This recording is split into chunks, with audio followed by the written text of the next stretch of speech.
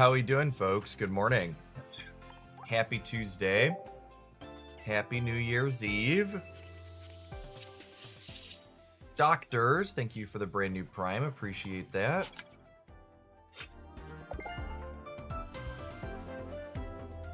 Hey, Mir. Thanks for taking the time to drop off that Prime sub for the 6th time. Glad you enjoy the YouTube stuff. Thanks for keeping me around. Good morning, good morning.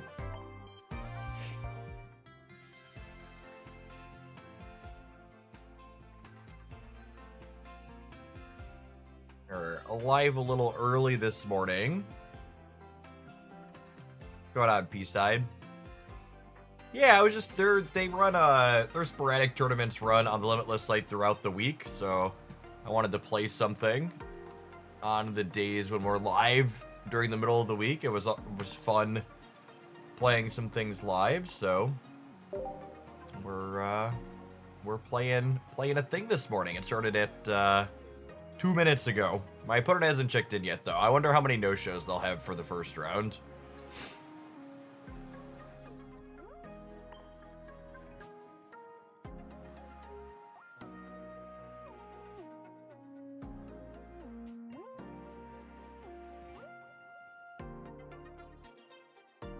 Morning, William.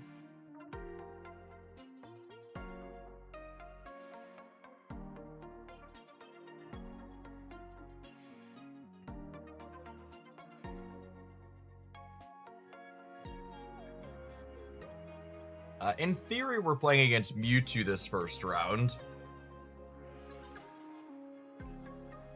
Let's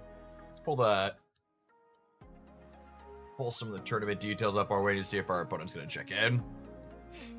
How many people are playing in a random... Oh, do I not have numbers next to the people in the random Tuesday tournament? I have 416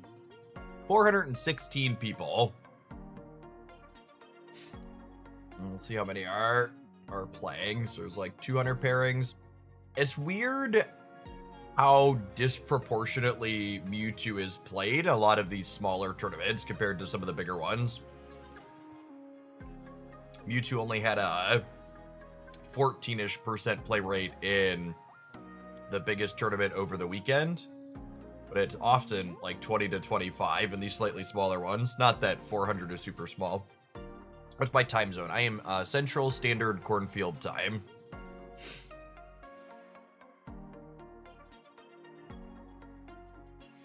How many pack openings does it take for a competitive deck? Depends on how lucky you are and what you mean by competitive deck.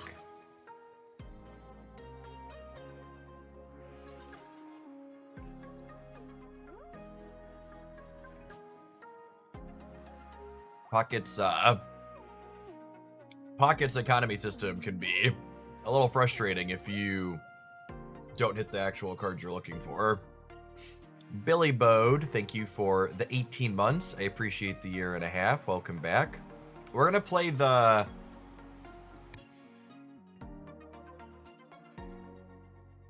Does it have me in here?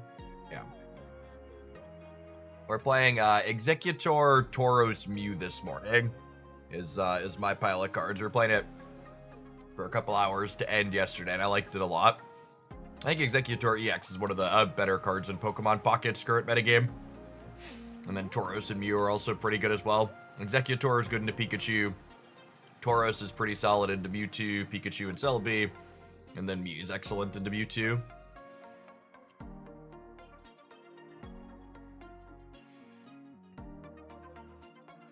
Morning, Nico.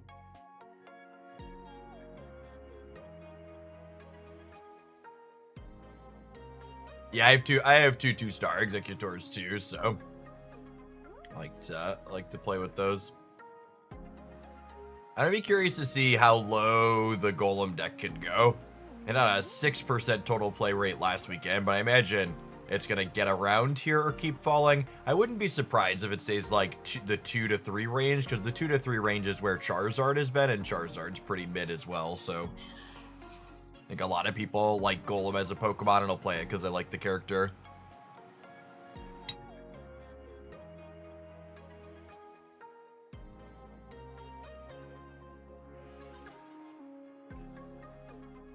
the big brain play on my part would have been staying in bed until I made sure my first round opponent was here and then going live afterwards.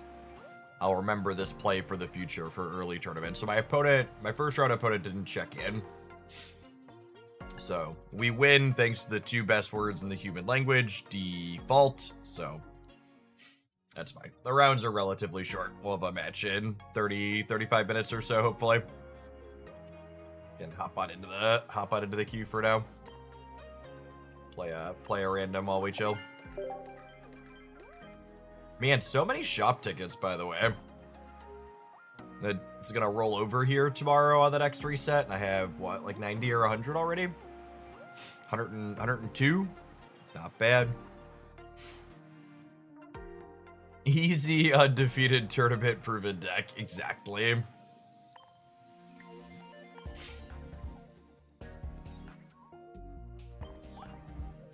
We're gonna play that one in all the tournament rounds, so I'm gonna play something else that might be terrible in the queue in between.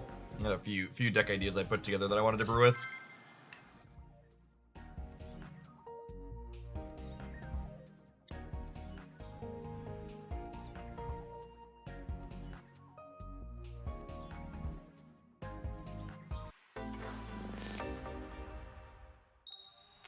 Another day, another red card. You know, funny you should say that.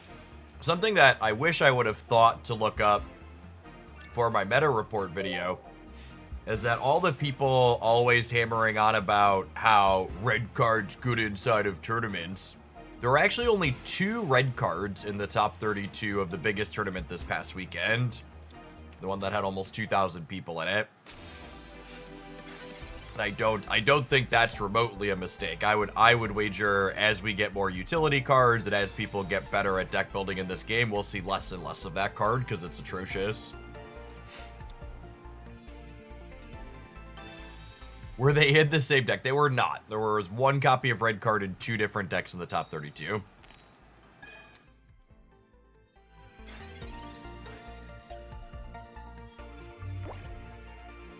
Alright, let's go ahead and put out 2 basic Pokemon here.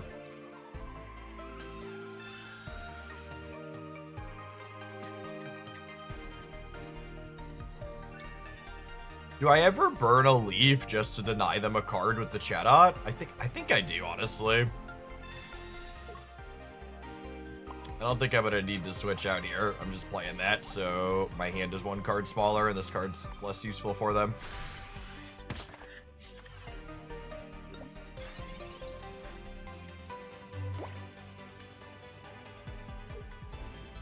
What's my favorite deck from this week? I like the Executor deck, so I'm playing it today. The Executor deck and the Mars Shadow Hitmonlee decks are both pretty solid.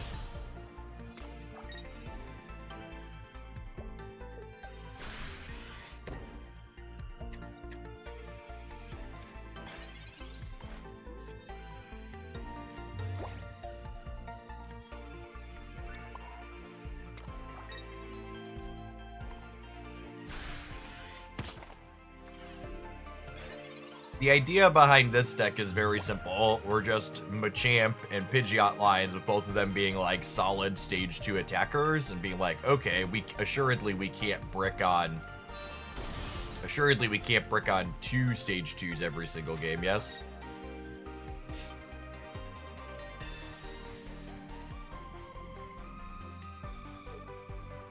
Narrator, he could in fact brick on 2 stage 2s every single game.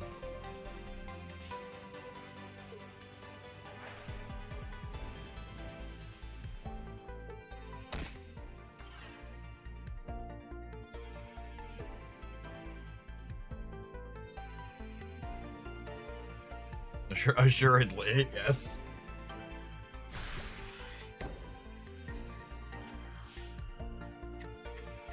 Opponent teaching the class a valuable lesson in why red card is not very good. Electing to turn their 3-card hand into a 2-card hand because they don't like their 3 cards.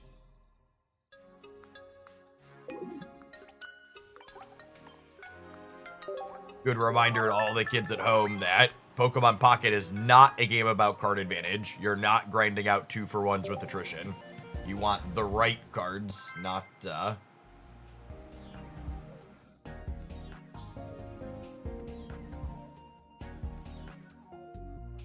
Between Chatot and Sigilif, which card is better? It's not clear to me that either of those cards are very good.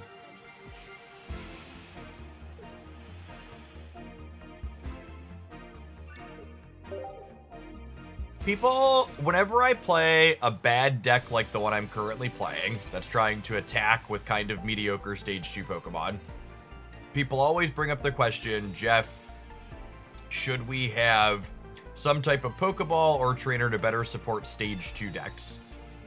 And what a lot of people, I think, don't think about when they make that suggestion or request is the fact that one of the best decks in the game is a Stage 2 deck, right? Like, Mewtwo is called Mewtwo because it attacks with its basic, but the Mewtwo deck is only good in large part due to the fact that it's a Gardevoir deck.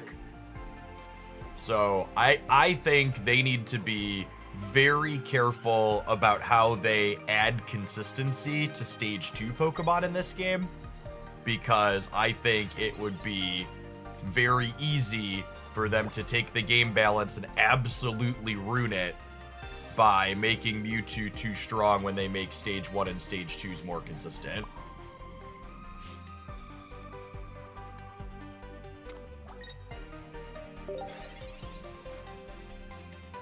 I don't know exactly what they could do from a design perspective to make that happen. Maybe it has something to do with helping you find a Stage 1 or Stage 2 for only your active Pokemon. So like the Ralts would have to be up front for a while to use it, but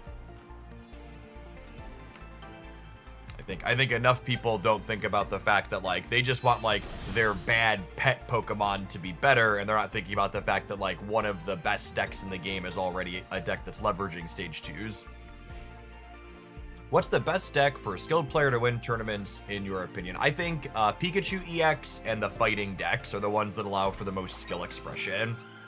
I think the decks that reward you for retreating your Pokemon appropriately. It's actually hilarious. This is the second game. This is why I just can never play a Stage 2 in a tournament.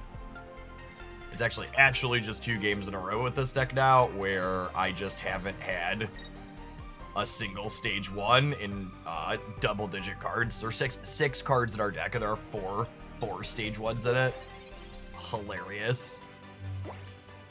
I think the decks that encourage you to like retreat and shuffle your Pokemon around a good bit, like the Pikachu deck and the Pikachu deck and the fighting deck with Hitmonlee and Marshadow tend to be the most skill testing in Pocket. The ones that just like set up a single big character and attack with it till you win the game, like Gyarados and Mewtwo, tend to be more linear and thus easier to play.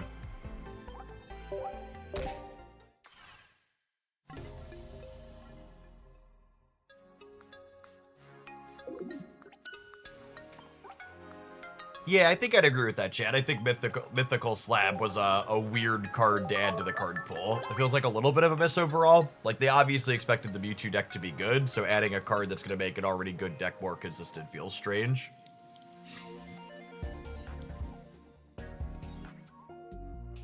What are your thoughts on Pokemon TCG Live? I've actually never played a game on TCG Live, so I can't really give an opinion on the specific client. I've played a good bit of regular Pokemon TCG in paper and on the client before TCG Live. I think Pokemon TCG in general is interesting, although a little bit cumbersome as far as games go. The games are exceptionally long in general and are extra long in direct comparison to Pokemon Pocket. Morning, Pepper Hands. I think paper Pokemon TCG would heavily benefit from modernizing its rule set in a few key ways. Let's give a good clean example. I think prize checking being a thing is absolutely idiotic nonsense, especially for a game that already struggles with people going to time too frequently. For people who aren't familiar with paper Pokemon TCG, prize cards are kind of like your knockout points, where every single time you knock out an opponent's Pokemon, you draw one of these prize cards that you put face down from your deck. And what prize checking is that when you start the game, you'll play an effect that lets you search your deck, and your prizes are hidden from you. So the optimal thing to do when you start a game of regular Pokemon TCG is spend 2 minutes going through the remaining cards that are in your deck and deducing which cards are in your face-down prizes. So it basically burns 2 minutes off the clock, or a minute and a half off the clock for each player each game, because it's optimal to figure out which cards you've prized by skimming your deck. And they could very easily modernize their rules so that way you just get to see your prizes at the start of the game. Yes, yeah, exactly that. They should, after the prize cards get dealt, they should, both players should just look at them and then shuffle them and put them down randomly so you don't know which ones are where, if you want them to be random.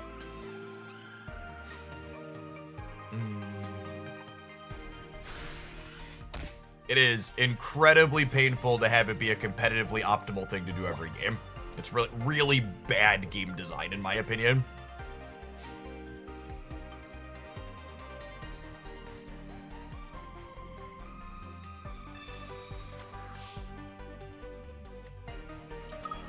What's the most underrated deck right now, in your opinion? I think with people discovering and appropriately playing the fighting deck, things are mostly appropriately rated. There's probably some type of Executor deck in the meta game that's likely very good. It's one of the reasons why I've been working on that, but there's a pretty wide spread of things people are playing in tournaments, so.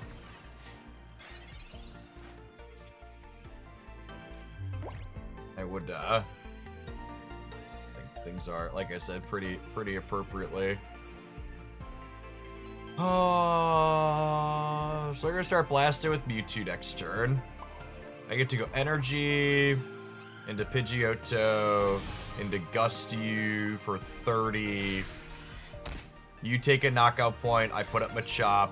I put a second Energy, I evolve. You take a knockout point, I clear you with the Pidgeot EX. That seems fine here. Graysta, thank you for the quarter of a year. Appreciate that. Billy Bode, thank you for the 1.5 years. Sorry, I missed that one almost. What's your favorite non-EX deck at the moment? The Marshadow Hitmonlee decks are very playable as non-EX. I started following you recently. I think you're one of the smartest Pokemon Pocket YouTubers. Love your content. Keep it up. Thanks, Ian. I think I bring a pretty unique perspective to the space. There's a lot of people making a lot of good stuff, but not all of them have the competitive TCG experience that I do personally.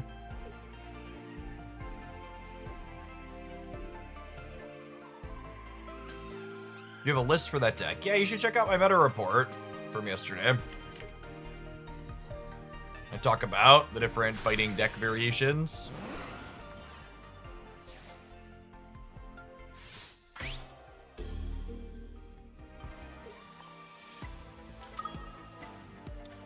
So they would need to be sandbagging 2 Gardevoirs here in order to side drive my Pidgeot next turn. Although I suppose it's worth noting that they can crack me for 150 or for 50 and then 150 the following turn. Then I'm probably dead.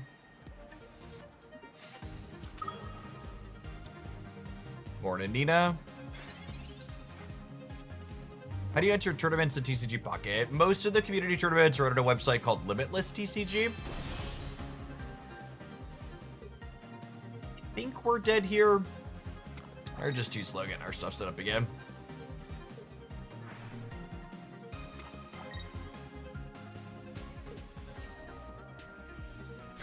You think Pocket is going to add Megas to the game when Pokemon Z8 comes out? One thing that kind of is a big question mark in my mind for Pocket is how much of... What's the word I'm searching for? How closely is Pocket going to follow like mainline game releases with their set? Are they going to align with those, or are we going to be in like nostalgia mode for a little while, running through the older generations? The fact that Celebes are only Gen 2 Pokemon makes me think at the very least our second big set is going to be a Johto focused set. And then I'll be curious to see where they go from there. Past the next set being Johto focus, I don't know that I have many expectations for where they can go, because there's a lot of different things they can do.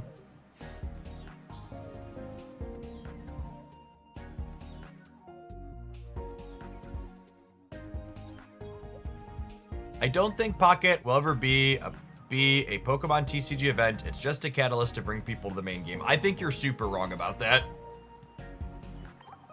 I think the idea that Pocket's not going to be its own fully robust thing is pretty utter nonsense. I think I hear opinions like that a lot because people are largely boomers afraid of change.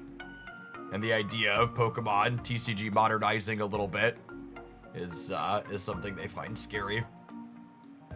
All right, I'm gonna go ahead and take a brief pause for the cause and roll some adverts. I'll throw up the egg deck that we're playing in the tournament while we're vibing, but for the sake of making it easy for people in and out to know when we're tournaments or not, we're not gonna play this in the random queues. So our next tournament round starts in 20 minutes. We had a no-show for the first one, which happens sometimes in these bigger events. We'll see you in 120 seconds. Thanks for hanging out. Don't go anywhere. I honestly wouldn't be surprised if we get official Pocket-style tournaments at some point. I think especially given how popular and consistent these community-run tournaments have been, I wouldn't be surprised to see them get official backing once we're a few sets deep.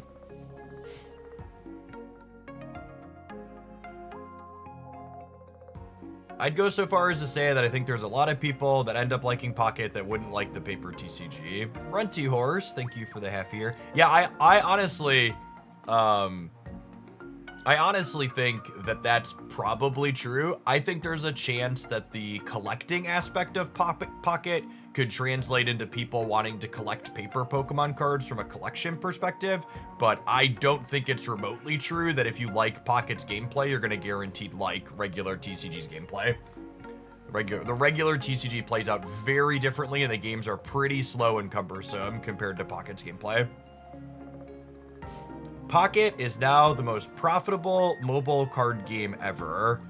Can you source that for me, Gilbus? In general, I prefer if we don't make strong claims like that don't have a link provided. Would appreciate it. Although actually, I don't know how links work on the YouTube side. Links are enabled on Twitch. Let me know if you try and post a link and it gets flagged. I'll keep an eye on my thing and see if it tells me anything, but I'm not sure exactly how YouTube live chat handles links. Yeah, I would just be kind of surprised if it's out-earned Hearthstone already.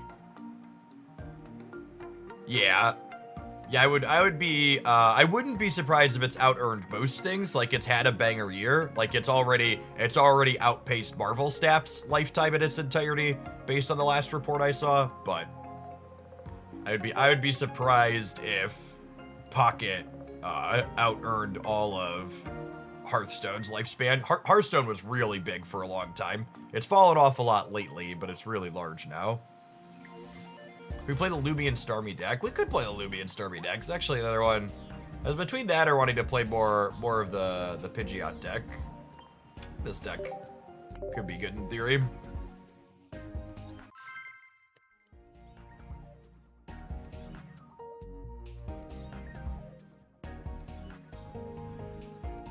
Yes, it's another one of my into the AM t-shirts. Into all the different colorful designs you see me wear are their stuff.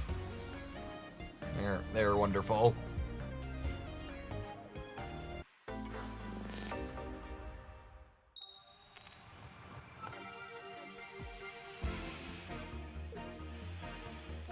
You star me while going second. Lovely. Starmie EX is one of those cards. It's a lot like Executor EX, where it's a really powerful EX Pokemon that really kind of feels like it's waiting for its ideal pairing. I was optimistic Gyarados might have been this pairing when it launched, but the way the format is played out, it's pretty clear that's not the case.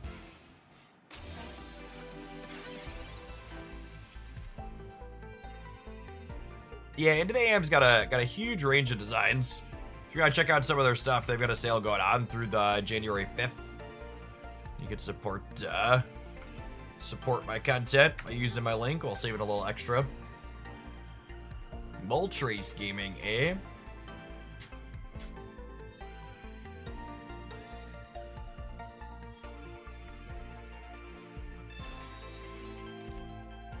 How do you feel about the Fossils Chatot Gyarados deck? Based on tournament results, is pretty objectively terrible. I think it's not a coincidence that basically every good deck in Pocket in the game's brief lifespan has had more than one game plan. And building your Pokemon Pocket deck to only be attacking with one card all of the time is a good recipe for making an inconsistent bad deck.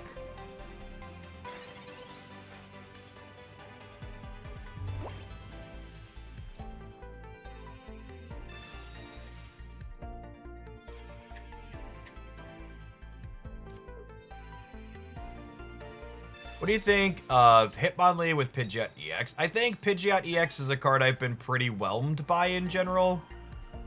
It feels like a card that's not quite powerful enough to make up for the inconsistency that Stage 2 Pokemon inherently tend to have.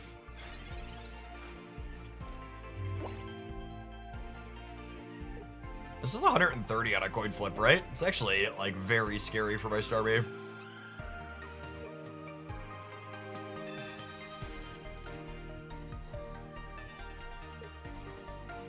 What good card has not found a deck yet? I mean, I think Starmie EX is what I was just talking about.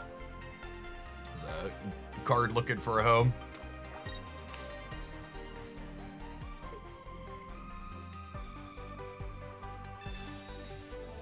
That potion largely doesn't matter. Starmie's going to take 2 hits here regardless.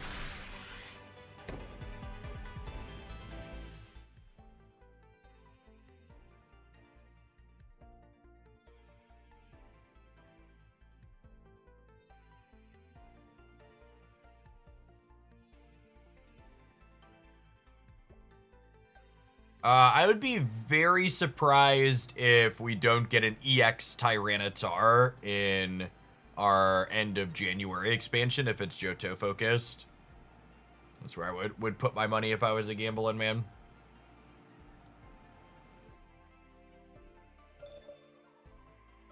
Scizor EX is good. Scizor or Steelix EX are good betting money for Steel EXs as well, if we're gonna get a Johto set.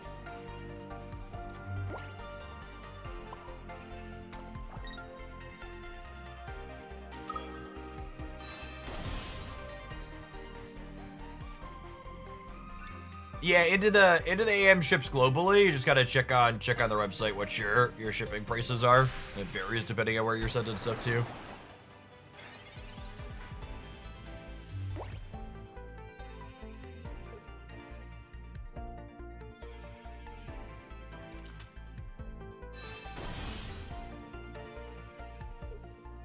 Yeah, Avery, honestly, that direction would be a lot less surprising to me than some of the other things people have suggested, like a paper version of Pocket, essentially.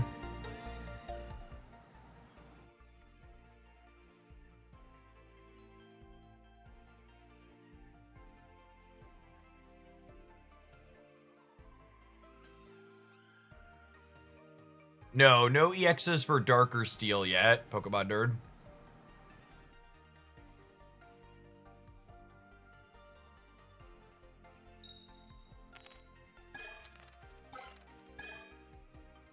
Opponent an egg, just enough tails here to be in trouble. Only 1 flip out of 6 means we could run them down. Our deck's not playing Mew, so our Charizard matchup is probably not good if they hit good Moltres variants. But Charizard also isn't remotely popular anymore, and it's not very good. So I don't think it's worth hedging.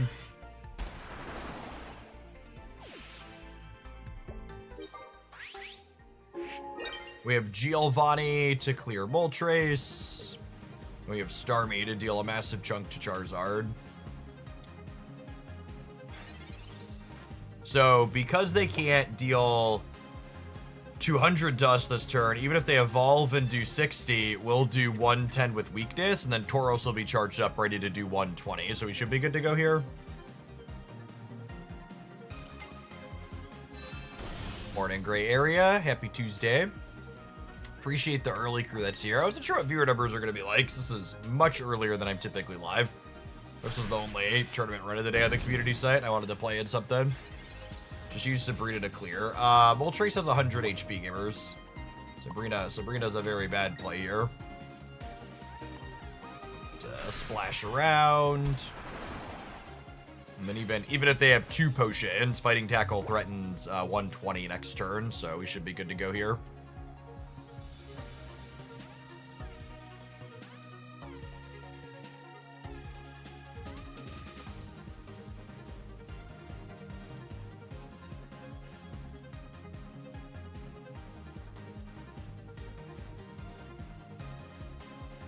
Did Sabrina win you the match with weakness? You know, it's funny to me how many people 3 months in don't realize that all of the legendary birds are weak to lightning. Maybe that's the bit people are missing, suggesting the Sabrina with the water Pokemon. It's actually one of the reasons why this Charizard deck is so good, because your lead Pokemon isn't weak to water, so you can't really type match into them. Pikachu has the type advantage against the fire deck because the fire deck's lead is weak to lightning, which is a kind of strange dynamic. Good night, Charizard. Solid game for us.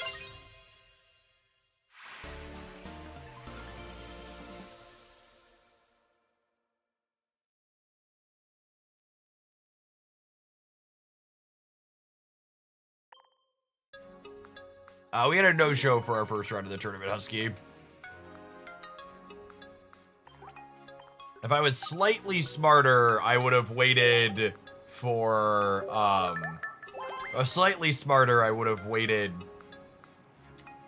to make sure my first round actually happened before going live, but alas, here we are. Hey, Jeff, you've been on a diet, you're looking good. Yeah, I lost about 55 pounds this year. I was about 225 in February, and I just clocked it under 170 last night.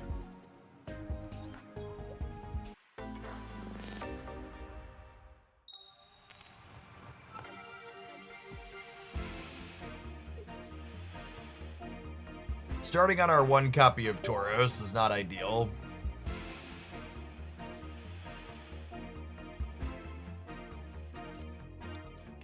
We have 1 copy of Leaf to correct this, but feels bad, man. That being said, the fighting deck has a really scuffed time against Starmie. Starmie clears almost everything in their deck in 1 go. Do you have a regimen? How do you manage that? Mostly diet. Any person who tells you the secret to weight loss is anything other than diet is a grifter trying to sell you something. Losing weight is 100% a calories in, calories out calculation.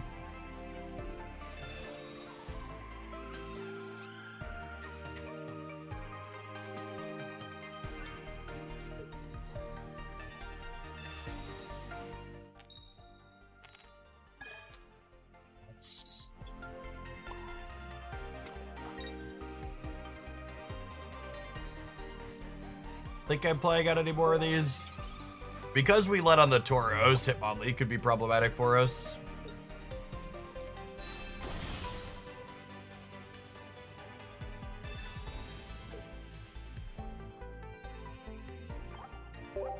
Alright, I got it. I fucked up. On to the next one.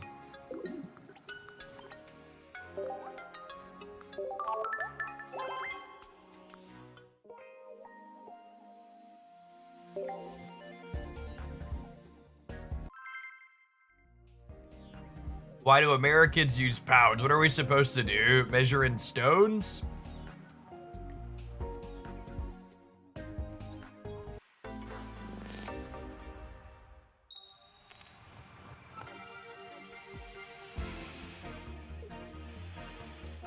Oh my goodness. There are 6 basic Pokemon in my deck and only 1 Tauros.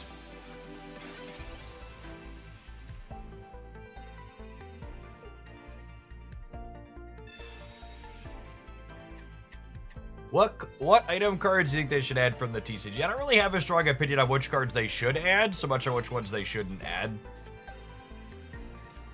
I hope they explicitly avoid adding things like switch and bosses orders and keep the power level of items ultimately a little bit lower.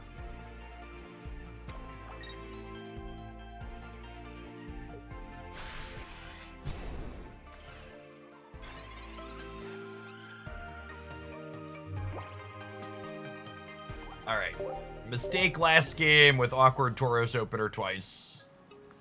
All right, take 3.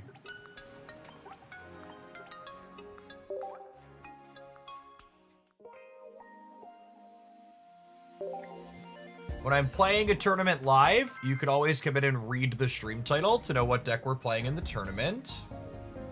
In general, I try to be communicative to cut down on common questions. Not that most gamers can read, so we have to repeat ourselves a lot anyways, but if you're going to be a regular here, you should get used to looking at the title to get some useful information.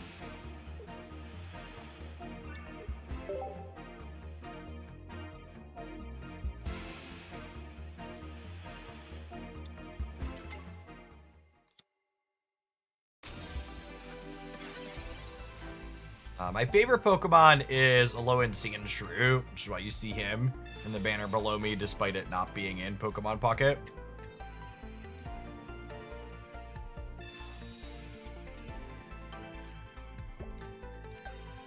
So this is a Tauros or our baby fish for this. Fidion's actually pretty solid in this matchup because they often want to retreat their Bulbasaur to the bench to keep it safe from damage while they set it up, and Lumion cracking for 50 a turn to a bench Pokemon is quite good at picking that apart.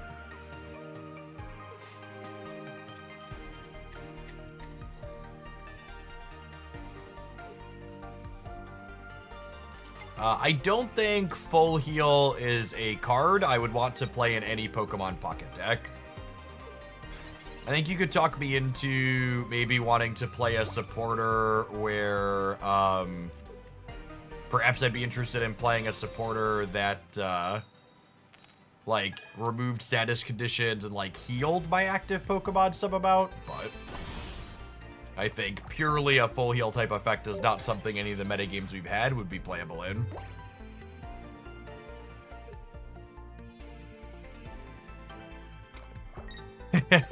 Thanks, Andy. We're big fans of trying to teach people to fish around these parts.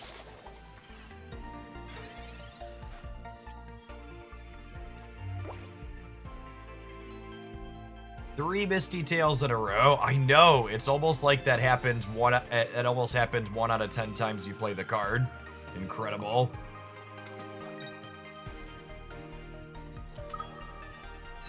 Haven't played a digital TCG since Hex Shards of Fate. So happy to finally come back and see you doing content for it. What's going on, Friendly? We've had a lot of old timers coming back into Hooglandia, and Hex is a shout out from a different age, it feels like. Good to see the Hexers around and doing well. What do you do to get the Starmie EX? This is a 2-star card, so it comes from the same packs as the regular Starmie EX, but it's significantly more rare.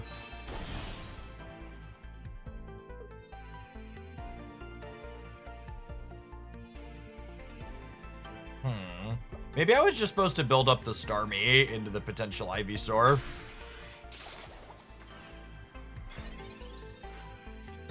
I feel like I haven't managed my stuff quite well.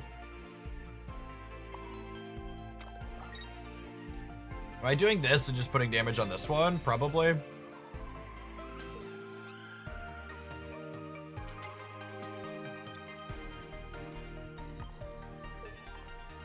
Well, I don't know that we can survive if they have Venusaur on curve here.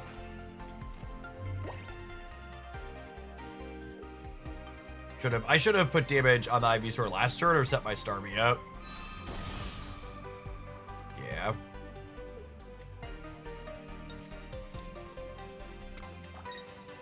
I think I mismanaged which Pokemon I was prioritizing this game.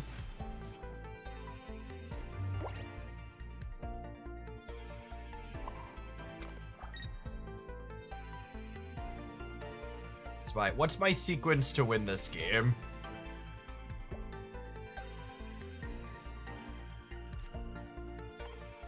Deal 50 here, and then they're gonna put this up and go to 120.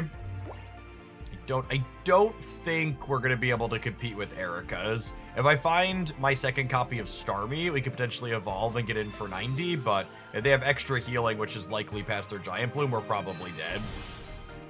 And I definitely should have prioritized putting damage on this sooner. Wait, do they not have...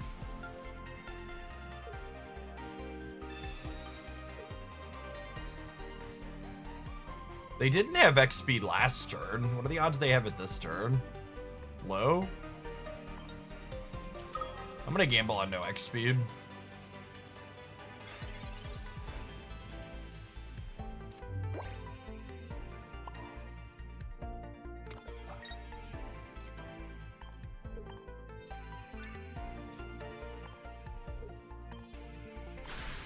I think they made a mistake by not putting this up right away.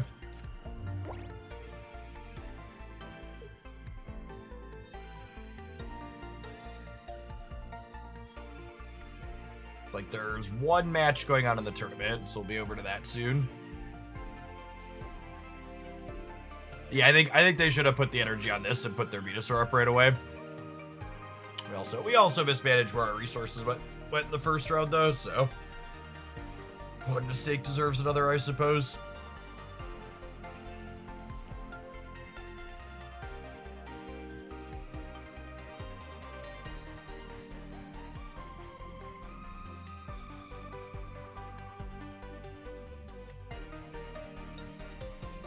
DC, come on, opponent.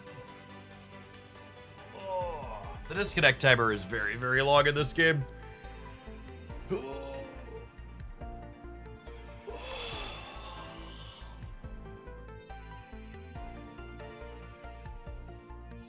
Stretch the legs a little bit this morning.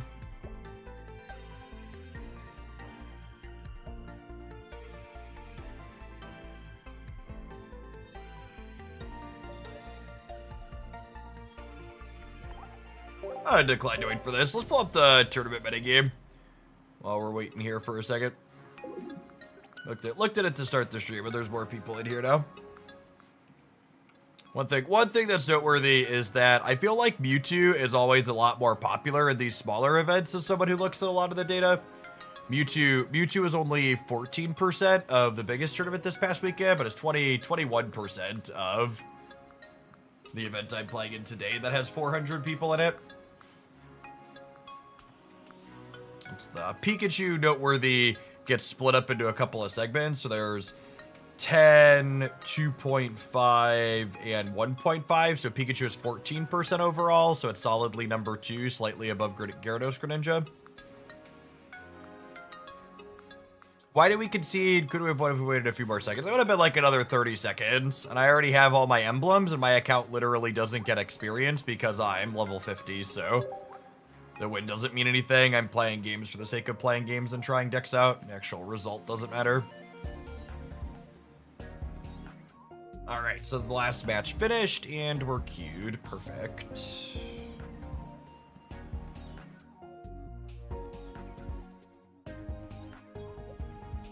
We're playing against Gyarados Greninja.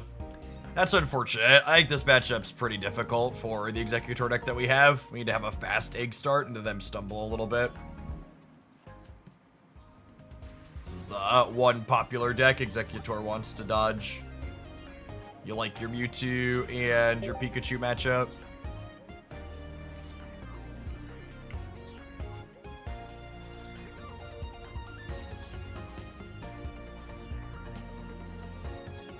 One of the nice things about Executor is if you have an aggressive start, you can beat most things. So you're never just dead. But definitely don't really want to play against Gyarados. Gyarados has the most polarized matchup table of all of the popular decks. It basically doesn't have any matchups that are 50% in the win rate or lose rate for it. It's like all 60 to 70+% matchups. It's either really good or really bad against everything.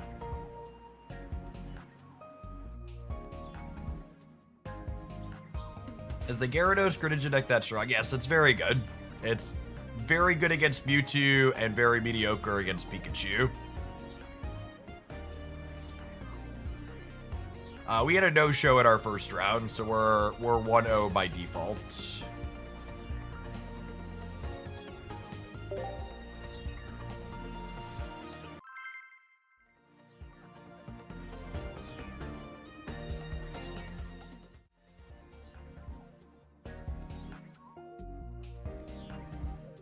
Only noteworthy inclusion are in our opponent's Gyarados Greninja deck is that they have one copy of Misty and one copy of Blue. Otherwise, the stock 12 Pokemon that you expect to see.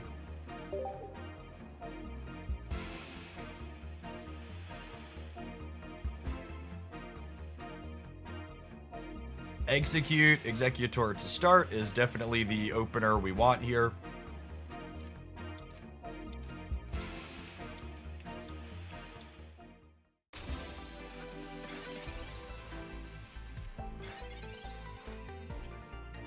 Them not having Froakie on one here is actually quite good for us, because it means I can Seed Bomb and go to 30 and not worry about an evolution knocking us out.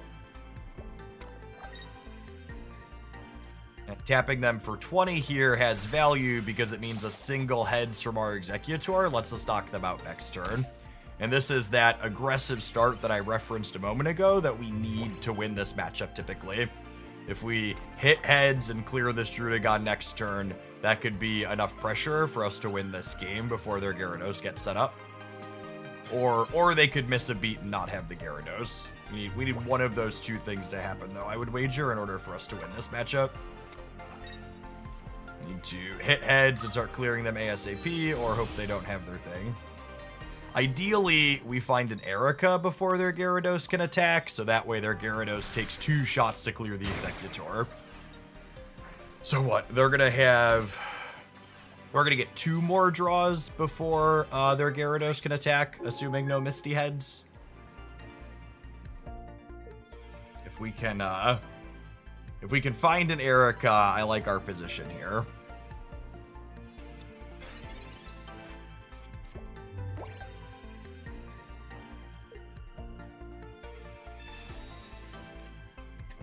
Big bucks, no Druddigon. Big bucks, no Druddigon. Do they have a leaf? Do you have a leaf?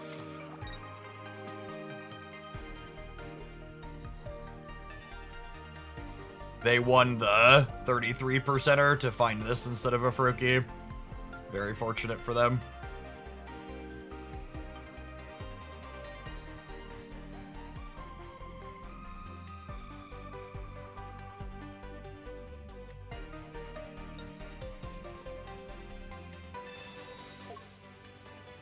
Long tank into best possible card. Average TCG experience.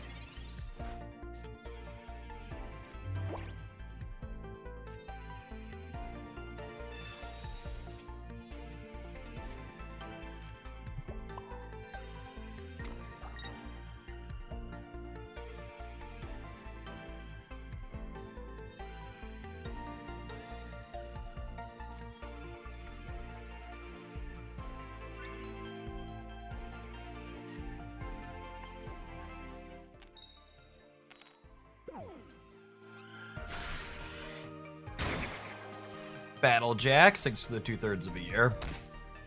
It is always a little bit sad to have a matchup that's tough and then have a shot and then watch it slowly slip away in front of you.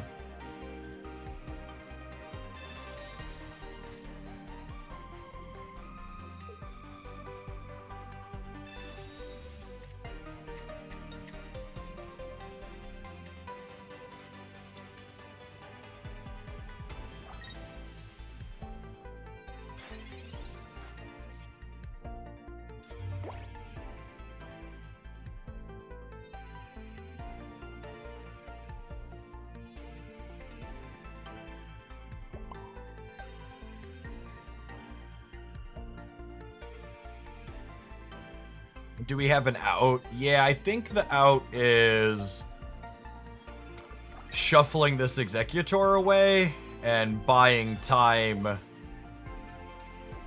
for getting energy on more things here.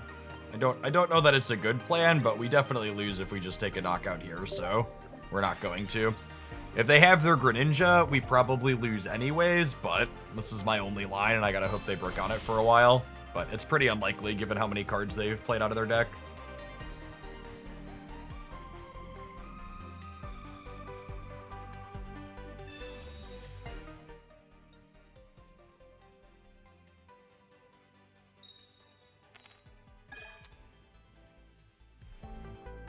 They would have just missed one beat on getting the second Drudagon with the Pokeball. Would have been in a serviceable spot.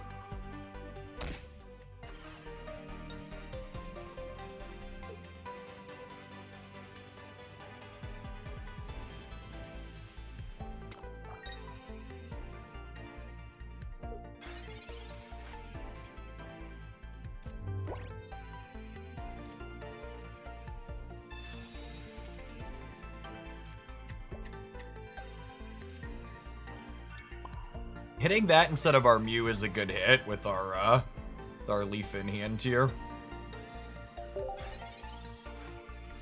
Our baby Execute.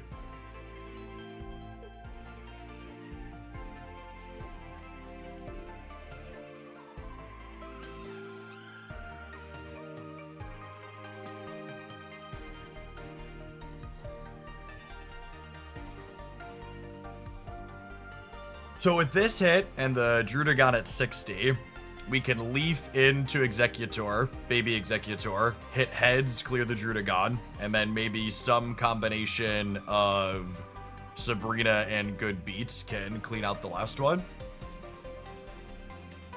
You have a personal favorite deck in Pocket. I really like the fighting variations that have been going around. Splitting up the Greninja hits is interesting. I guess they want to soften this so that way it's it clears in one to Greninja's ability plus attack would be my best guess.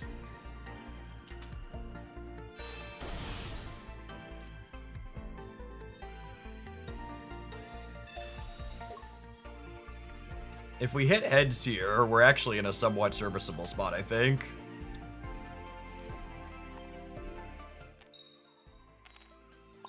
Okay.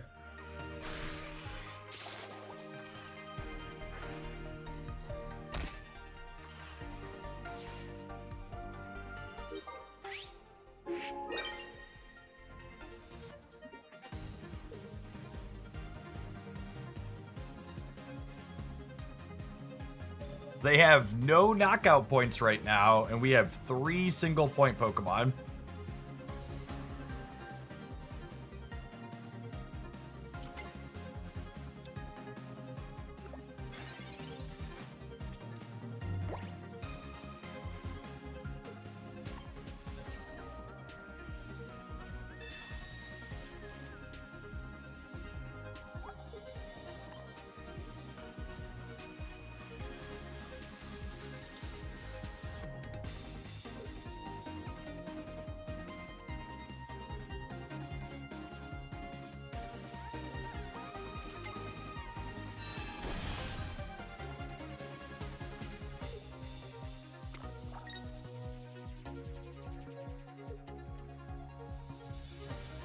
Alright, can we win the slightly over 50%er to have the Gyarados discard its own energy.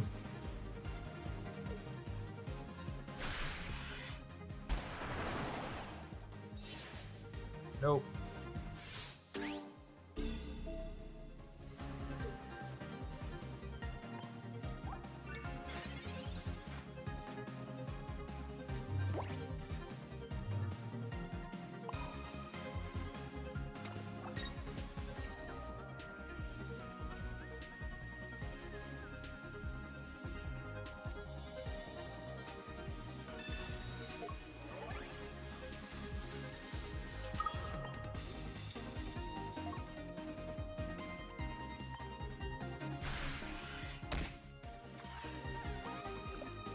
The problem here is they get to retreat to the Greninja, and Greninja clears the Tauros.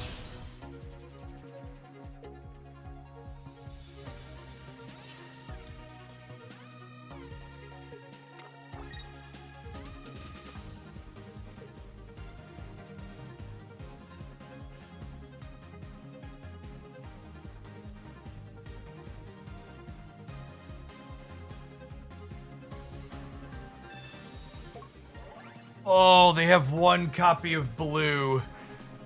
I forgot they have one copy of blue. Oh, man. If they didn't have the one copy of blue, we could have won this game with the Sabrina. God, what a brutal set. What's blue do? Blue means I can't use Executor to flip heads and knock out the Frogadair. Which means when I Sabrina them here, they can put up the Frogadair, and then what are their last two cards? Their last two cards are Leaf plus Greninja. Yeah, they have second copy of Leaf. Damn.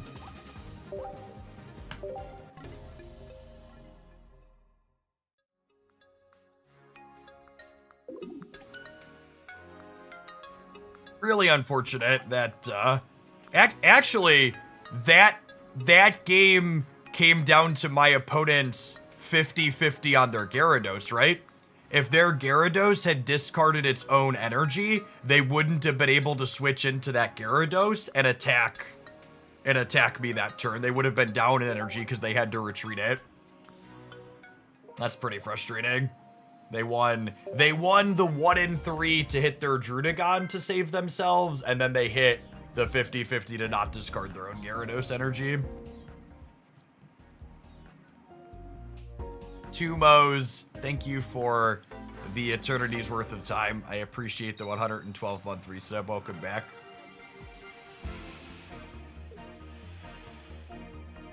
Leaning on Mew is not what we want in this matchup. We need an egg ASAP. Hopefully we could draw one here.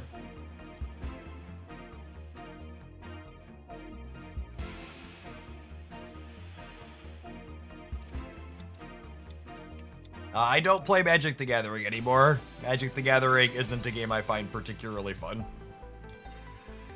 Alright, this is 50% to find our egg. Can we hit our 50-50?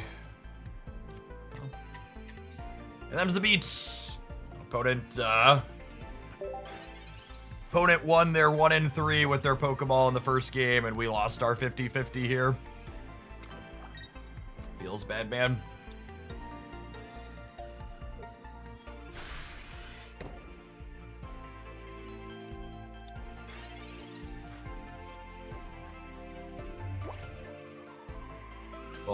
We'll go through the motions here a little bit, but realistically, this game is done at this point. Sucks that we had a bad matchup and then had no player agency due to bad variants, but that's just how card games work sometimes.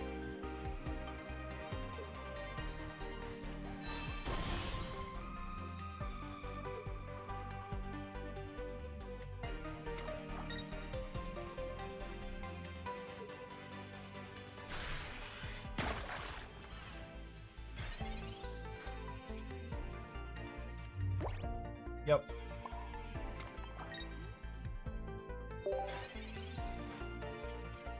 Yeah, it's best of 3, but we lost a close game 1 into a non-game 2. Based on how everything went in the first game, I assume they have Greninja on curve here.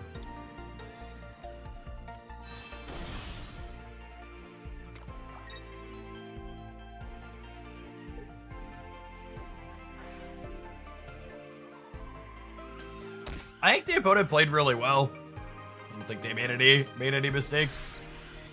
I don't think I made any mistakes either. So when two people play well, it's just gonna come down to variance. Good luck to our opponent and the rest of them.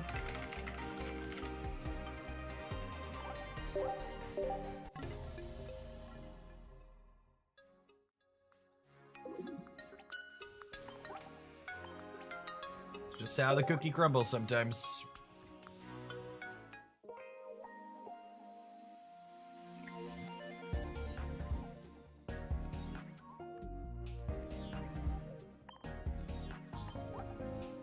Alright, let's play some more of this Derby deck in between here. About 20 minutes till the next round of the tournament fires.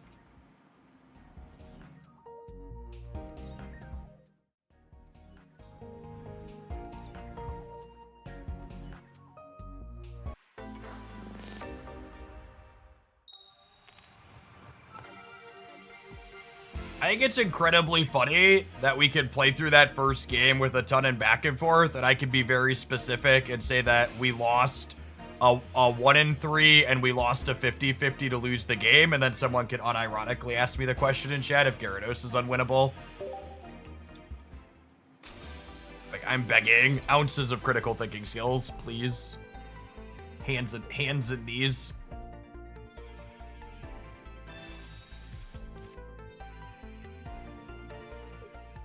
People hyper-focus way too much on singular outcomes and don't think nearly enough about the details that go into the outcome that they experienced.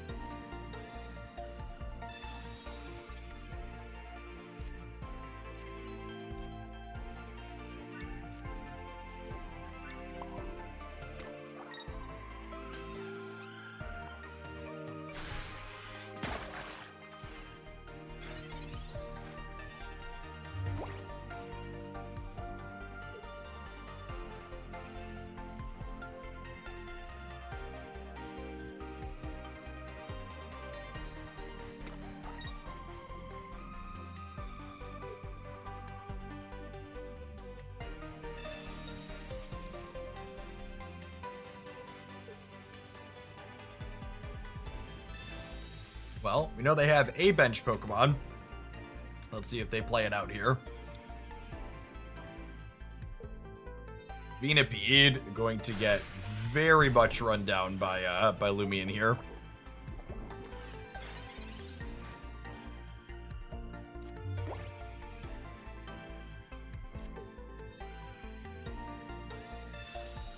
Misty Staryu. Easiest discard a card in my life. Disevolved. We'll clear this over 2 turns.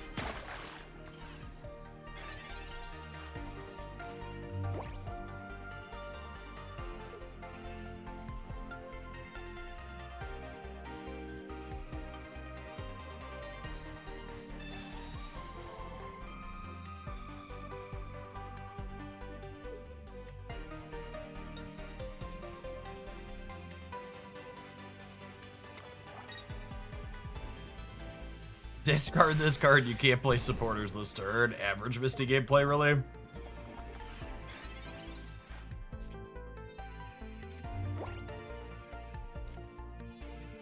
Jester, thank you for the 17 months. I appreciate that. Welcome back.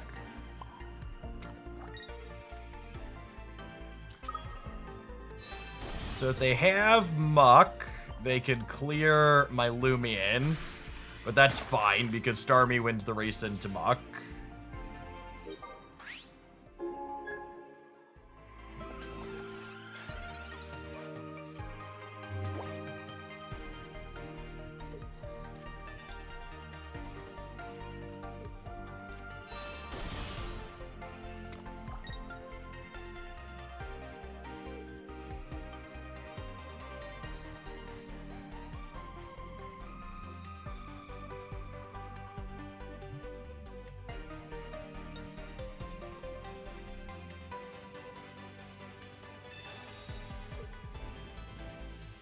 Wait, what?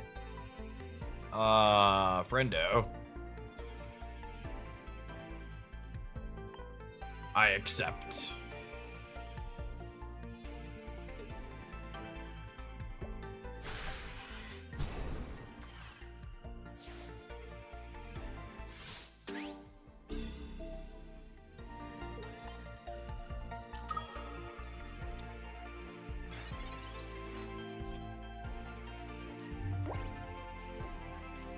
All right, I'm gonna go out on a limb and suggest that my Tauros is not gonna be very good in this matchup. Am I supposed to play it out just so I have something to soak damage with? I wonder if it's better to play it out than the Staryu. What's my other basic option? I have a Farfetch'd. Farfetch isn't super likely to be useful. I'm gonna play it out for the sake of playing around a second Sabrina, I think.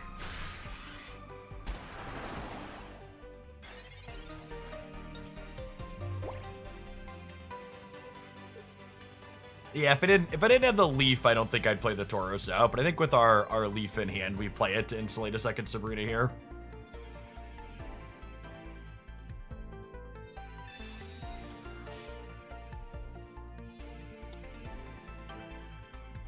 So there's the Koga, but if they don't have an extra basic Pokemon after this, we could Sabrina up the Grimer and clean it out.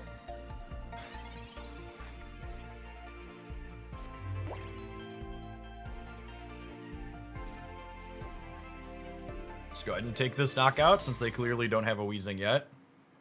Yeah, they're done when we get that.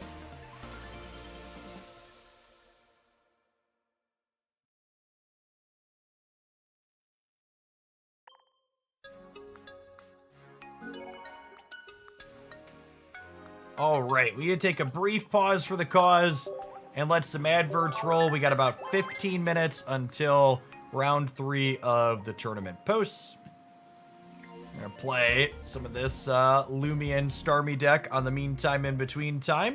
I'm gonna try out some other things we might play later this week. Thanks everybody for hanging out. Don't go anywhere.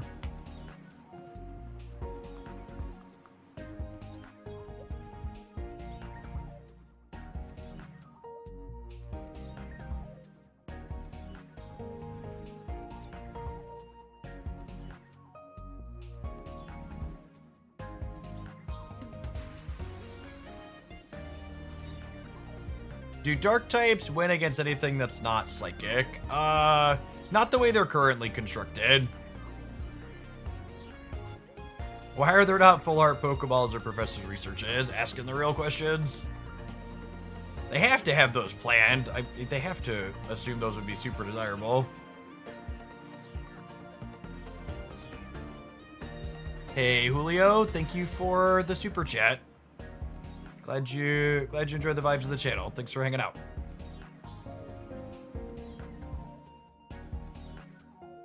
Any thoughts on Duck, Starmie, Mew, EX? I think there's definitely stuff to explore in terms of Starmie +1 knockout point Pokemon. I don't know that Mew EX is necessarily the ideal last pairing.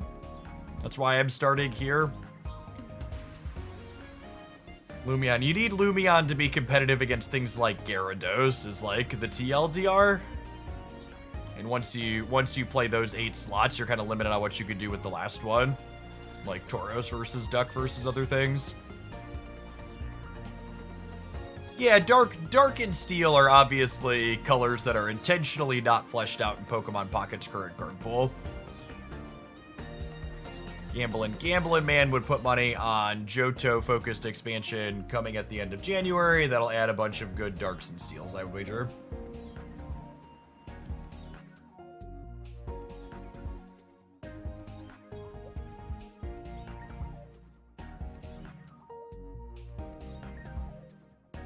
Morning, Hector.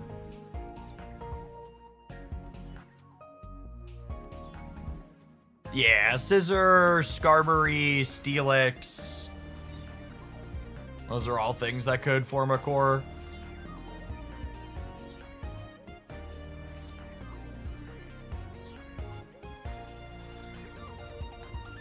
Yeah, Umbreon for Dark Pokemon in a Johto-focused expansion.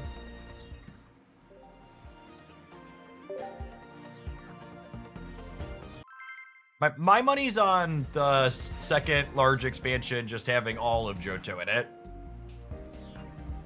Like we had all of Kanto in this first one.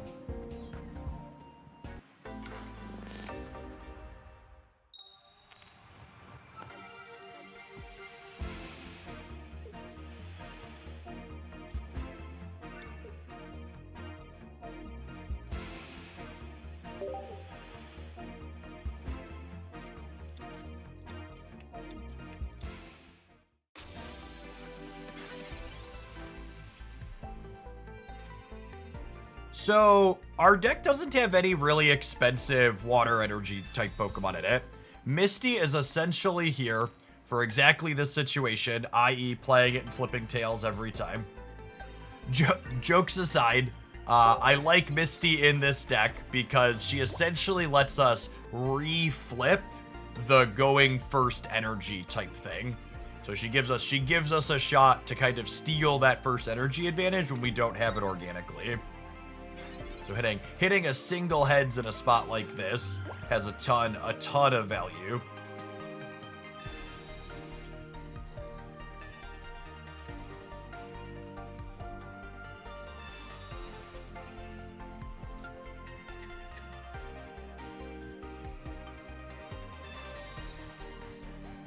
With the far-fetched pull, I kind of like this. Use Starmie as a makeshift X speed and just crack this Finneon.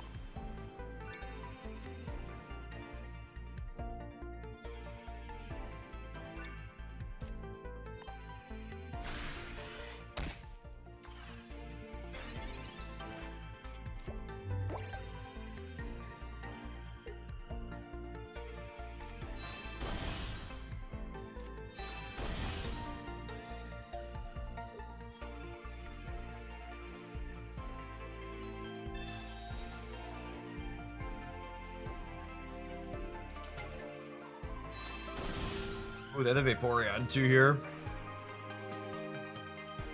I assume they had the Vaporeon when they put the energy on the Eevee to start.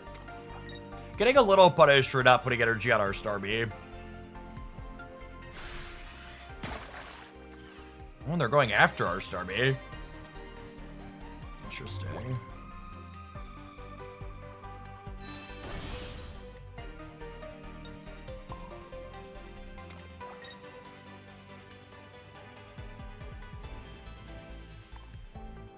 I'm going to put the energy on my Starmie still this turn, because if they want to crack it, I can then just Leak Slap them again and clear them.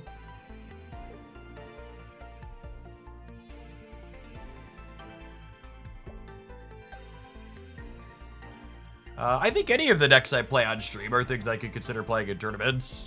I like playing different off-meta things in events. In general, I'm not explicitly trying to build bad decks while we play.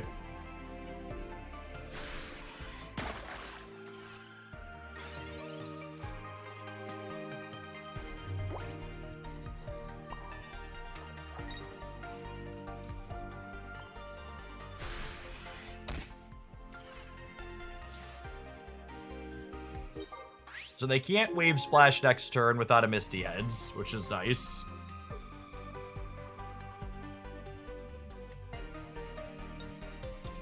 They can Powdered Snow, though, because they have the Washout. If they lose their Sleep Flip on the Powdered Snow, Starmie can come in and clear out the Frostmoth, and then they have no resources left afterwards, which would be great. So this, the Sleep Flip will be a lot of weight for the outcome of the game here, I would wager.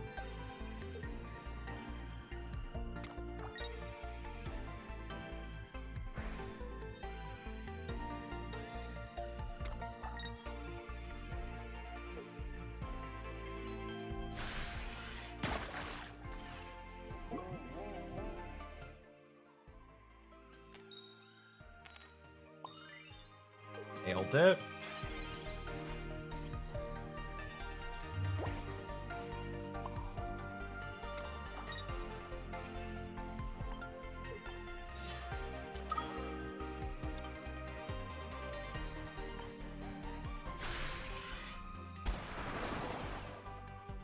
Now our free retreat costs get to go to work here.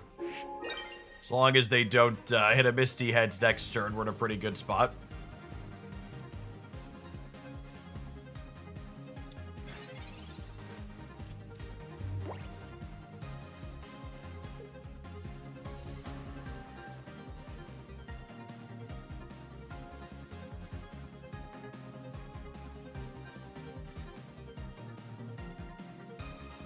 Putting up the Bruxish would imply that there's a Misty in my future, because otherwise this dies in one. Nope. Okay. Maybe they were playing to the out of drawing Misty and they drew the Leaf instead.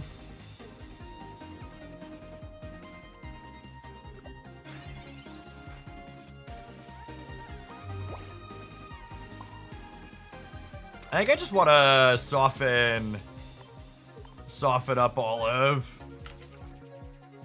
other things, so Starmie EX is lethal in one.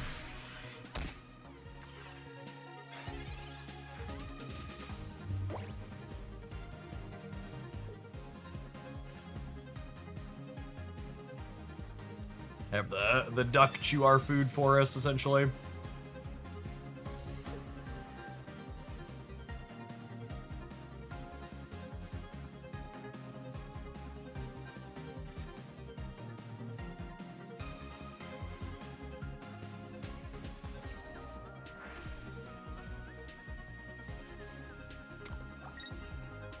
Are they washing out so they can retreat here? I could theoretically buy them some time, I suppose, but it's not really a game-winning strategy.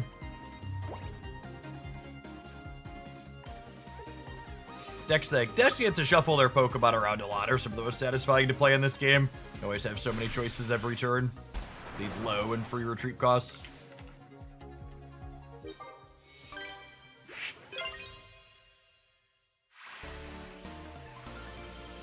Basically bounce. They are a little bounce adjacent, that's true. I think Marowak is a card that's waiting to be solved. I think I disagree with that. I think Marowak has a lot of the same problems Celebi does, and that having your entire attack be flips is just pretty inconsistent. Sometimes that's fine, but a lot of the times it's not. Aerodactyl. Aerodactyl EX is kind of just a more consistent version of what that's looking to do.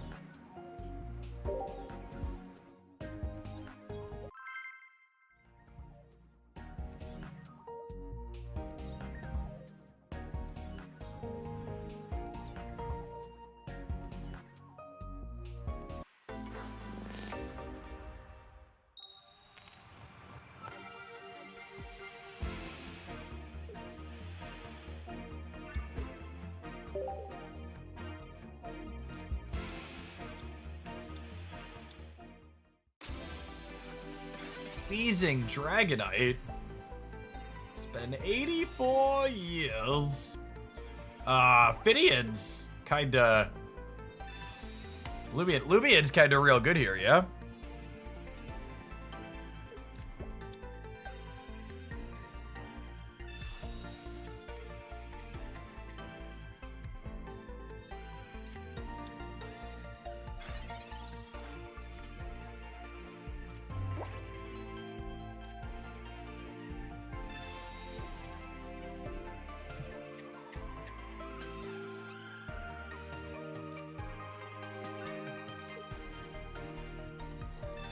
Misty here and see where we end up at. There are like 6 Misty Tails in a row. Wake up, sheeple.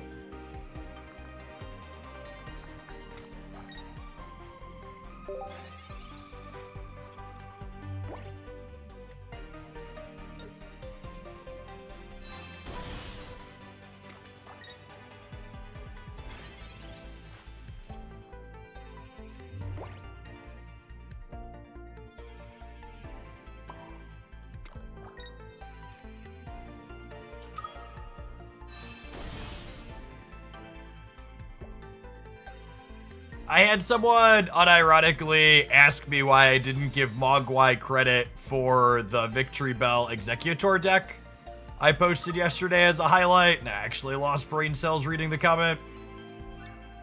Deck credit. Deck credit tends to be very silly in every single game, but it's extra silly when you're playing a cookie cutter deck that the devs clearly developed.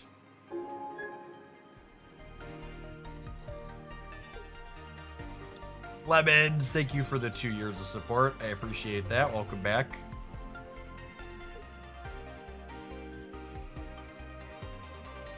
I mean, the Misty Flip didn't really matter here because we had Leaf. The same difference, mostly.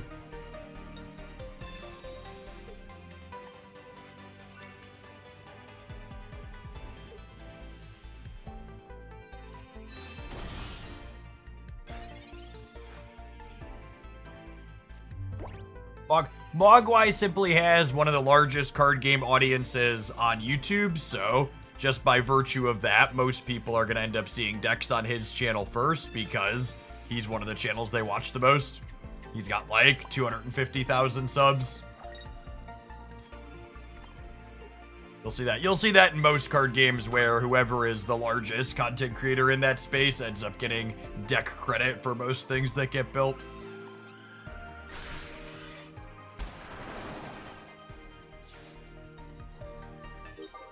Well, if they don't have another Dragonair, our Sabrina clears the Stratini, and then we're good to go. Oh, I should have played the Staryu out, actually, so I could evolve it into Starmie next turn with the top deck. Doesn't matter. There, did.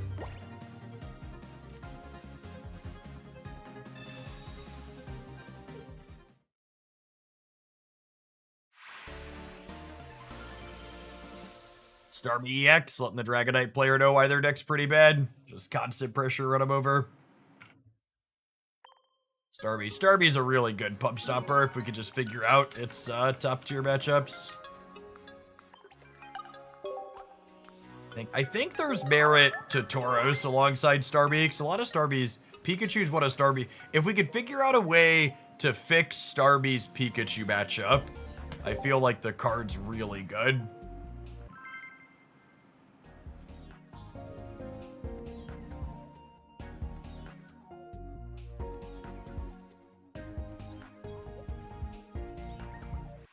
Starmie EX plus Tauros in general is something I really want to explore. We may or may not have time to finish this game, depending on how long the tournament round takes to pair.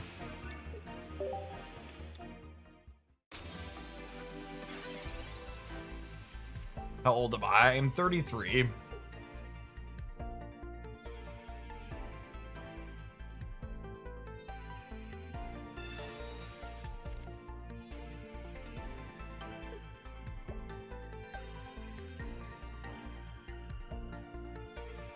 Is it that bad of a matchup? Starmie 2-hit KOs Pika and vice versa. So Starmie is a stage 1 Pokemon, whereas Pikachu is a basic Pokemon. So that dynamic alone gives Pikachu an edge.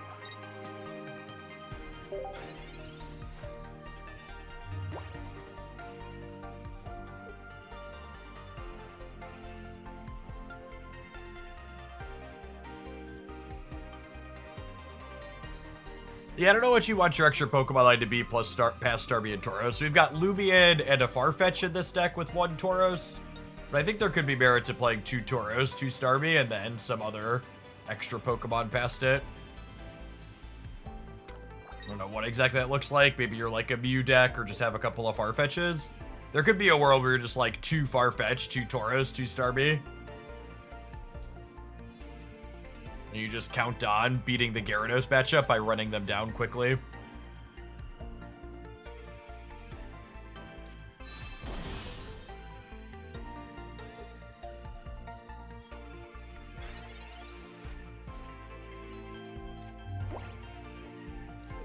Well then.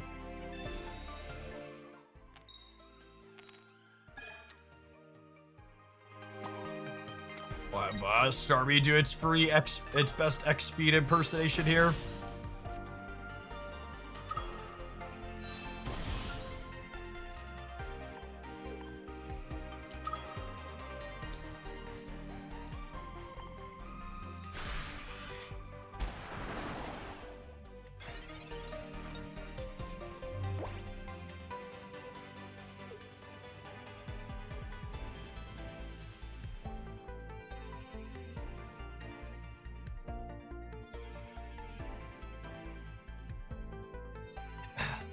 And then Starby EX doing what the card does best, just punishing an opponent who had a kind of limp draw.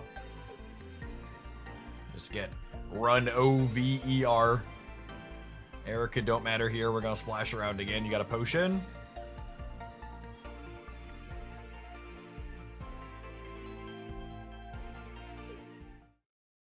They do not. Okay.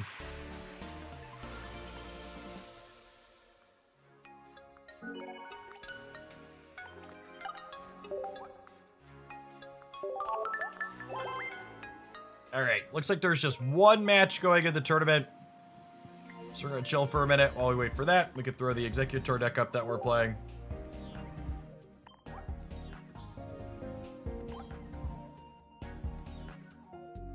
We are 1-1 right now.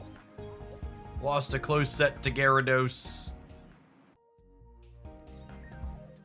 Missed on a couple of variance flips that didn't go our way. Oh, we're gonna hop on the bike for the next round too. Just 'cause we're playing in a tournament doesn't mean we get to skip cardio. Hey Raven, glad you enjoyed the meta report. Definitely think it's one of the most useful pieces of pocket content on the internet every week that we do.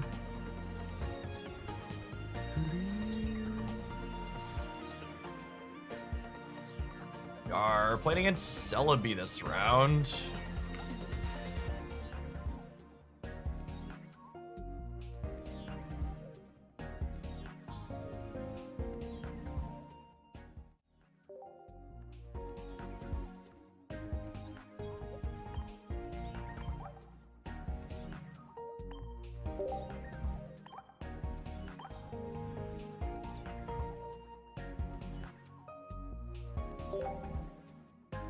Have an opponent checked in.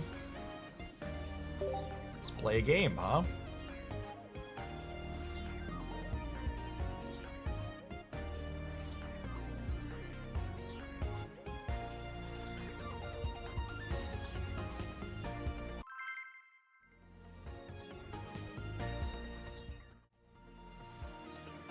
All right, first to Executor EX.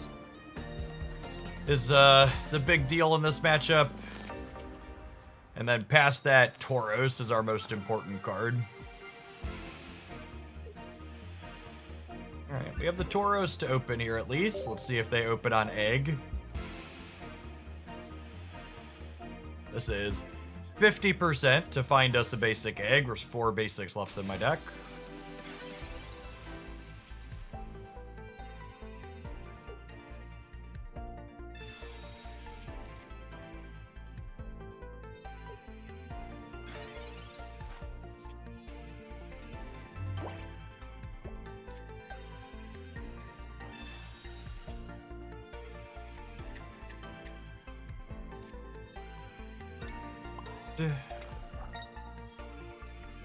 Power up the Tauros in the back line.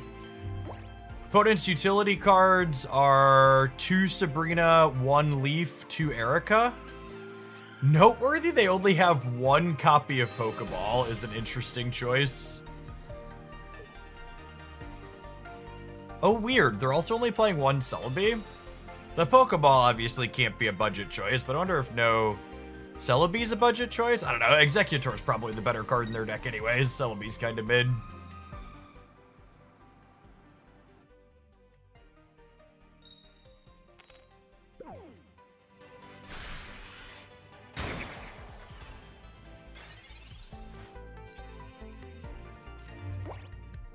It's not a terrible draw. Get to do this. Get to do this. Pass the turn.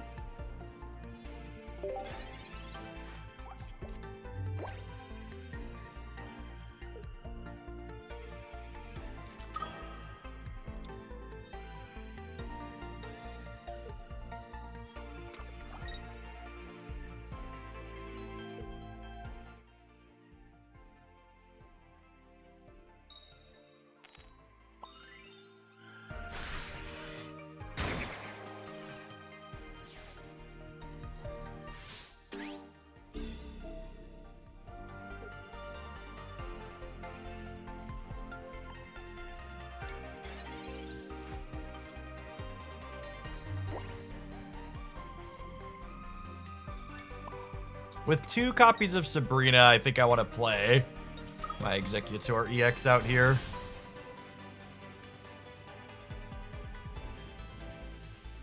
Already attached my energy.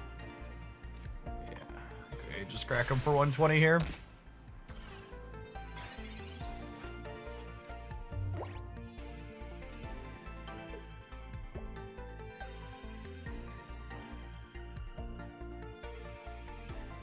They could, like, technically leave plus hit 2 heads on Celebi, but that seems not great for them. Happy to put up Executor here. They have no potions, and they can't Erica after they Sabrina, so this seems good for us, yeah? There was a Celebi deck that topped Ursi's tournament that only had 1 Celebi in it, so it could be a conscious choice. Interesting.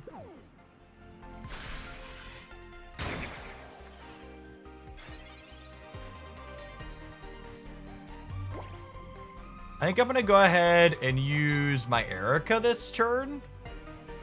So that way, they can't high roll me with this. I don't think I'm playing Mew out.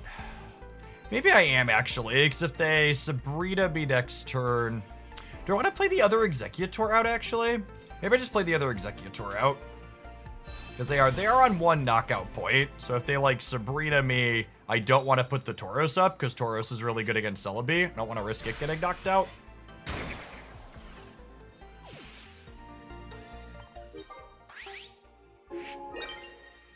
Ten cards in my deck, 2 copies of Giovanni among them.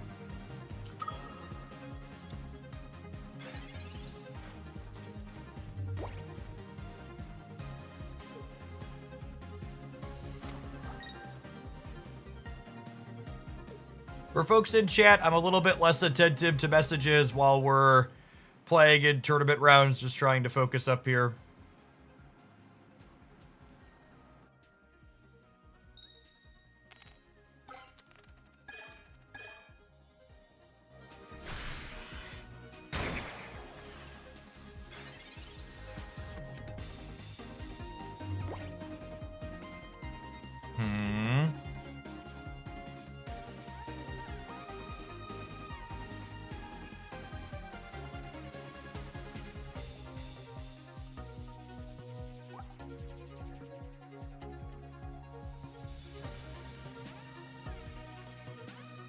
I think we want to leaf to the Tauros. And then if they have Erica and clear our Tauros, I can still clear them with an Executor heads on the backswing.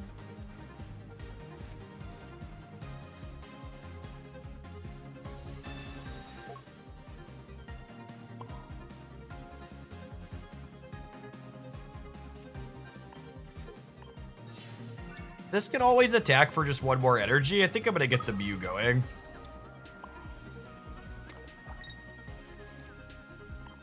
It could be right to go into the baby Executor, so that way if I top deck Giovanni and they clear this, it gives me, putting into the baby Executor would give me more draws at Giovanni, so perhaps that's correct. Because they would on average not knock this out, and then I would get 2 draws at a Giovanni, 1 clear and Tauros, as opposed to a coin flip. What's more likely, a heads flip on the Executor, or drawing Giovanni in 2 cards? I think a heads flip on the Executor is more likely. Population size 9, 2 hits, sample size 2. Yeah, I'm only 40. Nice card. Yeah, it's actually only 41% to draw the Giovanni. So I think it's right to play Tauros into the Executor heads here, assuming they knock this out, because that's 50-50 as opposed to 41%.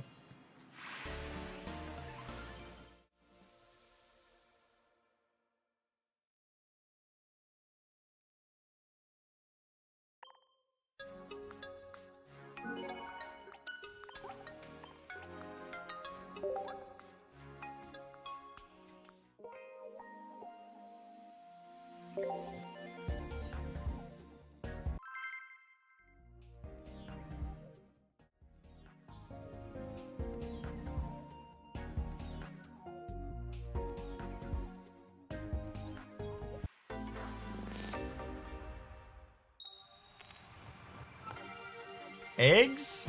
Eggs? Well, there's one. 2 draws at 3 executors.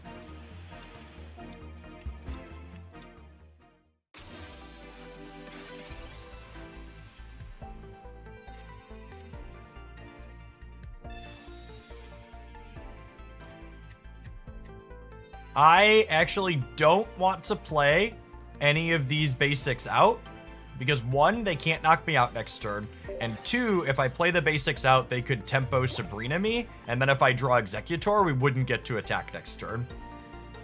We know our opponent's not playing red cards, so we just chill here on these basics, so that way Sabrina can't take away our egg attack if we hit the Executor. We have 3 eggs and 2 professor's researches, so 5 out of 13 to find an Executor next turn, basically.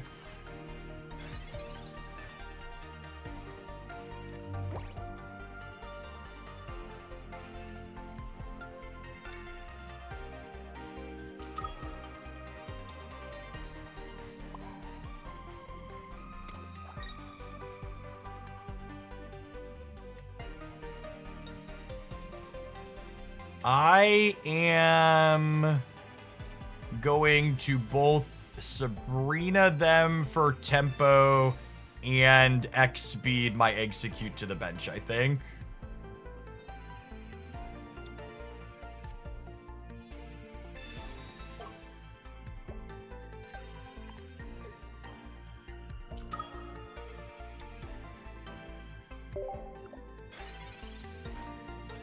Did anyone see the 1 Mewtwo EX Alakazam deck that did well in Ursi's tournament? Everybody that watched the meta report this week saw that deck.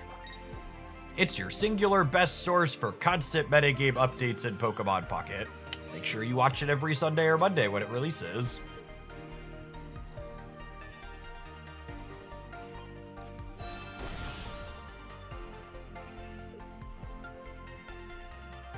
They do notably have 1 copy of the new Executor in their deck that deals damage based on how much energy your opponent has, and it notably isn't an EX. Which makes Tauros a bit worse.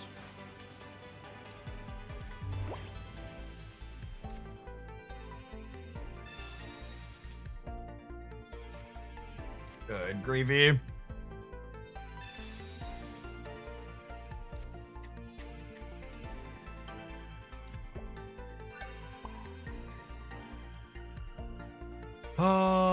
I'm gonna put an energy on the egg, so I have the flexibility to retreat Mew and put an Executor up and attack with it next turn.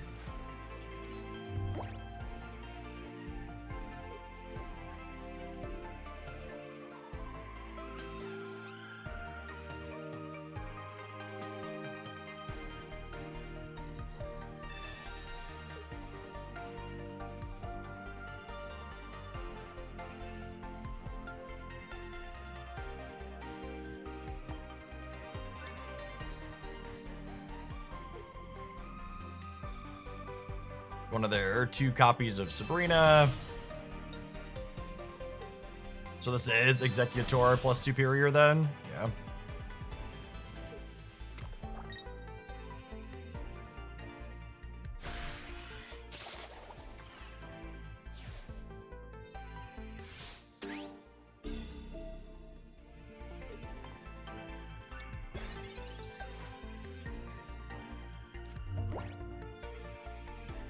Alright, we're gonna need 1 heads over 2 flips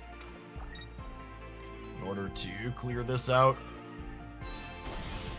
Oh, maybe I'm supposed to Giovanni this turn, actually.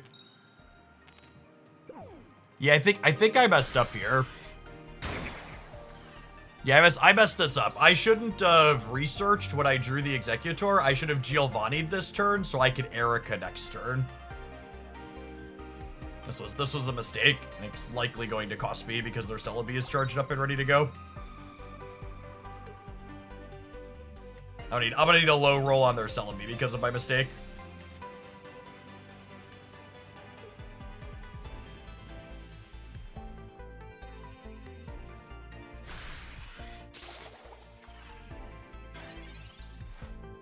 Hey, Leo, thanks for hanging out.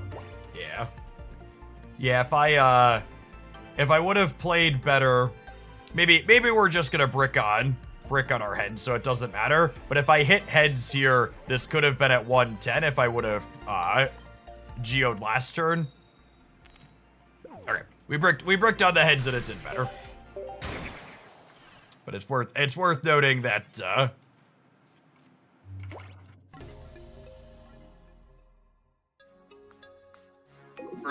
I made a sequencing mistake there.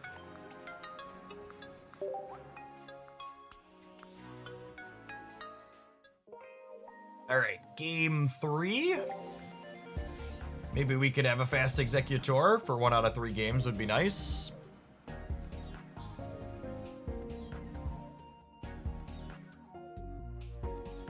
I found your channel a few days back. I've been hooked on your logic and explanation for plays afterwards and thinking things out as a way to improve my game. Awesome. Yeah, it's great. YouTube finally promoted some of our stuff. The algorithm really hasn't been super kind over there, so our discovery for that channel's been kind of poor.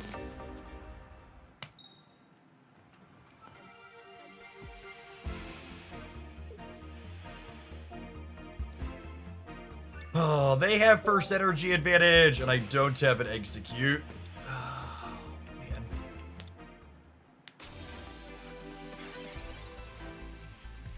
Our openers have been really scuffed in this tournament.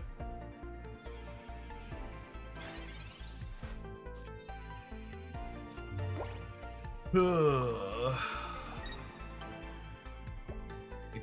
it might be a quick one.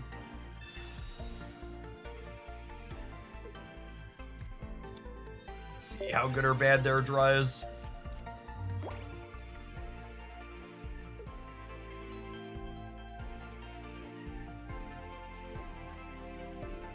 See folks commenting on my skull shirt. It's one of our longtime stream sponsors, Into the AM. You gotta check them out. They're having a sale now through January 5th. They got a lot of awesome, colorful designs like this one up on their site. They notably only have 1 copy of Leaf in their deck, which they don't have here, so that's very good for us. But the rest of this is like all bad. I'm not. Maybe if this hits 2 basics, we have a shot.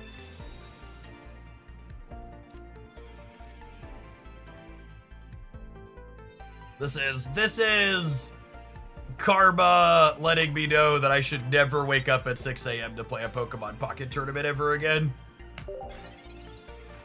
Just big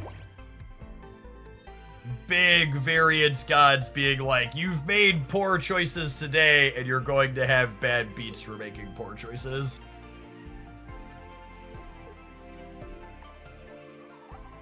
It's 9 cards into my deck with 1 basic. All right, maybe they'll make up for the variance by flipping tails 2 turns in a row. I'm gonna draw an executor here, and they're gonna hit 2 tails in a row. Execute. I'm gonna draw this guy. They're gonna hit double tails. Does Giovanni do anything here? Giovanni lets me deal 130, which means if they Erica, my heads on Executor EX still knocks them out. So I think I want to Giovanni. So that way, if they Erica, I can do this next turn and flip heads and clear them still. And I think it's worth playing this out a little aggressively because I want to be able to like research next turn if we draw it. How long do I plan on streaming for today? Depends on what viewer counts look like. If we break 1,000 people on Twitch and it's 600 or 700 on YouTube, probably for a little while. It's hard to predict what metrics are going to be like on holidays, though.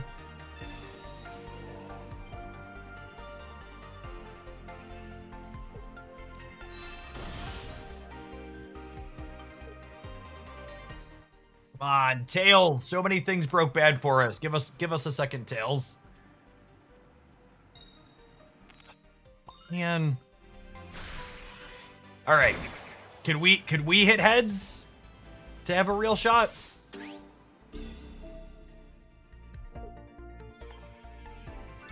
We have a real shot if we hit heads.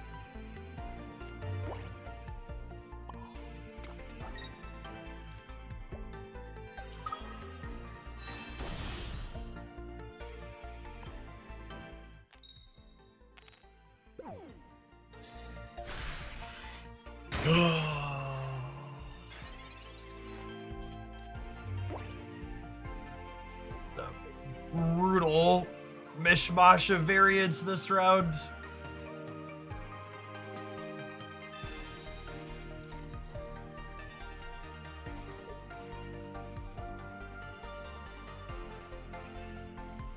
Game is still winnable. If they brick for a little while, it could be winnable. You are correct.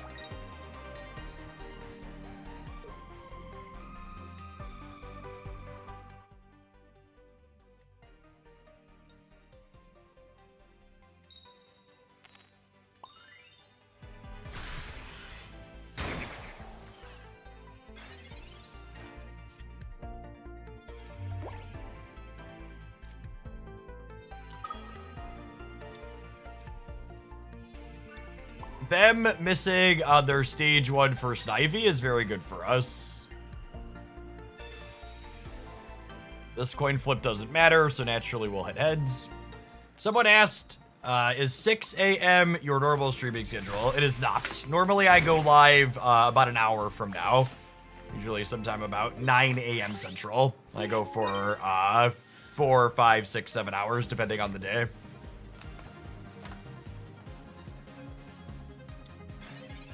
I already burned my Sabrina, so that's not an out to win next turn, but this Psychic attack notably only does 100 here. And I have Mew insulated against Tauros. We might win this despite the long odds that we've experienced here. Genome hacking clears this Executor right on out.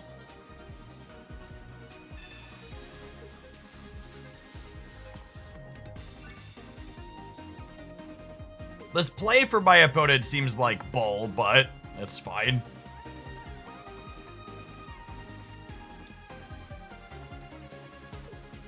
They only have 1 knockout point, so I'm simply not going to...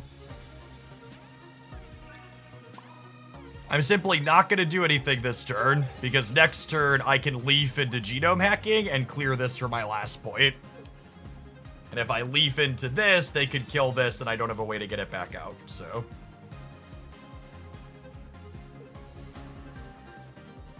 They can't leave this Executor up. Or they're dead. Please attack me.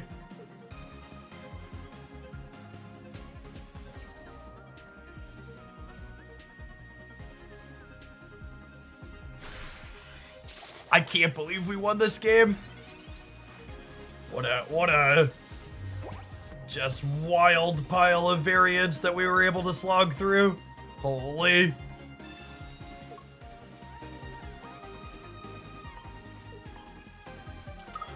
I would like to hack this egg tree, please.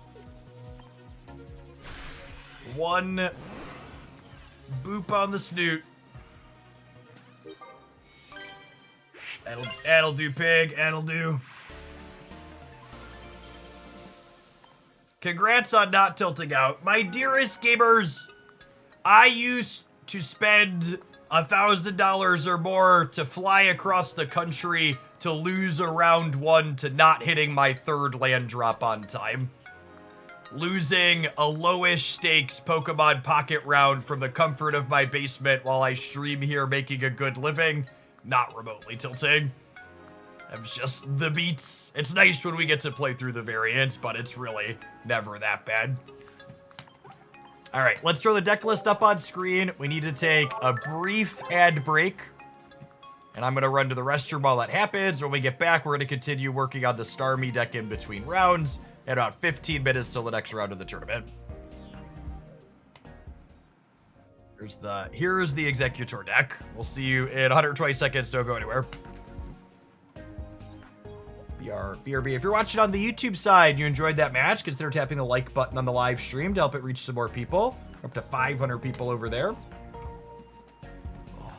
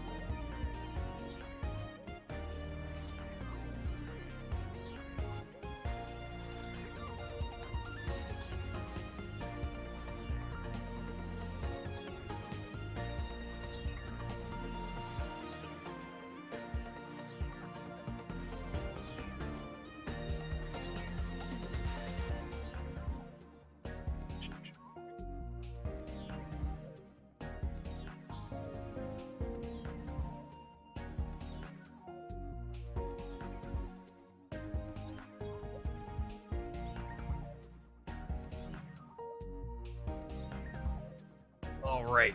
So I know people are going to ask once we start playing it. Let's throw up the Starmie deck for a second here as well. Been working on this morning in between rounds. I think Starmie EX is a card that's waiting to be figured out. I think Starmie EX alongside Tauros in particular is a really interesting proposition because Starmie's got a good aggressive start in a lot of places, but like its Pikachu matchup is tough and its Celebi matchup isn't stellar, and Tauros with Giovanni is good against both Pikachu and Celebi. I think working on Starmie plus Tauros in a few different configurations is something I want to do this week. Great Big Possum, rapidly approaching a nice amount of months. Thank you for the 68-month resubscription. Old Man Ace, thank you for the over 2 years while we were battling it out in the tournament. And people always ask about general deck building things. And this is what I'm talking about here with Starmie, I think is the best example of how you brew a deck that can potentially be competitive. Not guaranteed, but potentially. Is I think about Starmie and I think about, okay, this is a generically powerful card in a lot of matchups, but it has some problems. Which specific problems does it have, and how do I build around the card to potentially address those specific problems? That's how you work to narrow down, okay, what cards do I want to put in this deck? I'm going to be like, this is where I'm starting. What issues does it have? What are my choices to potentially address those issues? And you won't always end up with something successful. In fact, more often than not, your decks are going to be bad. But that's the best way to approach it from a very structured and deliberate process as opposed to throwing random noodles at a wall.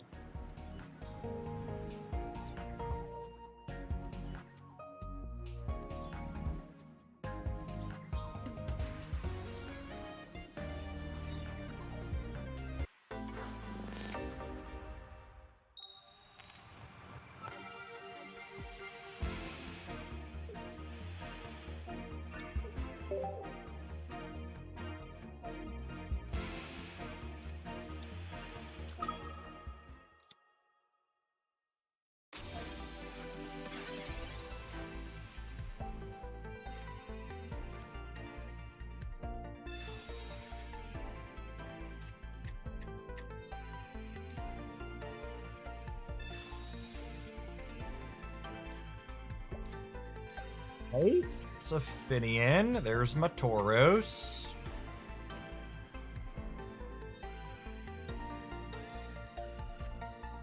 I guess we could play some of our friends out to play around a red card a little bit. I think I'm going to leave my last bench slot open because I'm not sure if I want it to be a second Starmie or a... not sure if I want it to be a second Starmie or potentially a Farfetch'd as of yet.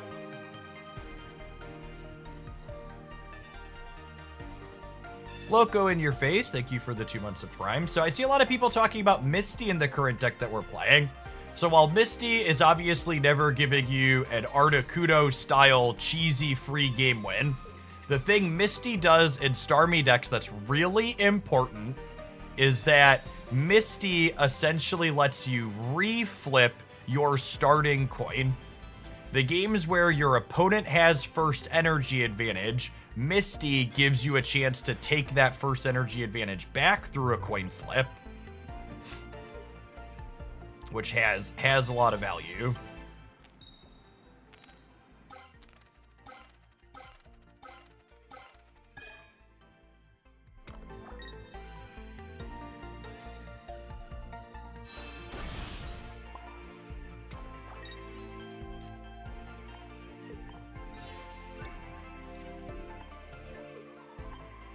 Misty making up for the other tails she flipped this set.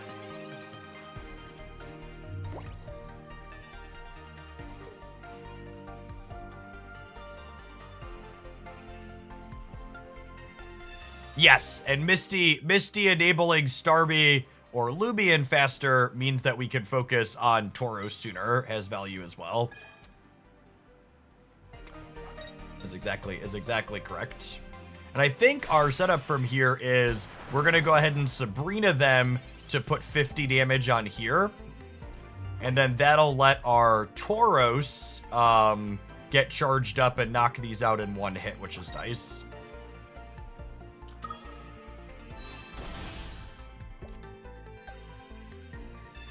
So we'll do this and mark some damages here. I think at this point I'm playing out the Staryu as Sabrina insurance.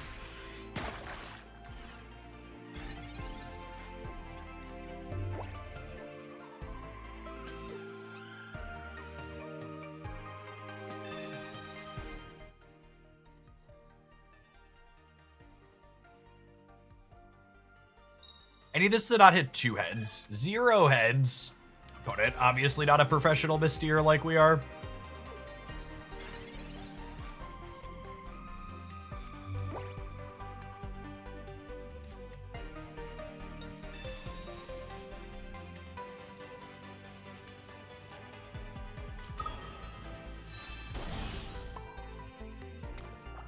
So now I get to go ahead and retreat this back.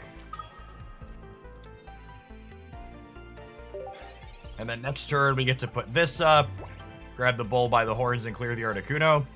I'm telling you, chat, I think there's something to this whole Tauros Starmie core.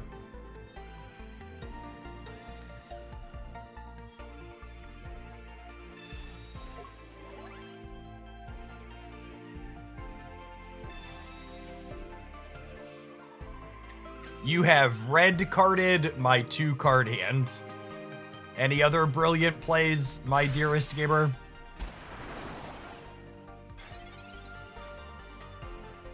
You just let me know your terrible card choices. Oh my goodness, I just clicked the wrong thing. God bless America.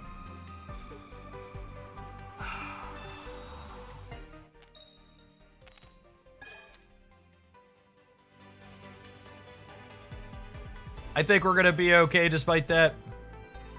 But I would say unlucky, but we're just talking and clicking.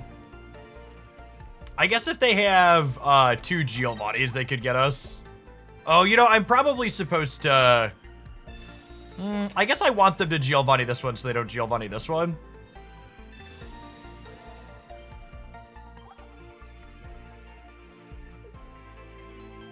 My misclick's gonna lose the double Giovanni.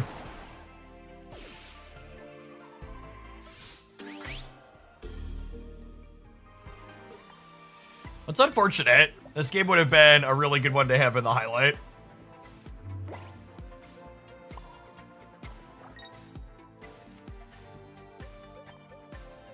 It's a good showing of what our deck was capable of if I don't misclick that. Maybe we'll throw it in anyways with the asterisk.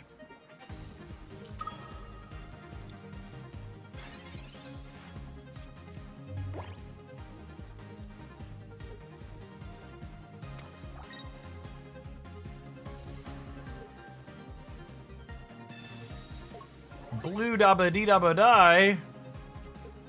Coolio. Obviously, we win this a turn sooner and don't have to sweat the second Giovanni. We don't have a dexterity issue. Yeah, that was pretty clean.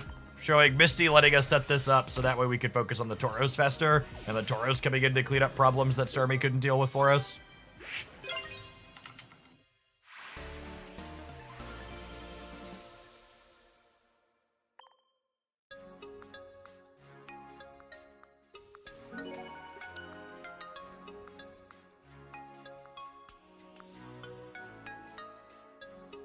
How have Pokemon metrics been for you compared to Snap? Pocket metrics have been very similar to Snap on Twitch, but they've been markedly better on the YouTube side. I'm also just enjoying playing Pokemon Pocket a lot more than I've been enjoying playing Snap lately.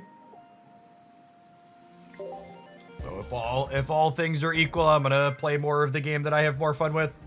Pocket's also got a lot more room for growth, I think.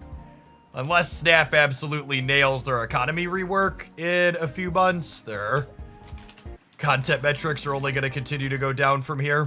Whereas Pocket's got a lot of growth potential still.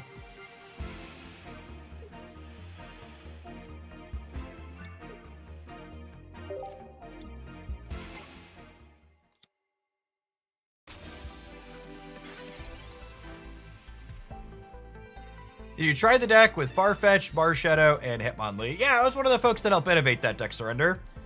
Speaking of my YouTube side, you should check out the highlights over there and things I've covered.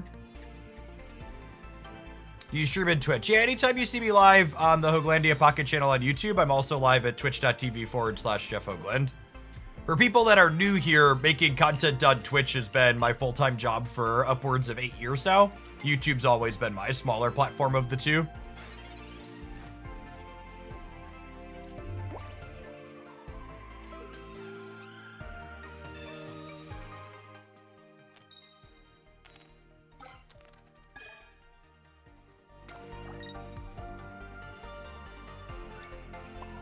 Get Tauros building up here.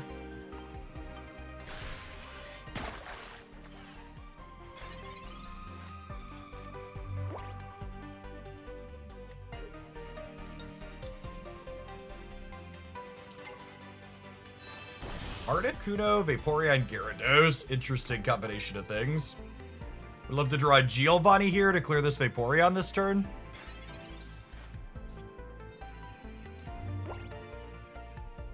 Although, Lumia's not a bad draw if we can find our fish. Nice.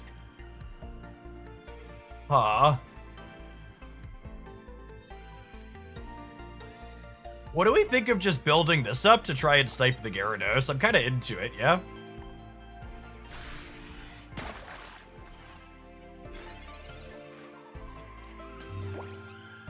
What did you do before streaming for your full-time job? I have a graduate degree in mathematics. I spent time teaching for a little while. And I also worked at a Fortune 50 company doing data analytics and process automation for a little while after grad school.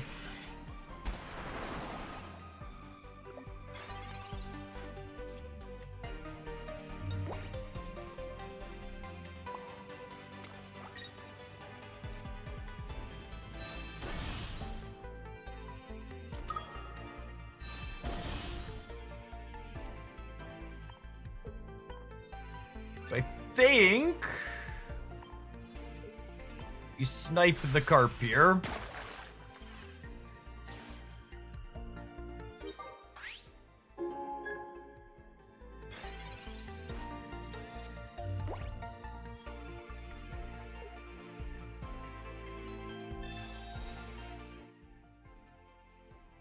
Need share recommendations. I have FlexiSpot is one of the sponsors of the show. I've been using their stuff for a long time. What is a Fortune 50 company? A Fortune 50 company is one of the 50 most profitable companies in the United States.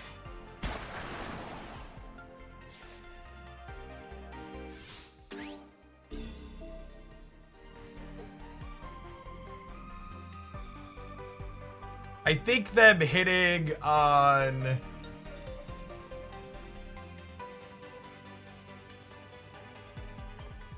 I think them hitting on the Misty to charge up the second Articuno means we're dead here.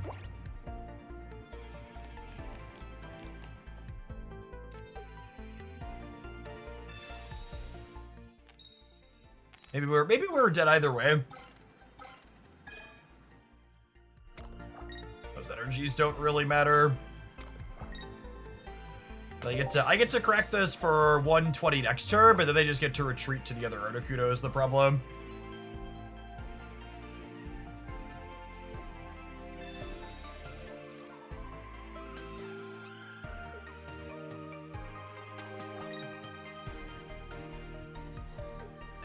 Yeah, we might have been dead either way because of the Vaporeon.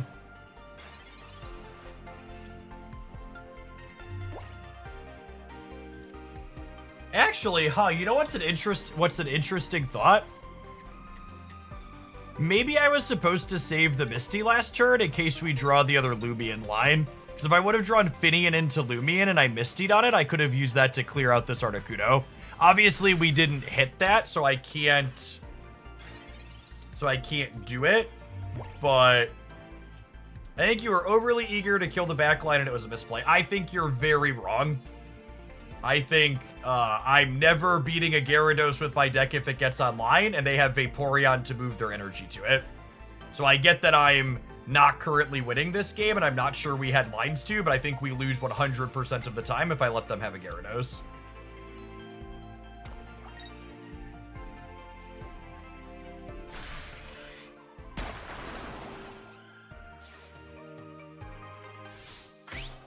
You can be a fast food worker and work at a Fortune 50 company, and you can be a bad faith little twat and not get timed out in most chats, but in my chat it gets you banned, so be gone, interloper. Me, I was a data analyst and a process automation engineer for a Fortune 50 company.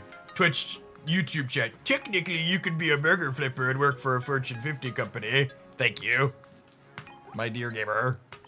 All right, the next round of the tournament's gonna be starting soon. I want to go ahead and run the Twitch ads now so they don't accidentally happen in the middle of the round. We'll throw the eggs deck up while that's happening. Hopefully we'll have a match here momentarily. We're currently 2-1 in the tournament. Playing this Executor Tauros deck.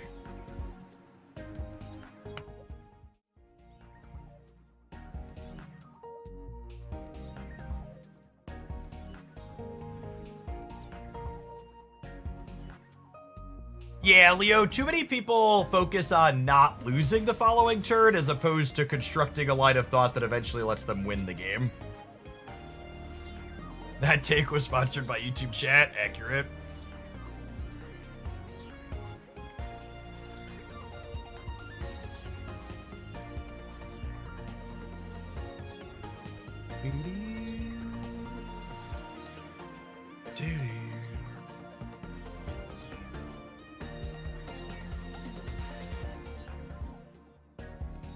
I think Gyarados EX is 100% balanced by the fact that Magikarp has 30 HP and gets one shot by Hitmonlee.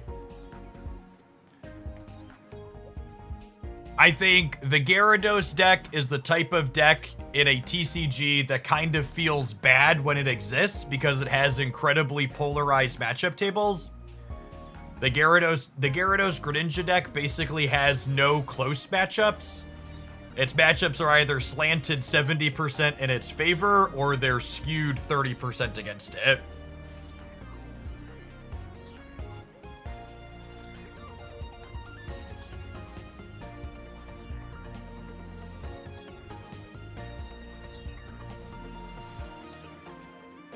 Was it mentally taxing working for a Fortune 50 company? Not at all, quite the opposite. To say something that'll probably resonate with a number of the people watching this stream, working as an engineer for a Fortune 50 company by the end of the year that I was working there after grad school, I think I was only actually working somewhere between like 8 to 15 hours a week because of how efficient I was at the tasks they were giving me.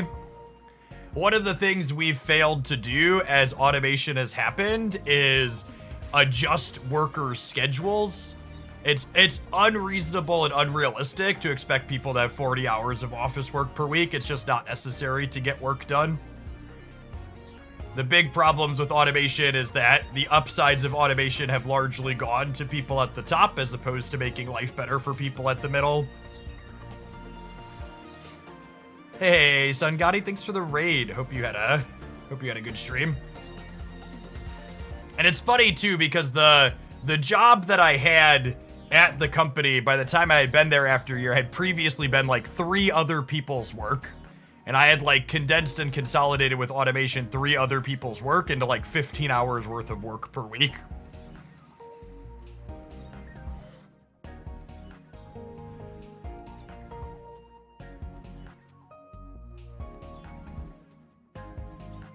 Really unfortunate here that we've queued into Gyarados for a second time in 4 rounds. There's only 10% Gyarados in this tournament, and I think it's our hardest of the popular matchups.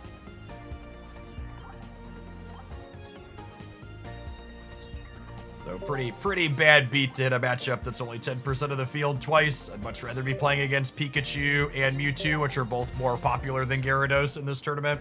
But it's just how matchup variance goes.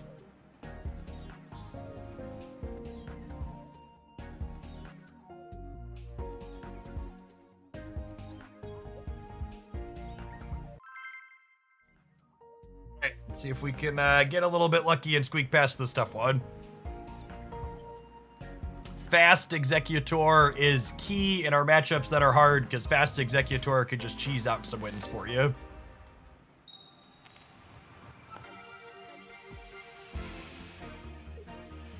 Opening on Mew and not having my X speed or either of my copies of Leaf is a really bad beat.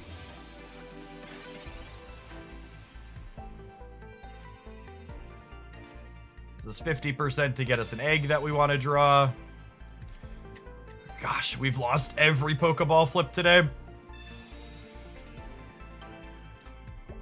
All right, that's what we're looking for. There is 1 X speed and 2 copies of Leaf in my deck.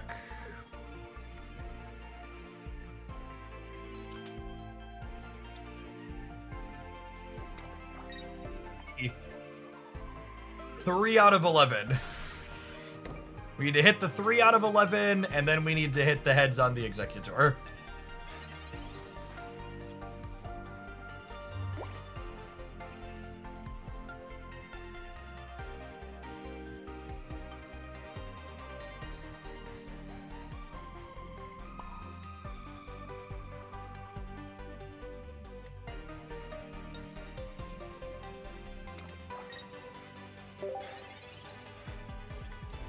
Opponent's playing the stock Gyarados Greninja deck.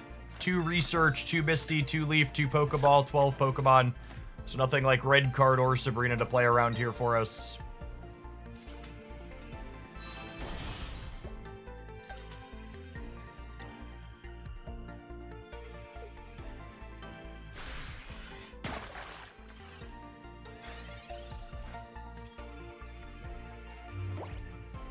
This Executor coin is a big deal. We hit heads here, we're in a solid spot. If we brick, we're probably in a little bit of trouble.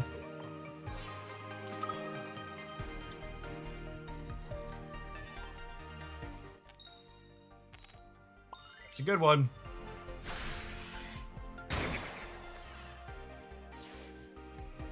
If they don't find another basic Pokemon, I can Sabrina up the Magikarp with the energy on it. They have 1 Pokeball and 3 basics in 12 cards, so that's 1 in 3 for them to hit it. I guess they have 2 copies of Research still, so pretty likely to find a basic now.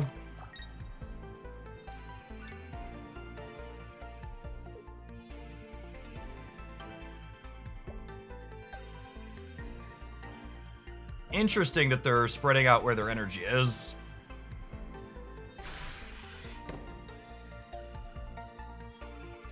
I'm only playing 1 copy of Sabrina, so I can't just Sabrina and take a knockout on one of these. I think the line to win the game is clear this and then Sabrina up the other one from the back.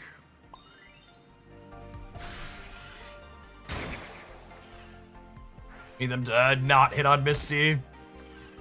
Oh, you know what? Am I actually supposed to have put... I messed up here.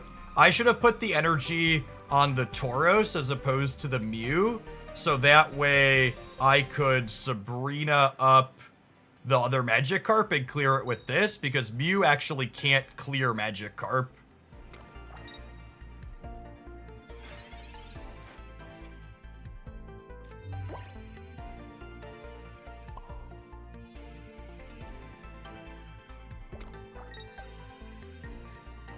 Yeah, I'm committed to the Mew line now, but I should have put energy on the Tauros instead. They need heads on Misty plus Gyarados here. So they need a 2 of, and then their second copy of their other 2 of, plus a 50% on it.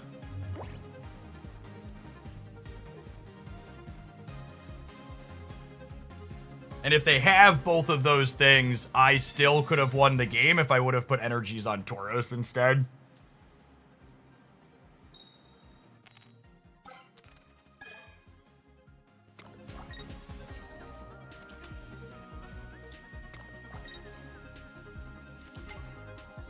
It's so frustrating when they slow roll you. Maybe they'll lose their own energy here. Can we get the 50-50 for them to lose their own energy? They lost the energy off the back one. Our other out here could have been... Our other out here was them hitting their energy here and then us hitting another energy, but that's gone now. I think I'm on the 0 outer, yeah. I needed Misty to not hit there.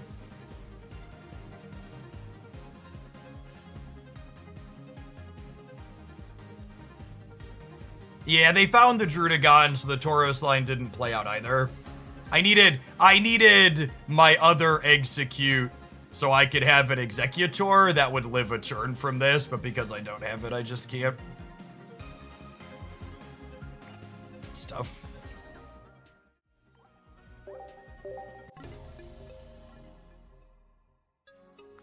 Every single game we've played against this Gyarados deck in this tournament has come down to a singular flip.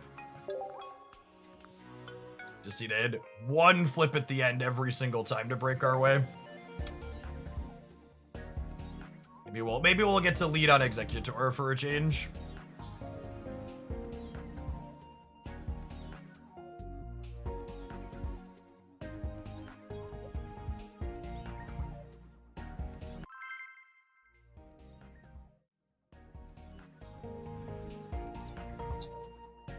Apologies.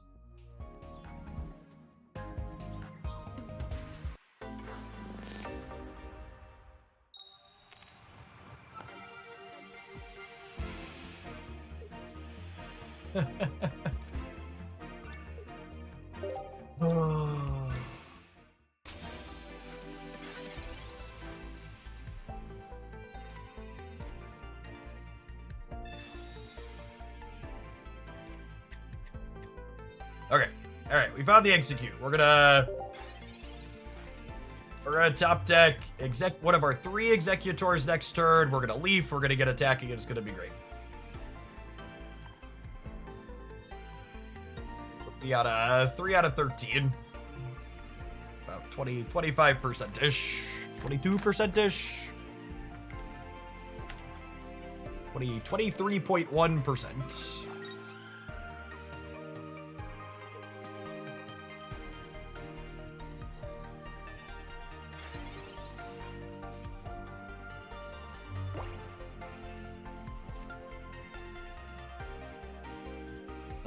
This is why there's a baby Executor in our deck, gamers.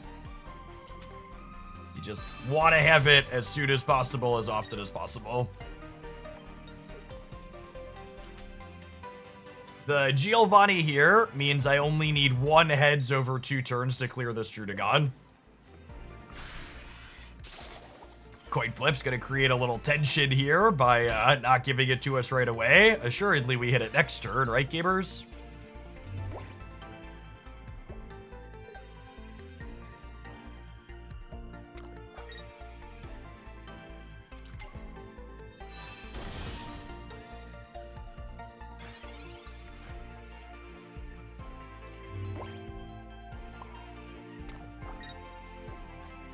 If we hit on this and they don't hit on Misty, we might have enough time to run this down, but I need to hit on the stump this turn.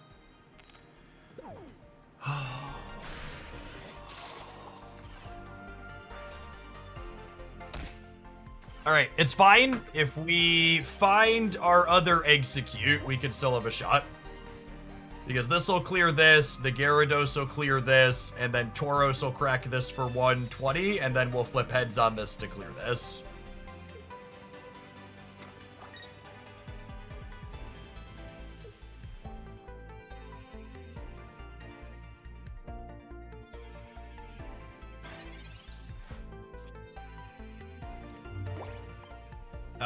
This is 1 in 3 to be the execute I need to be in this game.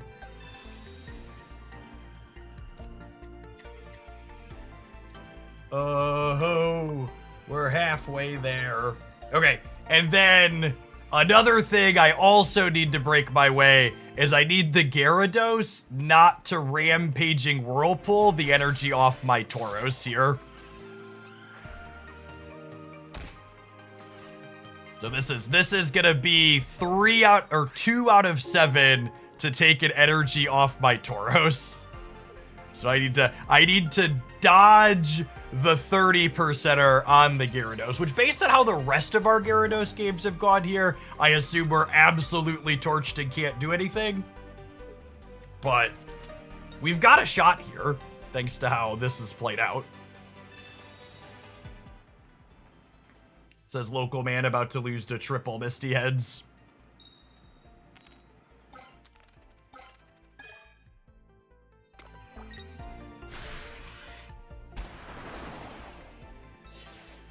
Okay, they took their own energy off there.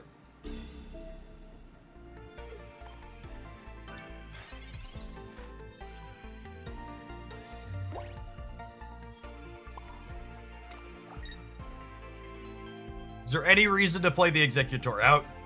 They don't have Sabrina. No, none that I can see.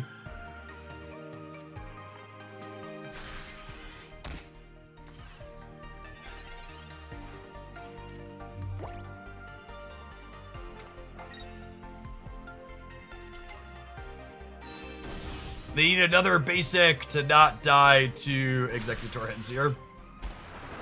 Please take your own energy away.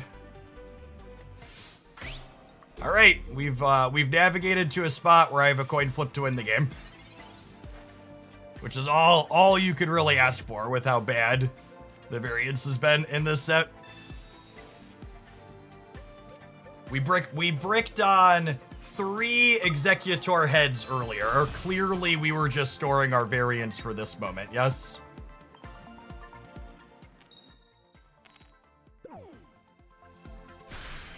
Okay, it's fine. They just won't have a basic, and our Sabrina is lethal next turn.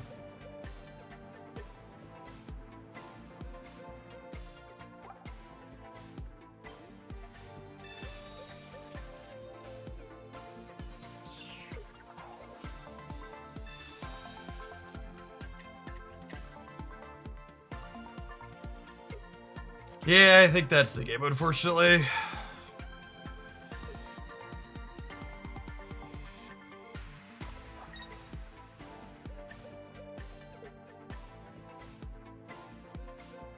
I don't think I have any outs. I'm out of executes, yeah?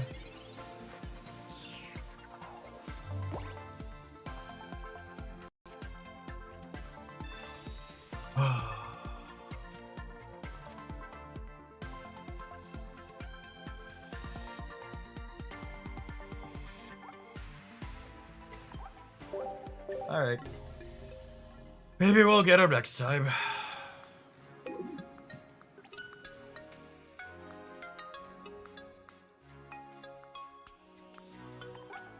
I only had 1 knockout point there, chat. I only have 1 knockout point. The Sabrina doesn't do anything. I have to, they just put the other Gyarados in. And if I attack the Drudagon, the other Gyarados hits me for 140, which is lethal after the Drudagon breakpoint.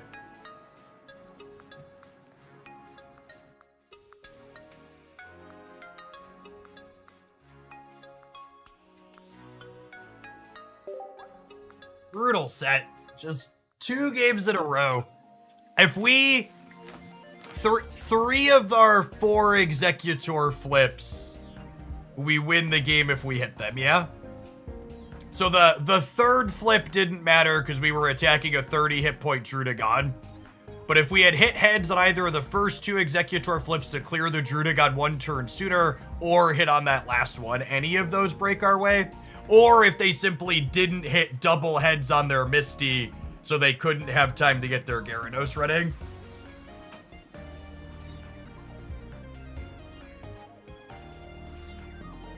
I think that last game is a great... If you're confused why I conceded that last game, you should go back and pause and look at all the stats on the screen and figure out why I did not have any lines to win that game at the end.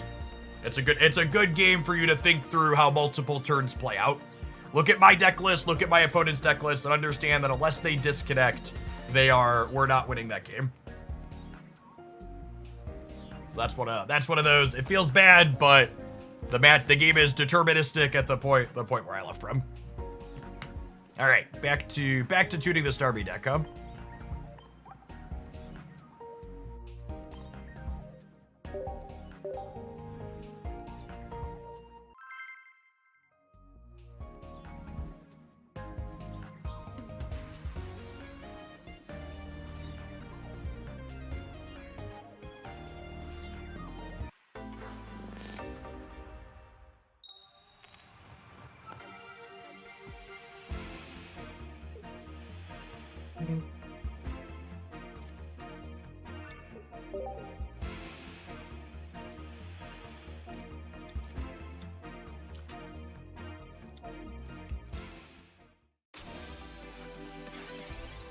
Greninja Gaming.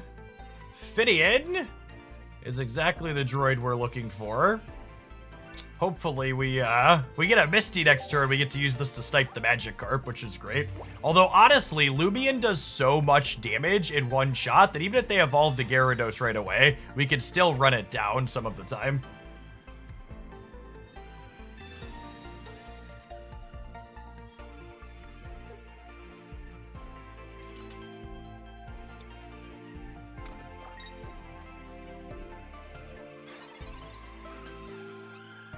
Vaporeon in the Drudagon stall build of Gyarados is interesting. It's not something you see very often.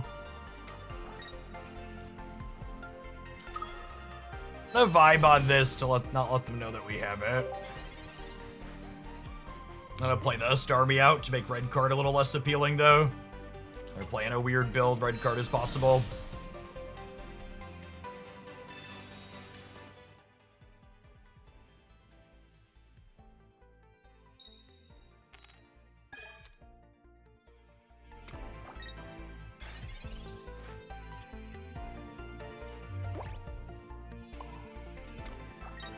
Alright, we just need our fish to chew up the Gyarados enough that Starmie can finish it.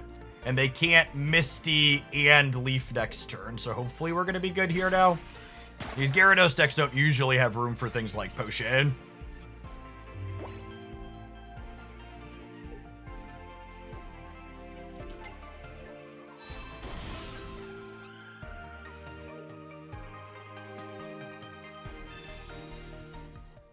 I guess they could Misty plus double X speed. They're out to beat us here, but usually these decks play Leaf and not X speed with the Drudagon. First time watching Pokemon, how much is decided by coin flips? Less Pokemon games are decided by coin flips than Marvel Snap games. Unironically, Marvel Snap has more coin flips in its gameplay than Pokemon Pocket does. Pokemon Pocket just has some literal coins on the screen as opposed to Marvel Snap's dozens of implicit coin flips. Yeah, it's easier for people who don't really understand games to identify the flips in Pocket as opposed to Marvel Snap where they tend to be more obstructed. So the Lumion hitting the Gyarados twice means that it's going to go down to Starmie, which is great here. They're gonna wash out some energy up to this Vaporeon. That seems fine.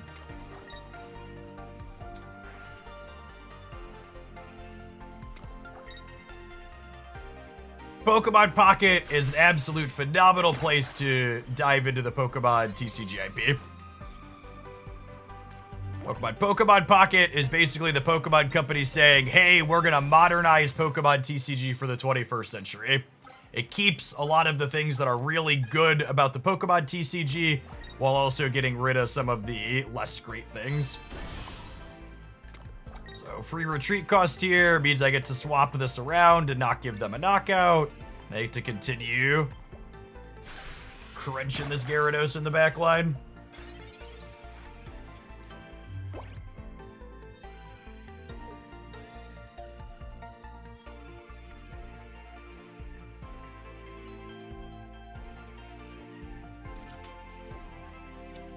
Pikachu decks are pretty surprisingly not popular in the random queues in Pokemon Pocket. They're a lot more popular in tournament play.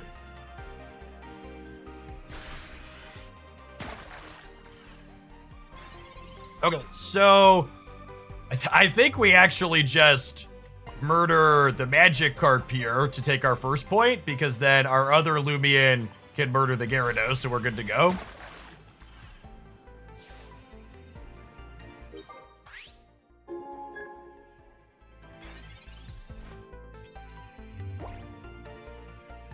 I think the most interesting breed of gamer is someone who's sitting in the chat of a Pokemon Pocket stream while asserting that the gameplay is very boring to play.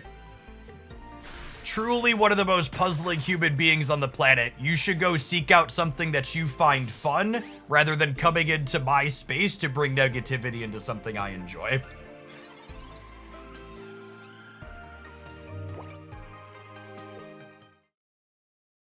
Sweet Lumion gameplay there. Get to really work him over with the free retreats and maneuver in there.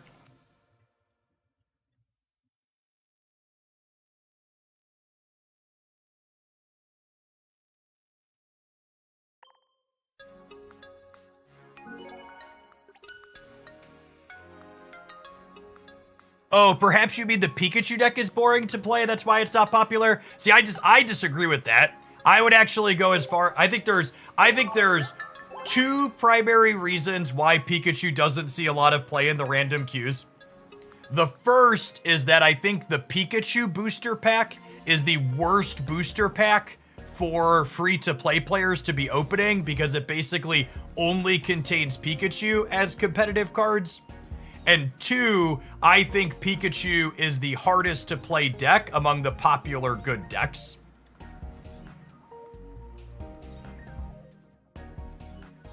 I think Pikachu has a lot of bobbing and weaving. The decks where you're regularly retreating your Pokemon are the ones that have the most play lines. Whereas decks like Gyarados and Mewtwo and Charizard from last season, they just want to build up a singular Pokemon and attack with that Pokemon until the game's over. So they're a lot more straightforward to play well.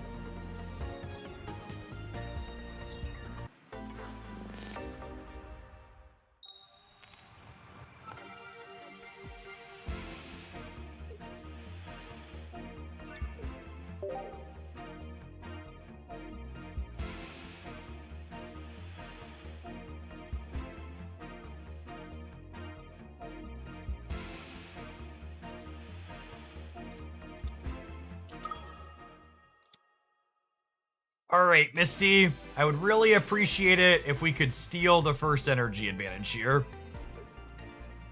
This is the reason why Misty is in this deck with 2 energy attackers. She lets us re-flip the first energy coin, essentially. Feels bad to miss on it, but it is what it is.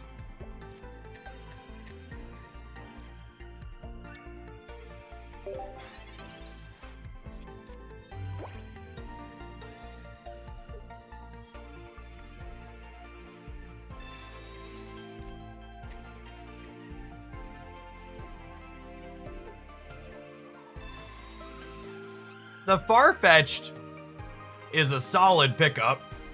We get to Starmie for a free retreat cost, put the Farfetch'd up and Leak Slack the Celebi. And then that lets us set up to finish with Starmie down the line, ideally.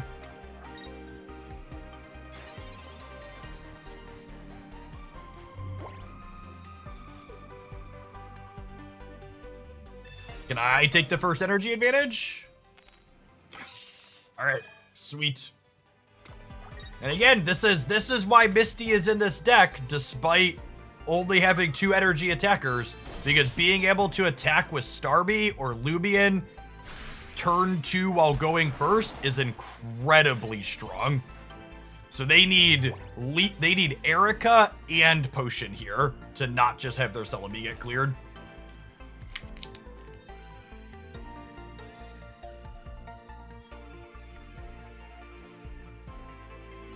Did you ever pull the second full art copy of Leaf? If by pull the second copy of Leaf, you mean did I spend $200 in pack points to craft my second copy of Leaf? Abso-freaking-lutely we did that.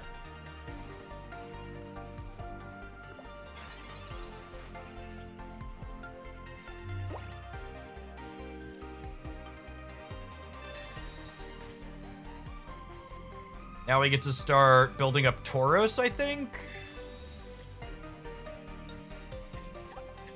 Man, I wish we had the evolution for this already.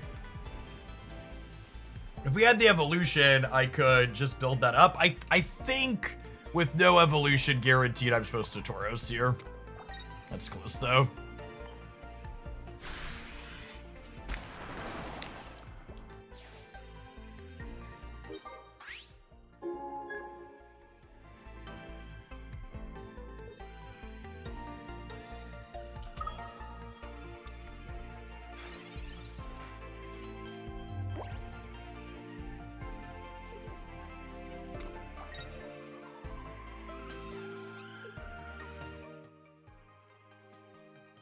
All right, can we avoid the triple heads?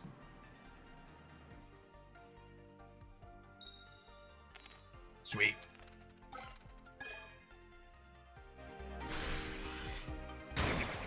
This game was a great showcase for Misty. She let us steal that first energy advantage, which let us firmly and commandingly win the game.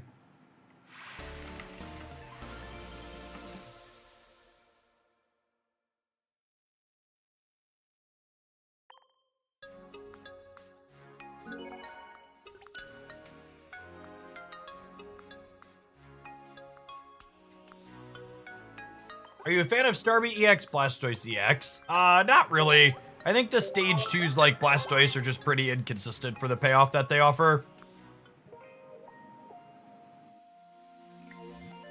JRC, thank you for the almost 3 years. I appreciate that support. It's been great to see all the folks that are coming along as we check out and try different games. I'm definitely gonna take a real crack at focusing on Pokemon Pocket as my primary content source. So long as my Twitch sub count maintains a reasonable metric, it's the future of our channel here, I think.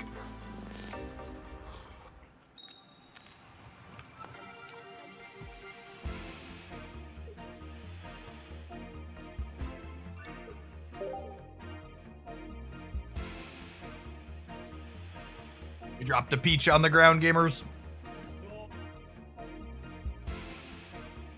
This game's gonna be insane a year from now when we have 4 times as many cards.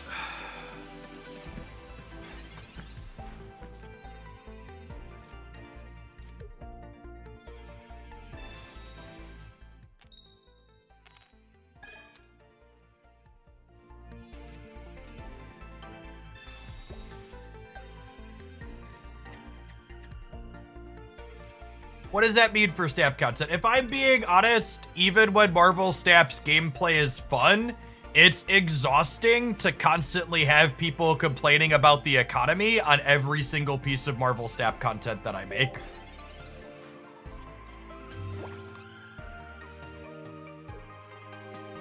I think I will struggle to be happy making Marvel Snap content even if they make the gameplay a bit better.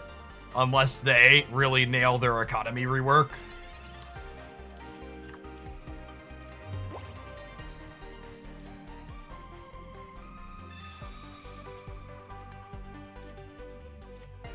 Okay, so we'll go evolve here. Energy. Evolve here, retreat to Tauros. And then next turn, we can leaf the Tauros out and Starmie clear the Magmar. Seems good, yeah. Are you picking up another game besides Snap to go along with Pocket? Not in the short term, not as long as Pocket numbers are good. I think it's more challenging to be successful as a 2-game streamer as well, especially in live service games like this. I think it's wrong to say Pocket feels more like a card game than Snap. I think Pocket is a much more traditional card game, is super accurate. Marvel Snap innovated in the genre in a number of ways that were good and in a number of ways that were kind of awkward and mediocre. But this feels much closer to a traditional paper card game than Marvel Snap ever will or ever has or ever will.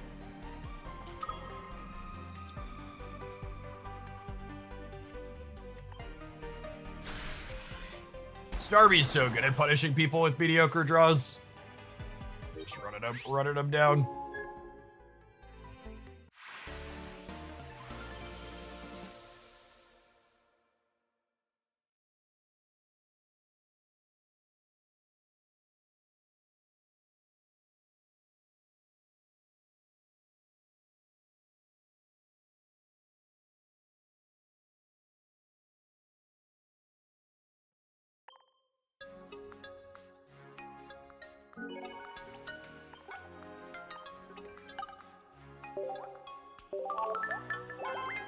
Alright, we got 9 minutes till the next tournament round is up, so we've got probably time to play one more plus run a block of ads.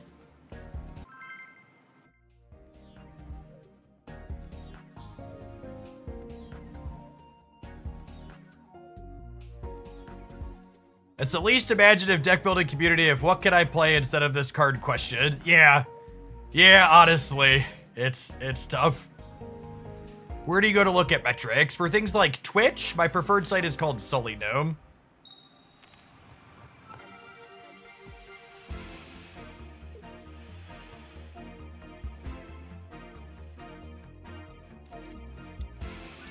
We open Fidian here because it potentially has a free retreat cost for us.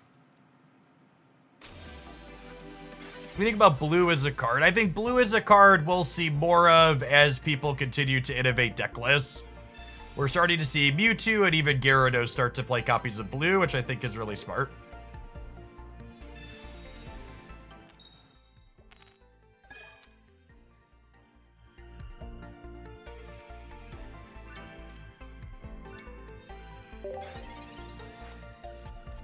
It's my favorite Pokemon of all time. Alolan Sandshrew is my favorite. That's why he's in my banner underneath me, despite not being in Pocket.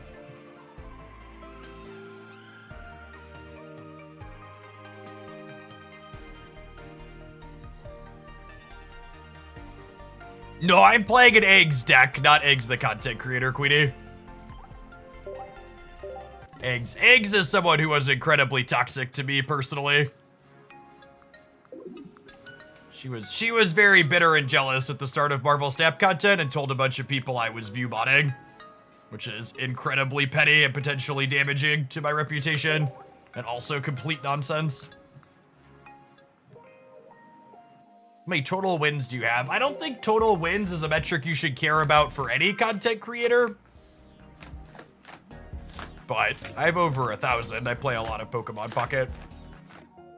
How do I do a deck submission? We might do some viewer deck submissions after the tournament's done, but I'm not sure how long the tournament's gonna be.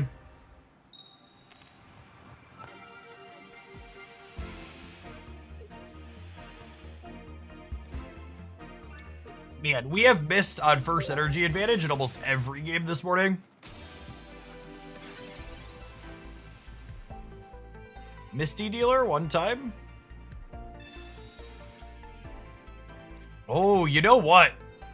If we draw one of our 2 copies of Giovanni, Farfetch with Geo scrambles this egg.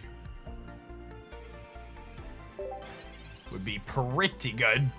So, Misty with a heads or Giovanni guaranteed we scramble the egg.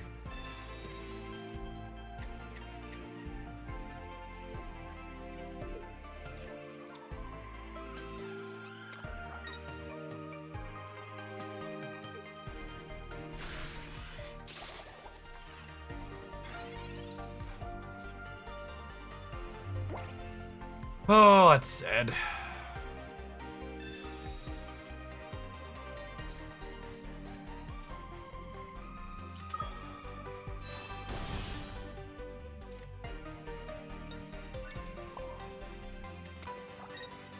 Build up the Tauros, so we'll play out the Farfetch to play around here, I think.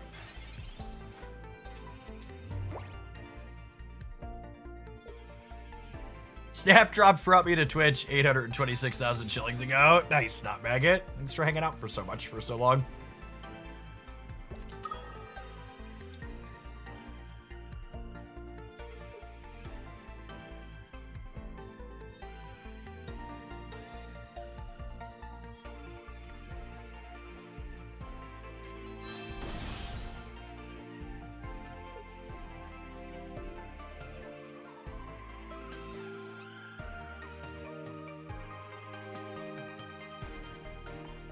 Do they not have the Executor? This long tank makes me hopeful they don't have the Executor.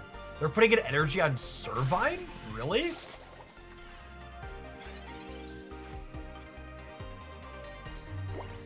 Sting.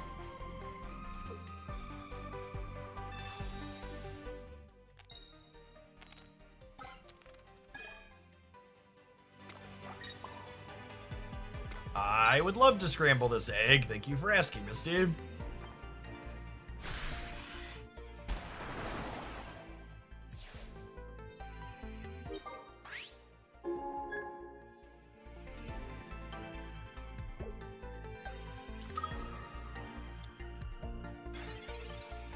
I'm not remotely interested in discussing the Marvel Stamp economy. That exhausting conversation is a significant portion of why I'm not currently making Marvel Stamp content. I hate having to engage with it constantly.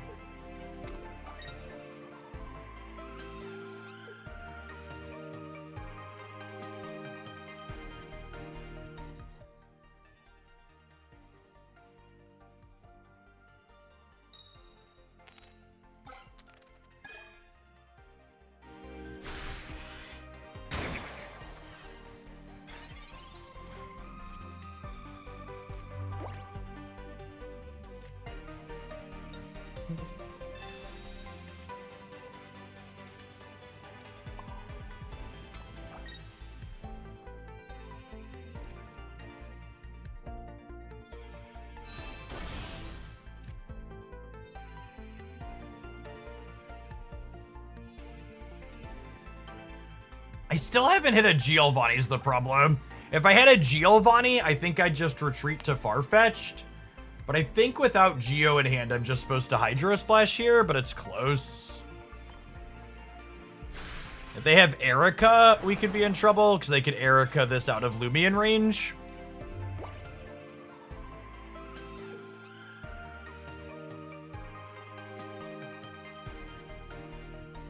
Maybe I'm just supposed to retreat to the duck. There's 2 Giovannis in this deck. I think most Tauros decks want 2 copies of Giovanni. Oh, they leafed. Okay, leaf means I win on a Misty Heads here, yeah?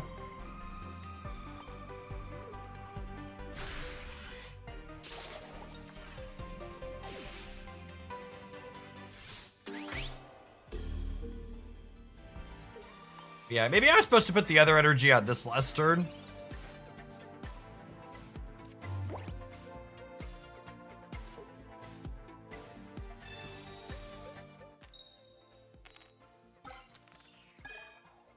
Bench sniper! Doo-doo-doo-doo. Good night, video gamer. Weaponize my coin flips against you.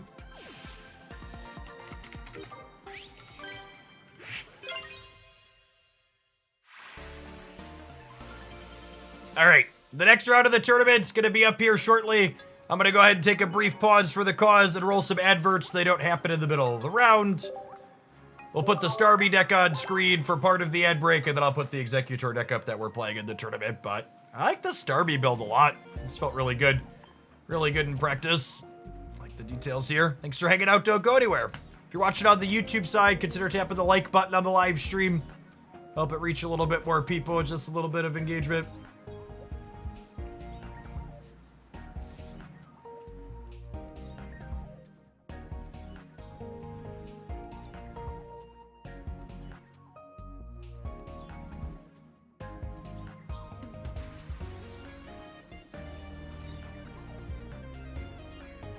Ben, I'll take the tournament stuff out of the title when we're done playing it. Yeah, we're still playing. We're 2-2. Think you need 3-2 to make the next cut?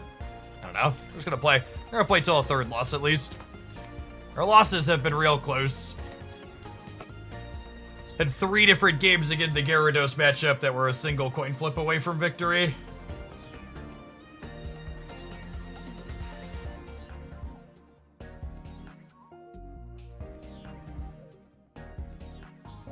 Yeah, Tauros and Farfetch'd have both felt really good.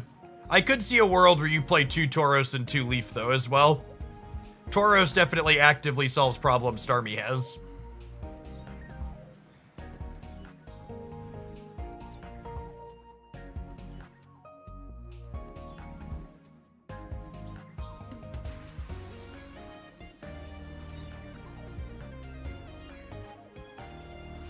Yeah, I agree, Wake. The dynamic Gyarados has added to the format is interesting, making the things like Lumion and Hitmonlee more appealing.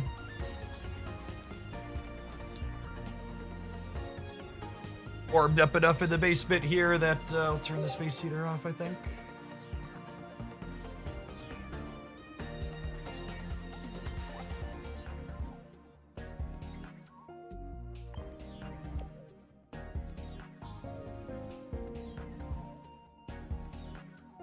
So our tournament deck this morning. Is that my favorite toddler? It is my favorite toddler. Did you have a good sleep? Yeah. You go potty this morning?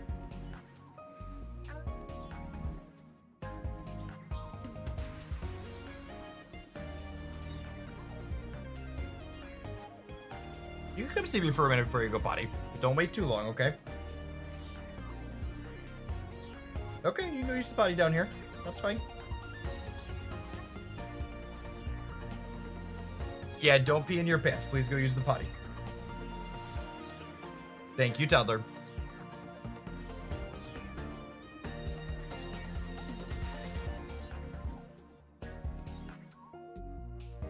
For people who are new here, that's my youngest who just rolled out of bed. She is 4. My wife and I have two older sons who are 9 and 10.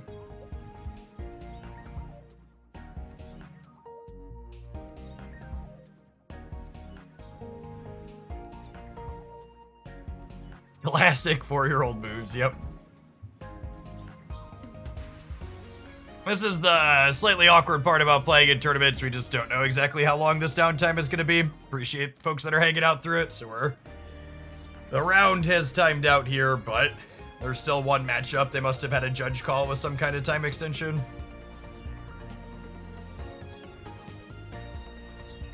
I don't plan to play Marvel Snap for the foreseeable future, Ape. Probably dip back in next month when they do Twitch drops again, but for now I'm taking a break and feeling pretty good about it. Hey, we have a match. Playing against the fighting deck. Yeah, most of the tournaments are open entry. You can find them on Limitless.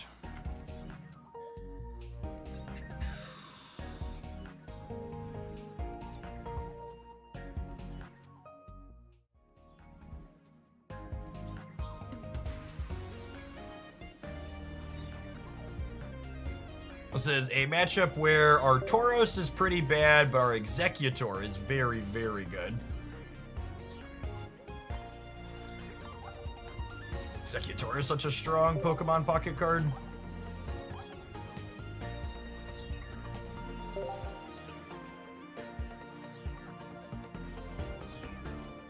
Did Pokemon TCG ever do Twitch drops? They have, yeah. They do Twitch drops for Pokemon Unite as well, so hopefully Pokemon Pocket gets them at some point.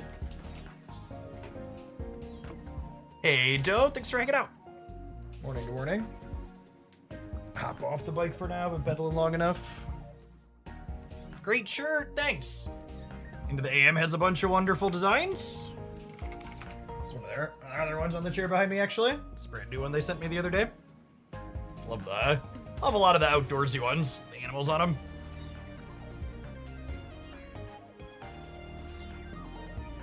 Switching out to the Pro Gamer chair. No, this is a quality office chair.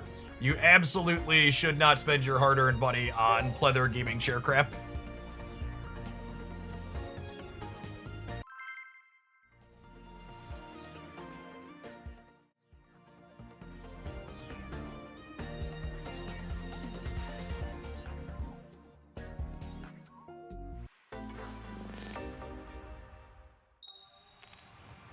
We do want to go first here.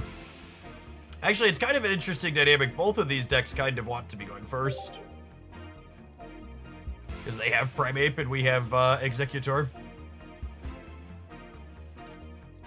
Don't say that, Jeff. Think of the future sponsors. Gaming chair sponsors are actually ones I've turned down a number of times. I was really happy to be able to form a partnership with FlexiSpot, who makes quality office equipment as opposed to cheap, crappy gaming chairs.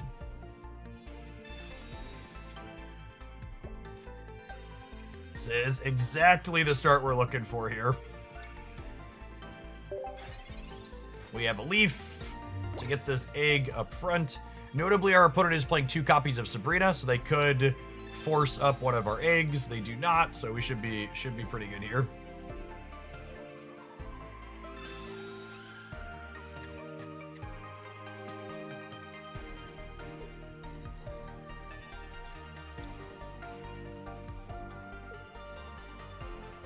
If they hit on this Focus Fist, it'll be noteworthy that the Tauros will die to a stretch kick from the Hitmonlee later.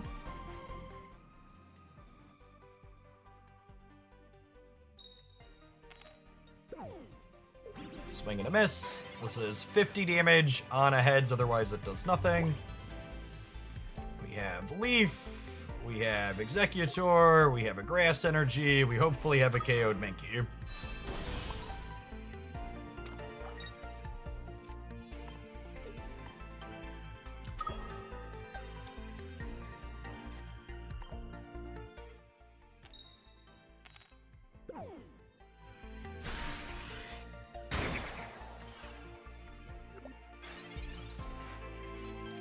They get to build up Mars Shadow now, but I do have 2 copies of Erica here to insulate at least.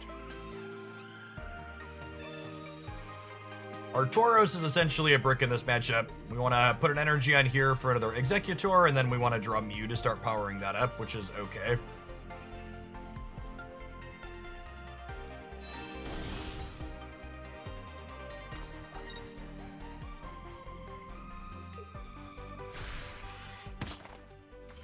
Open deck list, common in TCG. So open deck list is common in online tournaments because if deck lists aren't open, it makes people who are streaming like myself be at a pretty strict disadvantage because your deck list is known and other people's aren't. So it's a way to encourage people to make content surrounding the tournaments without feeling punished for doing so. The BM heads against us when we don't need it is sad.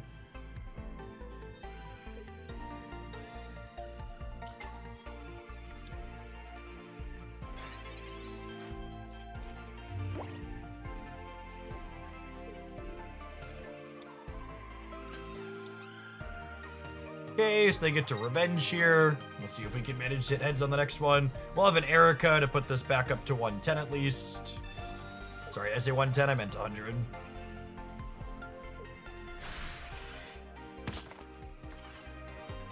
Giovanni here makes sense because it means a 50 clears us next turn.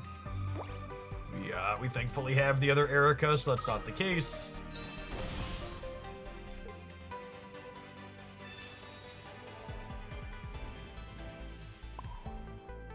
I think I want to put an extra energy on here to give me flexibility to retreat later, potentially. I'm already down a copy of Leaf.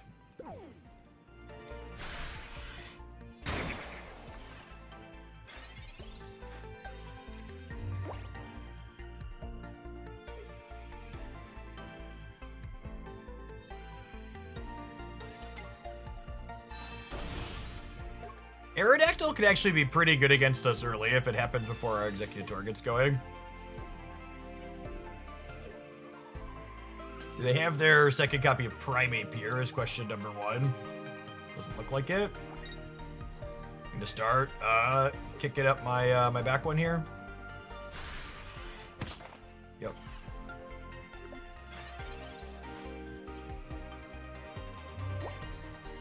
I'll put an energy on here now to give myself some flexibility. Let's see if we can finally hit a heads when it matters.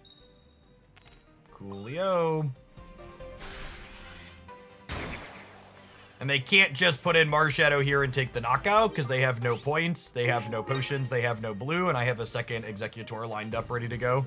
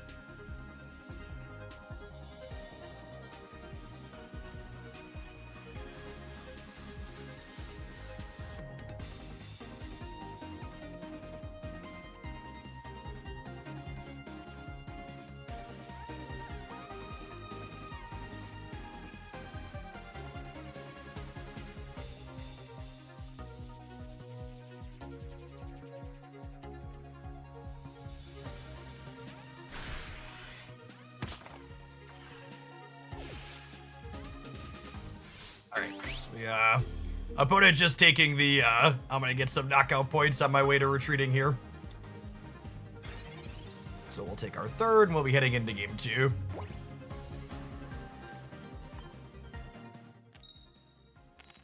Opponent was probably supposed to hope for Mankey low roll and then move to Arrow. Yeah, probably, but it seems pretty unlikely considering they're on 0 knockout points. They'd have to have Aerodactyl solo both my eggs.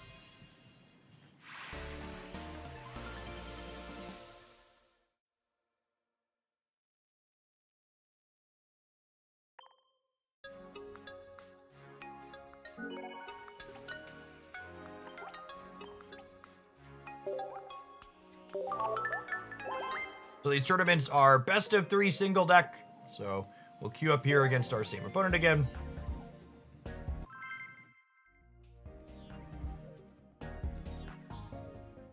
Good for that. Fast eggs to begin the ranch round again. Although I guess it's worth noting their Primate, their Mankey on a heads can scramble our egg. I wonder if it's actually optimal to have to lead on a Tauros or a Mew here and then switch into the egg. So you don't have to...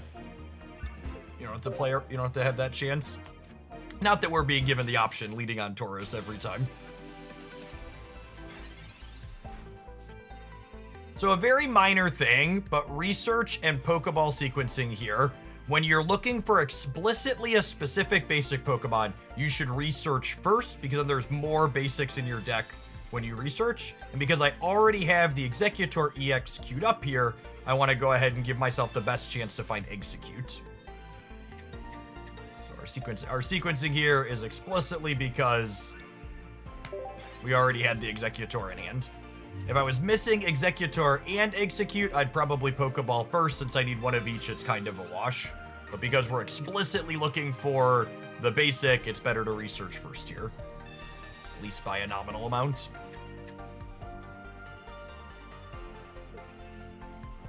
We're hoping to draw one of our 2 copies of Leaf next turn. About 1 in 5, so that way we can switch the Tauros up and get attacking with the Executor. Pokemon Pocket does not have energy cards. You have an energy zone that you get a guaranteed energy from every turn. Did you used to play Magic professionally? It depends on what you mean by professionally. I traveled to play in a lot of tournaments for a long time, but playing in tournaments doesn't really pay you much money. All right, let's open on research. Figure out where we're gonna go from here. No Leaf still is unfortunate. Definitely not playing out a second Tauros in this matchup. I think I evolved the egg that they kicked here. We'll slide an energy onto there. Our Leaf is a little better than 1 in 4 now to show up next turn.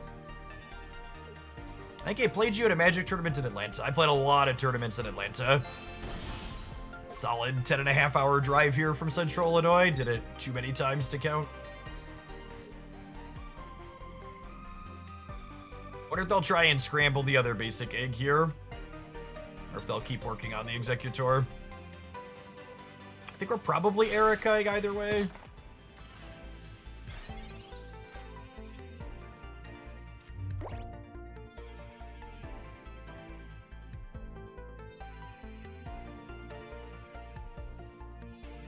So I guess with the Mars Shadow queued up now, I actually can't leaf to this Executor and clear the Hitmonlee, because then the Mars Shadow gets me on the back crack.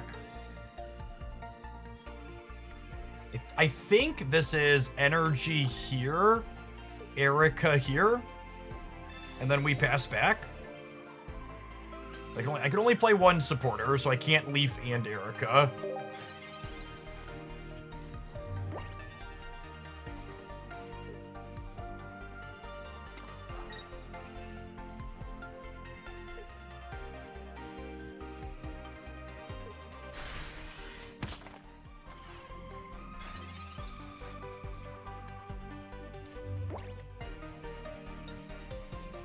So now we'll go ahead and leaf the Tauros out and put the Executor up. I think we put an energy here, and I'm gonna go ahead and play the Mew out. We're a ways off from attacking with it, but if they Sabrina us, which they have two of, I probably want to put Mew to the front. That head's a solid for us.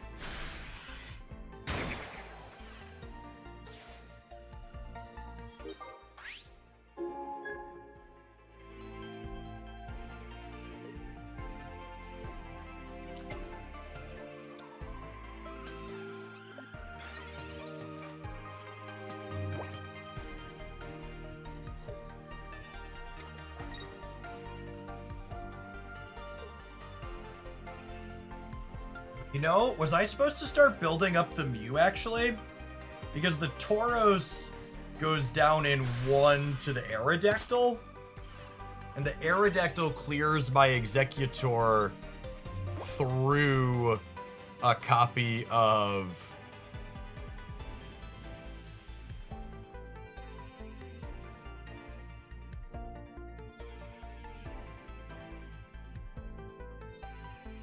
Yeah, I think I messed up here. I think I was supposed to start building up the Mew, because the Tauros dies in 1 to Aerodactyl. It's just so bad in this matchup. It was a mistake to invest in it. I could have also been right to put the energy on here and retreat this without burning the leaf, so I could use the leaf to pull the Executor out later, but... gotta figure out what the line is from here now.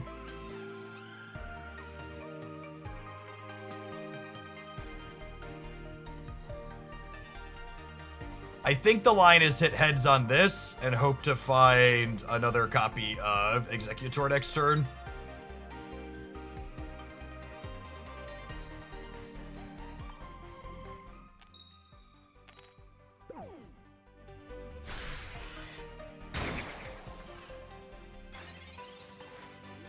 Alright, I've got 2 Executors and 4 cards.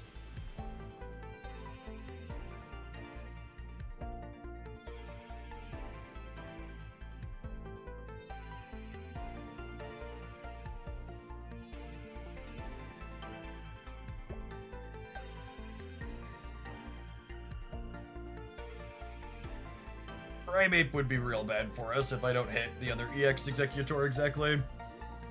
But they're also only 12 cards into their deck, so maybe they're missing on that. Interesting matchup dynamic for sure. Ton of back and forth and decisions on both sides. I think my poor decision making with Tauros is going to potentially cost us here. Not fully out of it yet, though.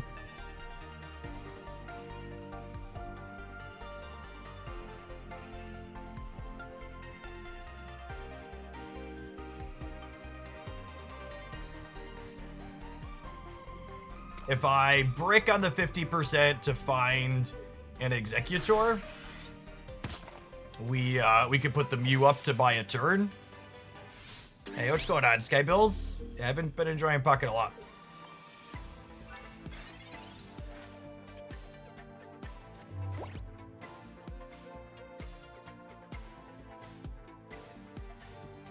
Oh, I think missing that 50%er is the game.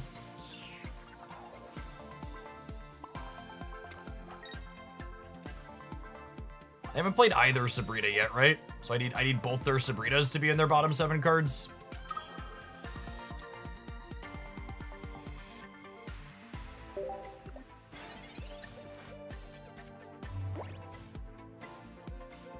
If this Mew had been ready to attack, if I hadn't wasted my energies here, I would have been able to clear the Mars Shadow, and then this would hit me, and then I'd have another round to draw the Executor. But because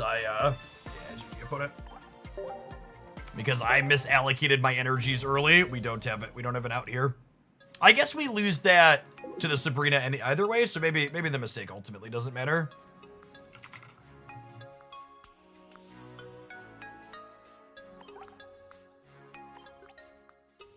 Oh, you actually can't evolve Egg when it's up front. That's a good call. I messed up by putting it forward for getting the Aerodactyl flavor text. I'll have to keep that in mind for the next game.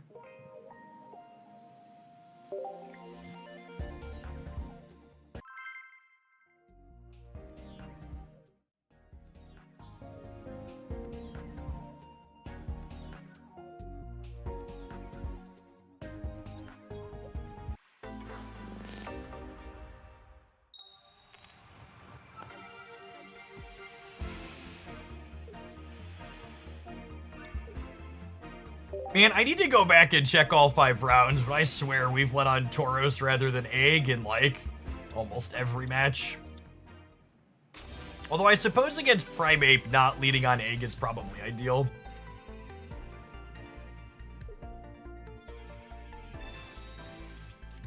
Our Tauros is very bad in this matchup, but our Executor is very good.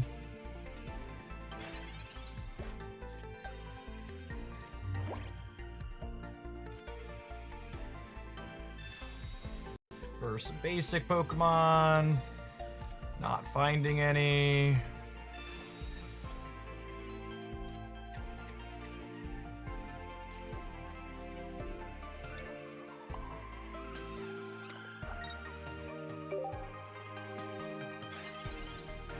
Stuff bean.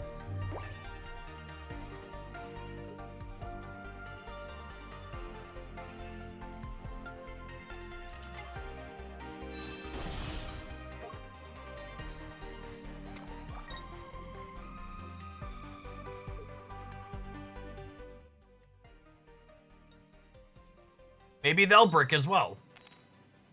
Narrator, never once.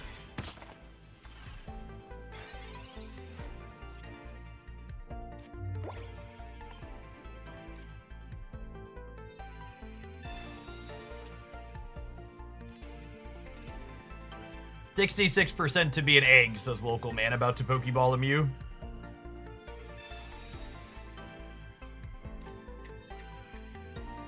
Call it a comeback.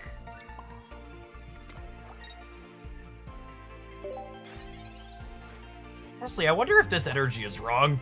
Feels like it's possible that I'm supposed to put the energy on the egg so that way if I draw Mew, I can build it up sooner.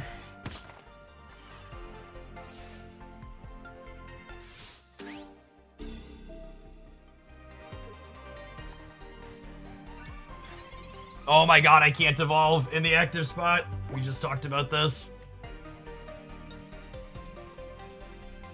Rain is so bad this morning.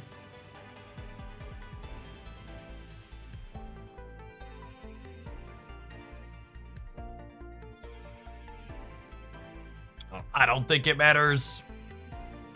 I guess drawing the other execute means it matters.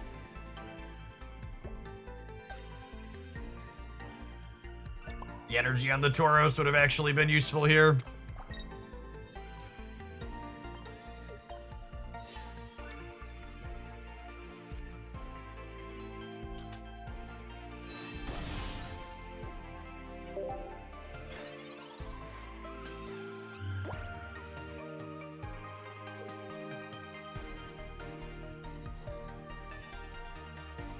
Yeah, waking up at 6 a.m. to play this was probably a mistake. Both in terms of variance and my ability to play well.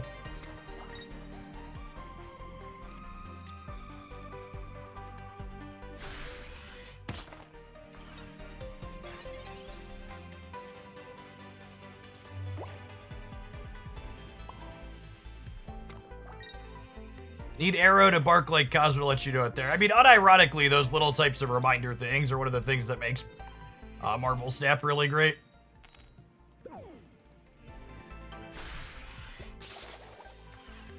Marvel Snap does a phenomenal job of reminding you of those types of things. That's just really good interface / game design. If I wouldn't have messed up my sequencing here, this would be my second Executor attack, and then we might have cleared this.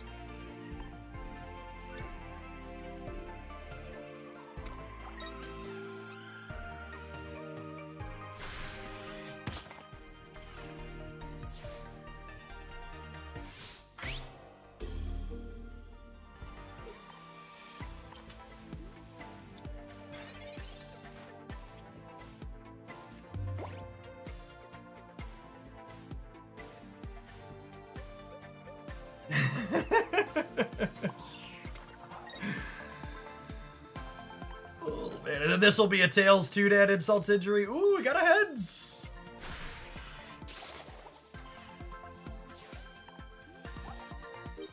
Alright, can we fade their second copy of Sabrina?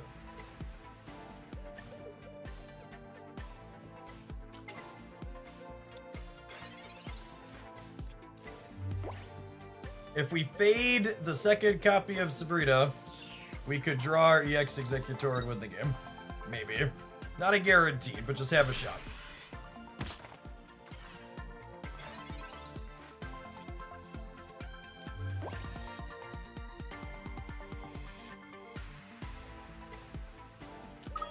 Okay, so we have to X speed here instead of Leaf because I can't die to the stretch kick next turn. So I need this above 30.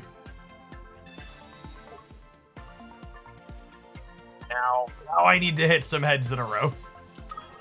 I need to hit running heads here. I need to hit heads this turn and then hit heads again next turn. Oh, I guess I also need to fade their Sabrina 1 in 6 here, right? They didn't have Sabrina to win the game last turn. So they're 1 in 6 to have it this turn. God, so much has to break our way. We've been so unlucky today. Assuredly, we're due, right? This is the match.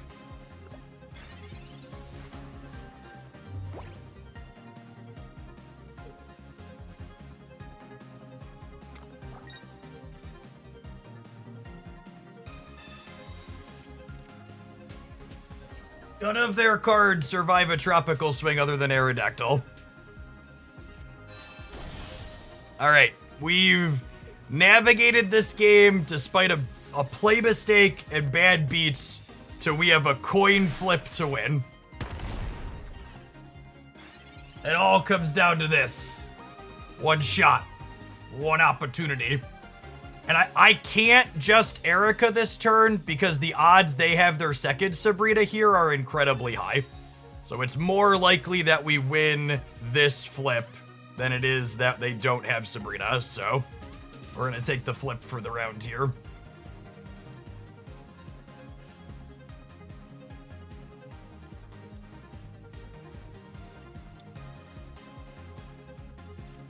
Can I get some heads in the chat? Can I get some heads in the chat? Can we get some heads in the chat?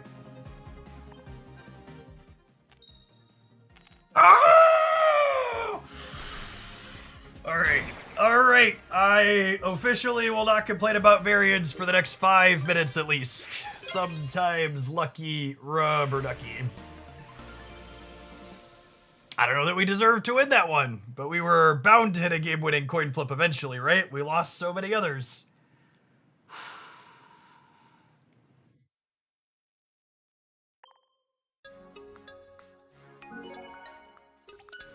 The cumulative variance coming in clutch. We were due after all those Gyarados matches. Well deserved. I don't know about that. I had one really big mistake there that we didn't get punished for.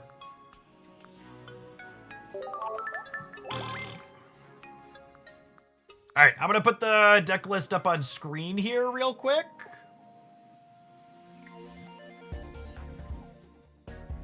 I need to run to the bathroom. And we're gonna play some more games here in just a couple minutes. We have 15 minutes till the next round of the tournament. Thanks for hanging out. Don't go anywhere. We're gonna play a game after the ad break. Smash the like button if you enjoyed that lucky coin flip on the YouTube side, gamers. Appreciate it.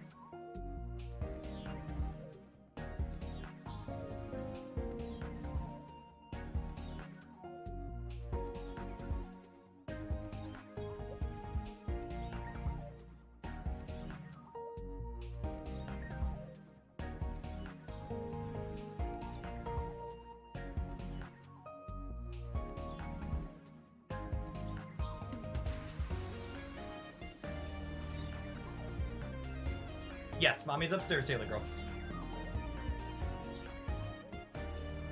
Gonna pedal for a little bit more this morning.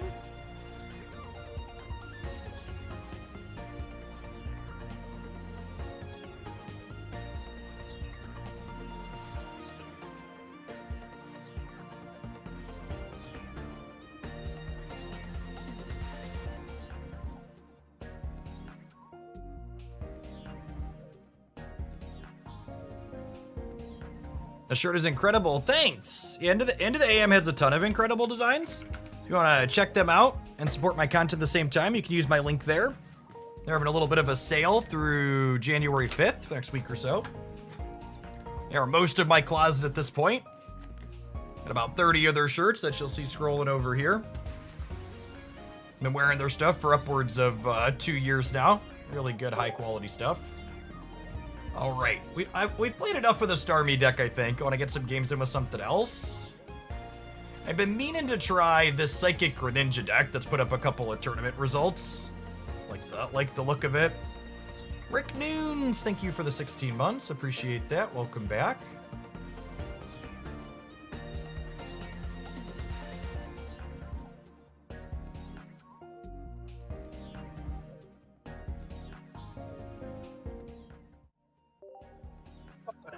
Q game with this. Got about 10 minutes till the next tournament round pops. We can get in a game or two, depending on what the overtime looks like.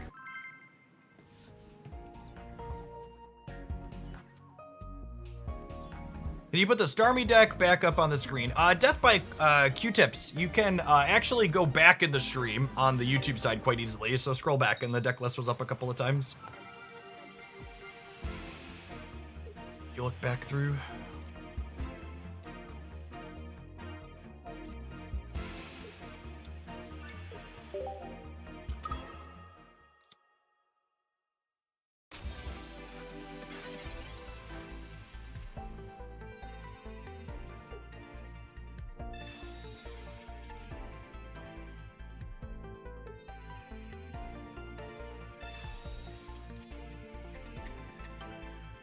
Hopefully there's psychic energy in our future for BHM.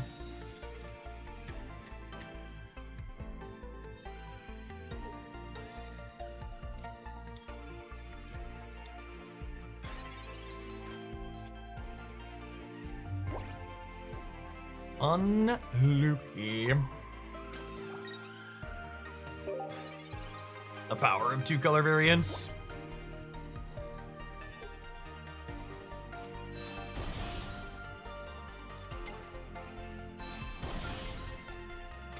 Jeff, legit had guns when he flexed. What's your workout like? One of my buddies has a workout routine that we follow. That's a mix of bench squats and deadlift.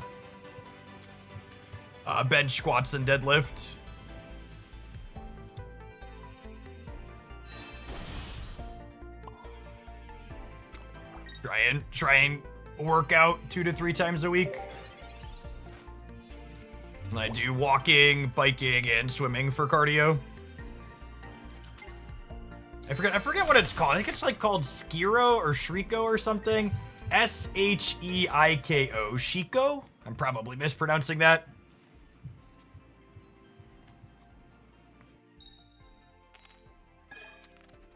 You think 2 color decks would be too good if they just alternated between the 2 colors? Yeah, probably.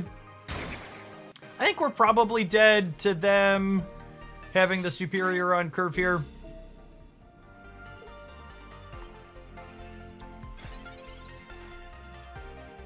I'd recommend trying to do 10 pull-ups. It's adorable that you think I could do 10 pull-ups.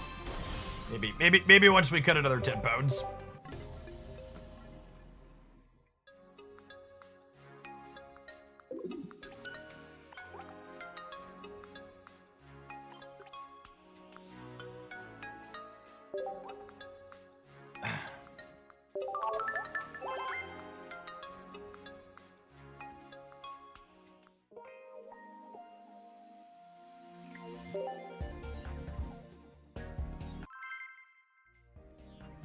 The Alakazam deck in the meta report only using psychic energy. If you look at the meta report, there are energy symbols in the top left-hand corner of the deck list that detail which energies you should use with the deck.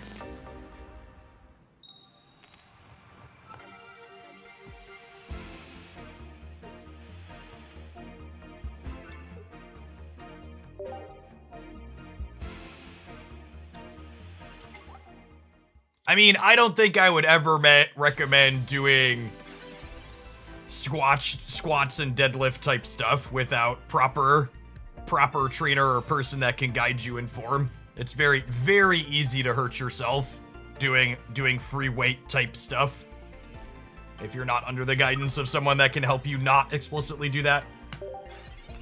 Working with my buddy who has experience with this is the first time I've actually done any proper lifting. I didn't want to injure my old self. Previously, I just played on the weight machines at the gym a few times a week.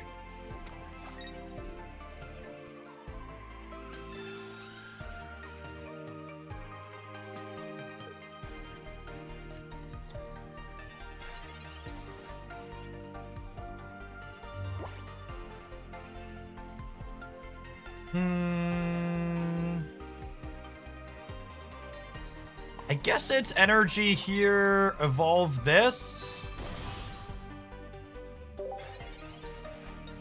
My vibes from the first few games here with this are not positive. Feels like we're heading towards a deck deletion very, very quickly.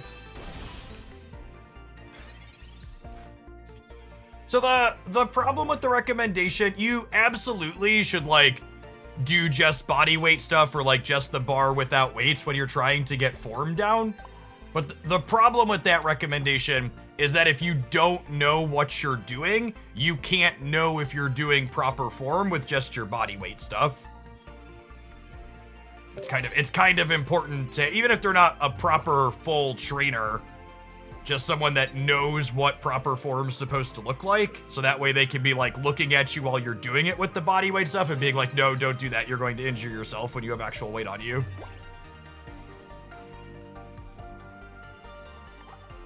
Yeah, our deck seems real scuffed so far, just never beating this Gyarados.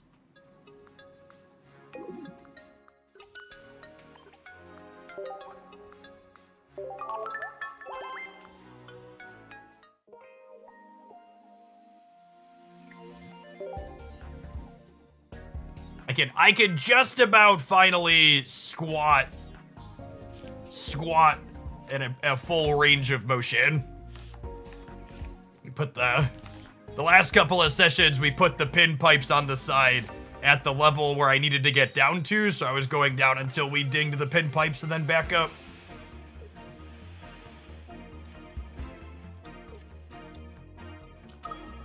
Conquer, I'd really appreciate if you just watch the meta report where I talk about the decks and how they function and answers all the questions you've asked.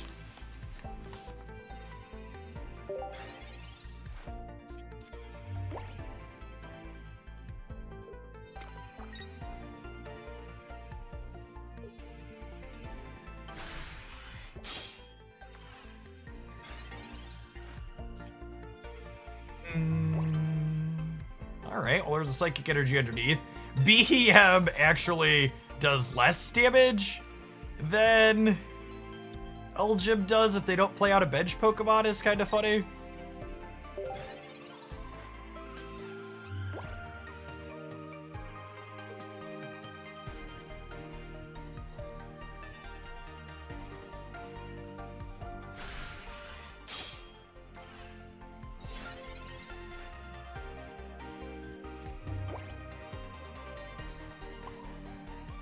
I think I'm evolving just to not get cleared here. Then we're probably switching into Jinx next turn. You play and enjoy any games this year besides Snap and Pocket? I'm a longtime Genshin Impact player. Against genuinely one of the better open world RPGs that exists. I play it a lot.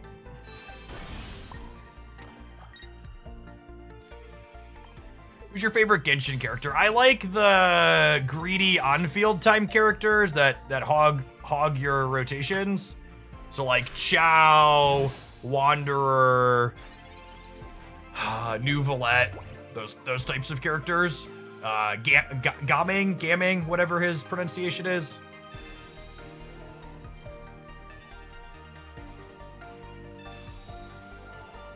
When you do your tournament, I love to see you collaborate with Mogwai. I'm actually going to be working with Spraggles, is going to be the second for casting the Hoaglandia tournament we're going to do.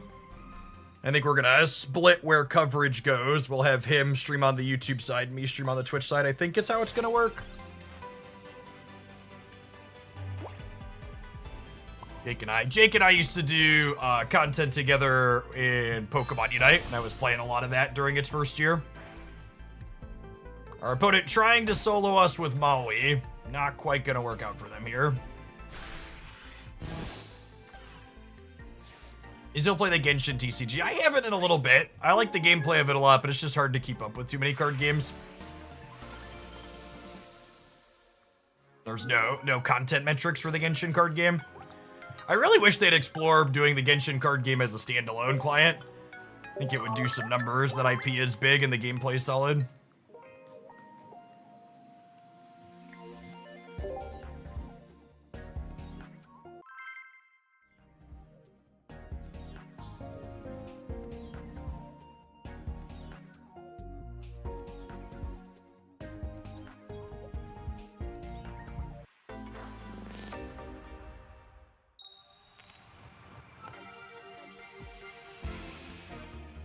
The next tourney round, theoretically, is in 2 minutes.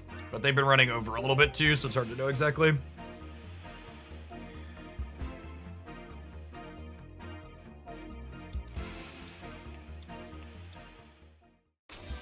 Don't kick the frog.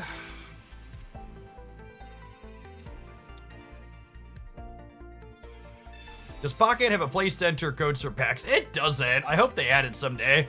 I've got a stack of TCG Live code cards that are this big from physical product. Would love to have a way to turn that into pocket value for me and my kids. Honestly, I'd probably just give them all to the kids so I can write off my purchases.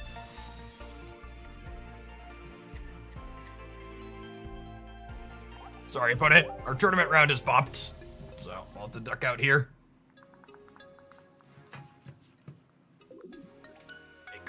The tournament wait for us for our random match.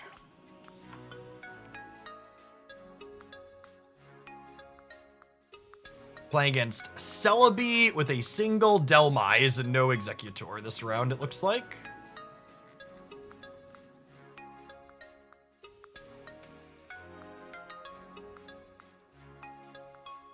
One copy of Red Card is noteworthy.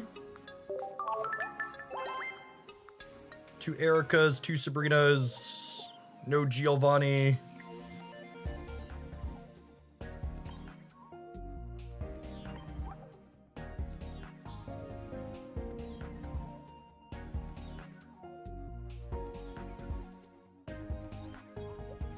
Yeah, I like Mogwai a lot as a content creator, but he is unfortunately one of the people that just doesn't manage his ad rolls at all.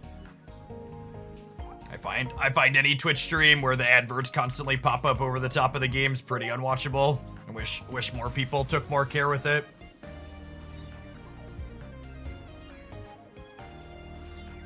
How would you go about building Arbok Weezing after the Mew pack? That's a good question. I don't know.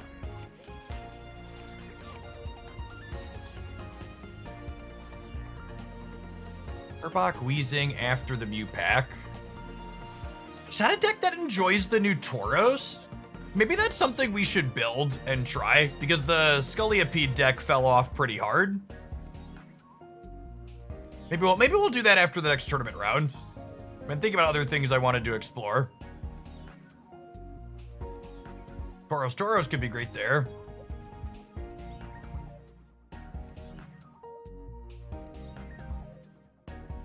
Is New Weezing an option? Maybe. New Weezing's a lot worse with Koga since it needs 2 energy.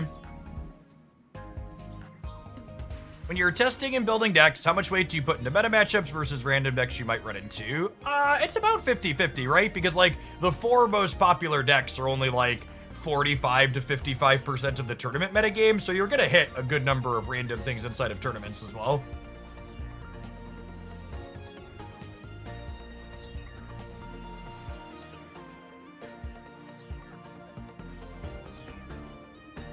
Is Gengar with Mythic Slab still cope? I mean, Mythic Slab definitely made Gengar better. So the YouTube videos telling you that aren't lying, but Gengar's still not good.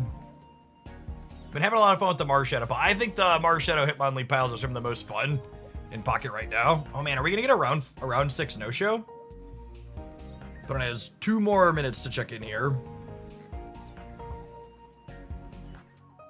Yeah, better doesn't mean good. That's exactly correct. Do you have any tips to get to max collection quickly as a free-to-play player? I mean, collect all the free rewards is the only thing you can do. I would be surprised if Pocket's economy is structured in a way where the average free-to-play player is gonna get collection complete. I would assume getting absolutely every card is gonna require spending some money.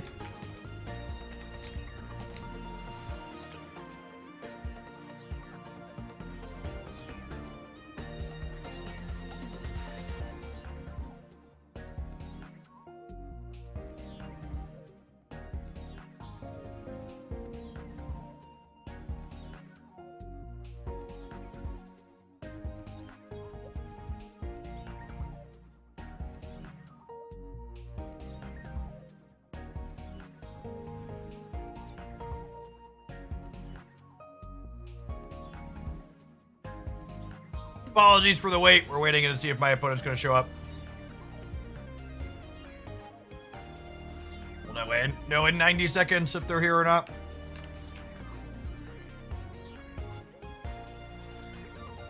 I actually think Wiggly's pretty bad right now. I think basically every deck slash matchup that you were previously playing Wigglytuff EX in, you'd rather just play Mew or Tauros.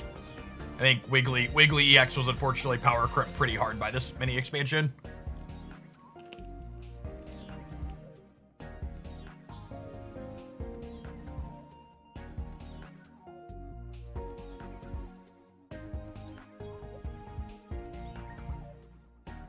And I say that as someone who played a lot of Wiggly before this 4th pack dropped.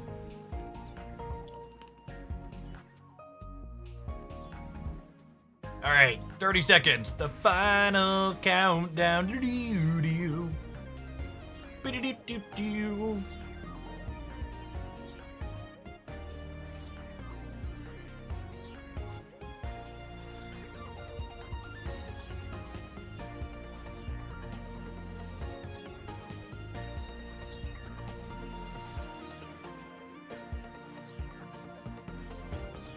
Wiggly Aerodactyl kind of slaps. That looks like we had a no-show for the round, so we are 4-2 thanks to the 2 best words in the English language, default.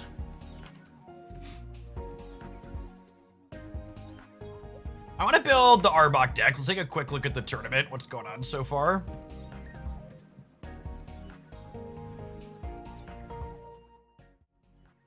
So metagame here is Mewtwo heavy, even though we've not played into any of that.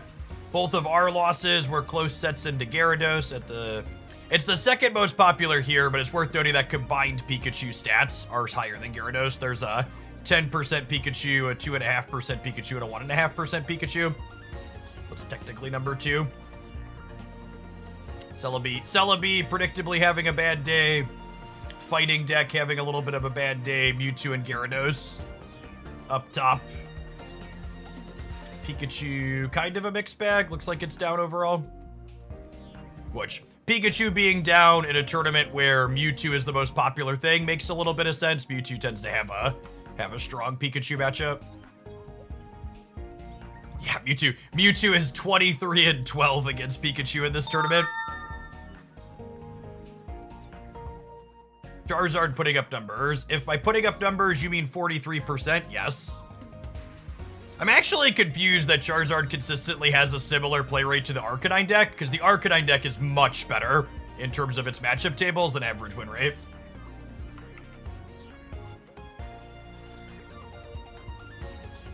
$43 is the number. Sure is. Oh, you know what? I have a booster pack to open. Let's go ahead and hit that. And we'll build the Arbok deck while we wait for the next round.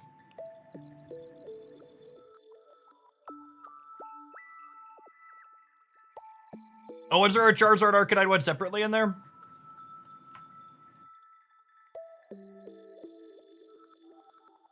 Oh, you're right, there was. That one's even smaller sample than Arcanine Moltres, though. I think I'm opening Mewtwo packs. I'm kind of not really looking for any particular 2 stars after getting my last Arcanine. There's a number I'm missing, but I don't even have first copies of them. I assume I'm just not going to finish the 2 stars I want out of Genetic Apex until trading lands. Yeah, I think Charizard's a fan favorite Pokemon, so people are going to overplay it just because they like it. Hitting for 200 points is also novel.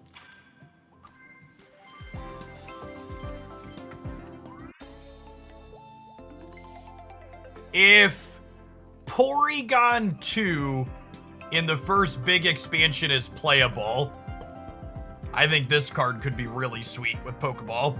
It's not remotely good enough on its own, but if it has a serviceable stage 1 evolution, I think this effect would be slick.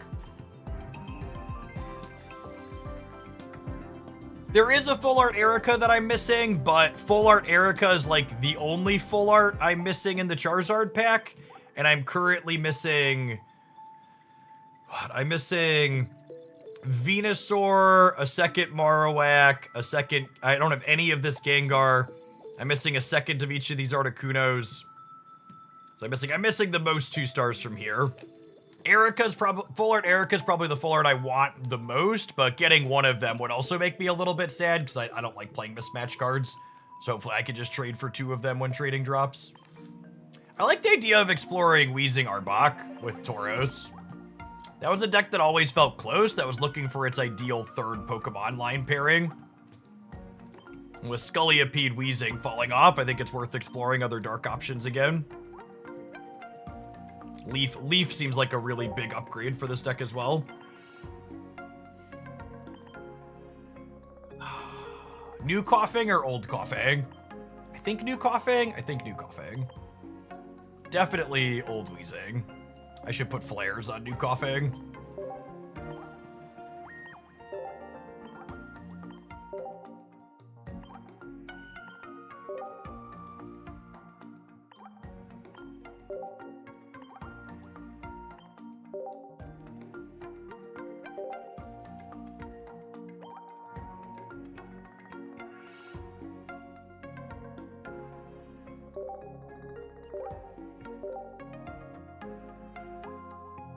Do we need 2 Koga with Leaf? Shut your mouth. Absolutely need 2 Koga. Koga's really, really good. Especially with coughing that lets you find more coughing. Koga gets even better. Koga's half the reason to play the deck. It's such a strong effect. It's not just about the free retreat, it's about clearing the damage off your card as well.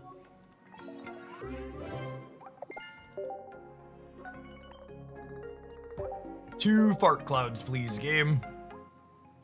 You would play 4 Koga if you could. I don't know about that. I definitely want 2. I could see a world where I want 3. 4. I think I'd set the line at 3.5 and be unsure if I'd be taking the over or the under. Do you think Muck gets better with Leaf in the deck? That's something to explore too. I would be surprised if it's better than Arbok, because Arbok has a lot of good utility in this game. But I could definitely see a world where Muck is less bad post-Leaf.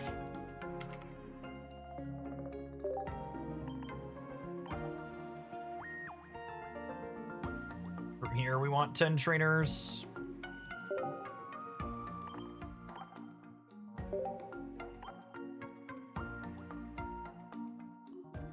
I guess it's kind of tough to fit in all the trainers I want, because I want Geo, I want Koga, I want Research, I want Pokeball.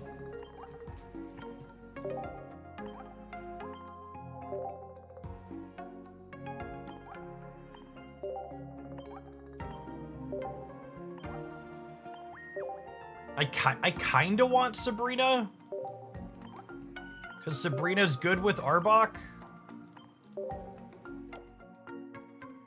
I can't have my Geos and Sabrina and Leaf and Koga.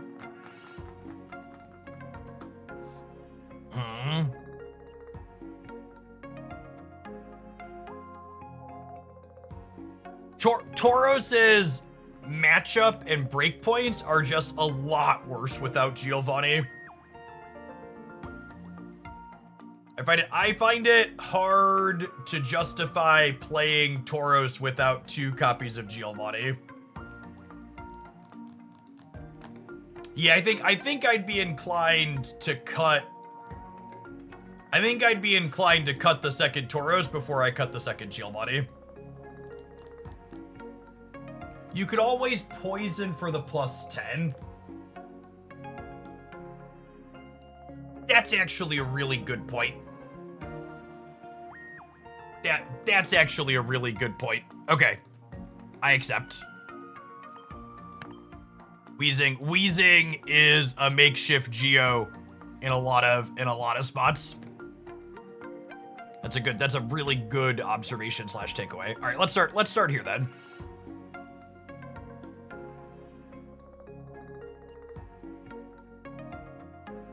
Do you think Tauros is better against the current meta than Mew in a deck like this? I think Mew.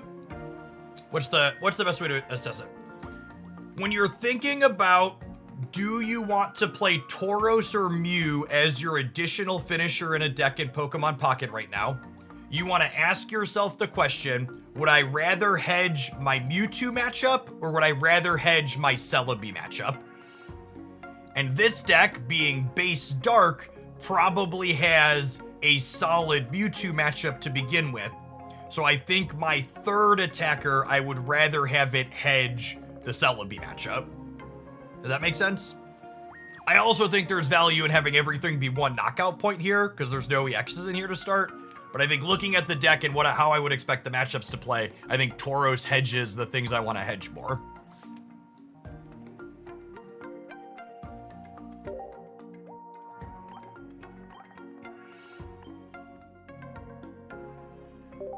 If you happen to be new here and you enjoy good, precise breakdowns like that help you understand the game better, make sure you tap the follow button and come back again.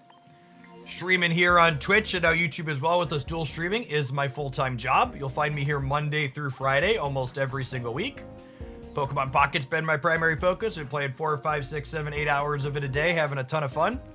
We're always trying to work and build off-meta decks and play lots of different stuff. I'm something of a relic here in the content space on the internet. I've been streaming for over a decade. Been fortunate enough that this is my full-time job for going on 8 years. Before Pocket, I played a lot of Magic the Gathering and Marvel Snap and Runeterra and a bunch of other turn-based and strategy card games.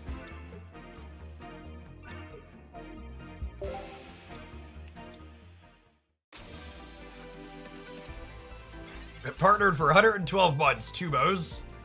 With the only full-length sub. The man, the myth, the legend. How do you hedge the Gyarados matchup? I don't think you could hedge the Gyarados matchup. It's the reason why the Gyarados deck has the most polarized matchup tables in Pokemon Pocket right now.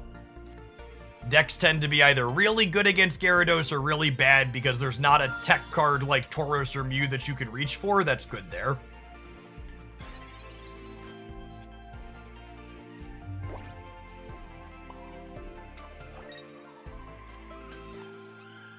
Divide my coughings here, which is lovely. Oh, it gets a little fart cloud effect too when it hits the board.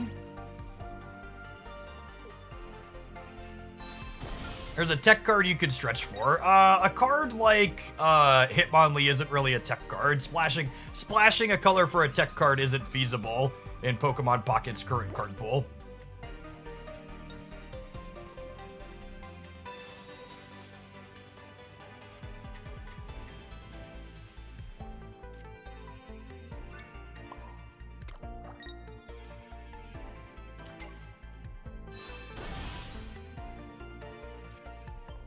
This clears the Raltsid 1 here, which is real good for us. To tackle for 50 and then poison for 10.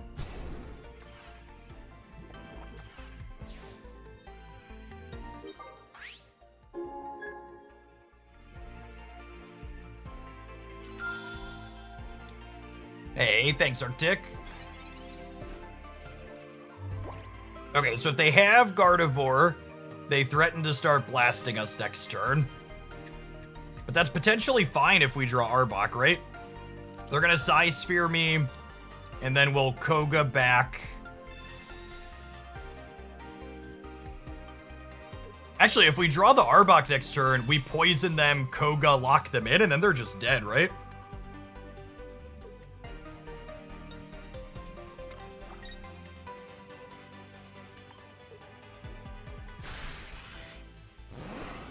If we hit the Arbok, 1 out of 5 here.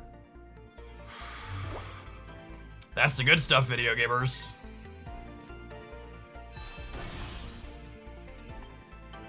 Got Leak of the Gas, right? Because this does 80, and then the Wheezing. This does 80. They take poison, 10, 10, and then 50. Yeah, game's actually just over. They're 100% dead.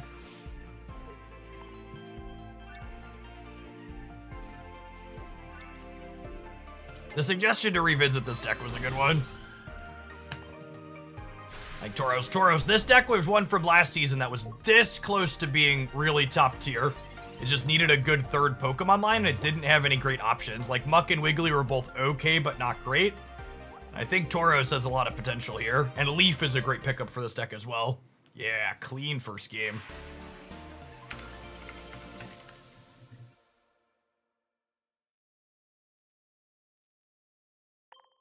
Wannabe Beetle. This is one of the longest Reddit commitments in my adult life. It beats out my relationship with my wife by 2 months. Thank you for the 90-month resubscription, speaking of relics. And the very generous tier 3 and everything else here over that absurd length. Thanks for keeping me around. 90 months. My math gets hazy. That's 7.5 years? That sounds like 7.5 years.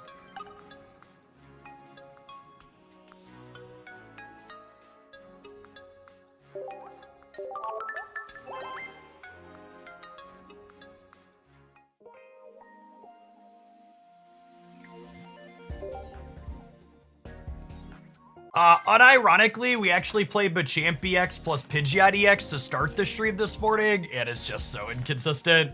I had that same idea, and stage 2s are just so hard to make work.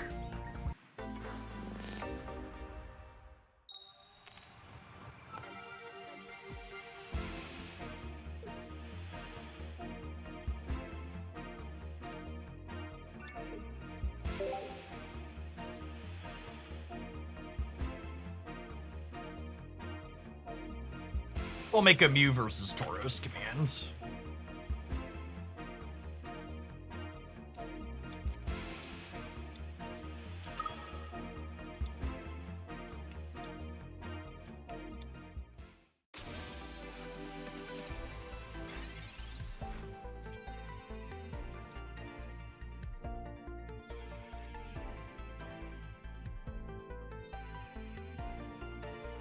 Huh. Do I want a Pokeball? The Pokeball is... That's only 25% to grab Coughing, yeah? It makes us more likely to draw Wheezing. Yeah, we hit the 50%er for the Ekans, which is what we want here, for sure.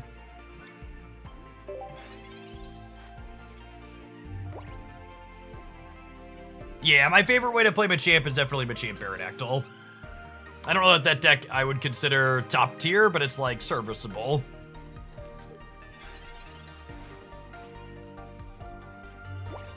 Alright, and now this Pokeball we're not using until after we division.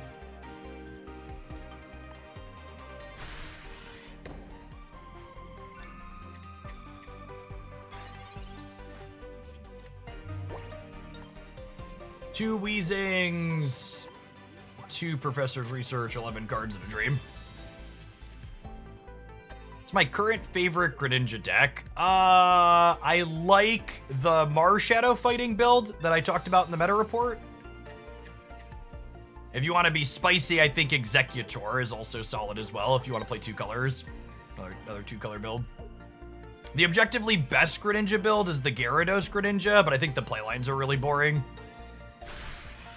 Oh, Drudagon Greninja with Tauros is solid too. There's so many great ways to play Greninja, gamers.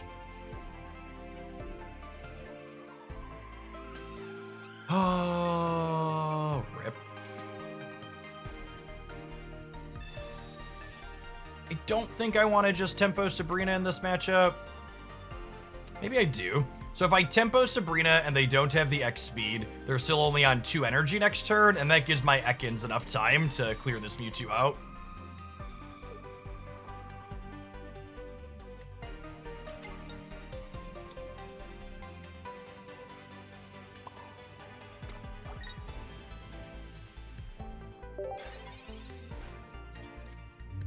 They're too off of Guardy. Yeah, but they could just organically build the Mewtwo up is the problem. Oh, I forgot to play my Arbok out.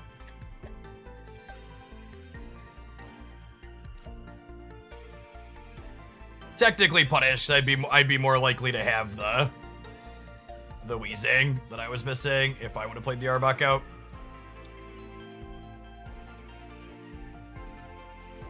I haven't revisited Jolteon a ton. We played one deck with it, but I really should get back around to it because Jolteon with blue is pretty appealing.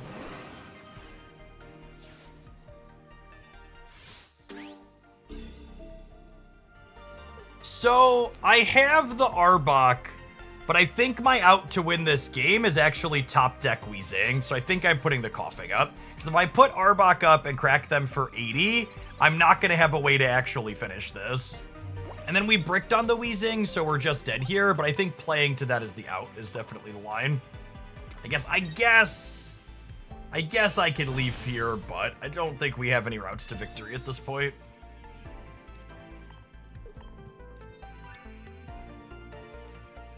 Them having first energy advantage and us bricking on Weezings is a little bit too much to overcome. Does Pocket have archetypes like Magic does, aggro, control, etc.? Kinda. There's decks that definitely classify in different ways, but not all of those definitions translate cleanly one-to-one.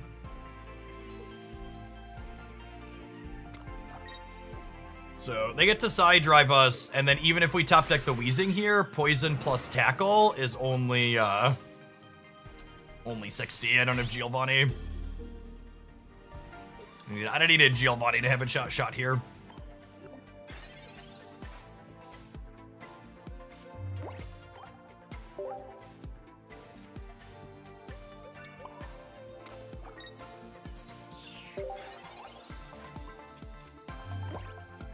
I could top deck Weezing or Leaf, and then Arbok can clear this. And then maybe we have a shot. Two Weezings, 1 Leaf, 8 cards. You have a potion too, because you're still dead.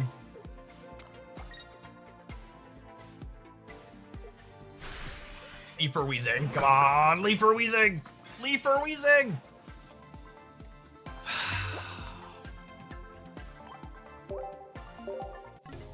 Edge. They want to play the blue there because it lets them beat Weezing plus Giovanni. It's a shame we couldn't hit our out. Yeah, we had a lot of chances for that game to break our way. It just didn't run into any of them, unfortunately.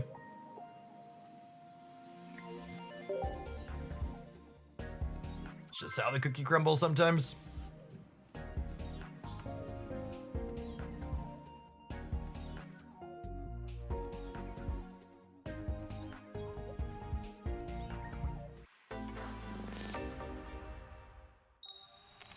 I think Executor EX is probably good enough that it can carry bad cards like Butterfree across the finish line. I'd be incredibly surprised if Butterfree is good, though.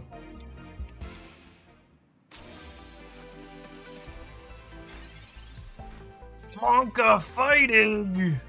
That's actually the one potential downside to trying to play this deck is the fighting decks are real decks now. It's fine. It's no big deal. Assuredly we'll be okay, yes? I suppose if they reckless charge me, the Weezing clears them, yeah? Because they're playing this version of Benki.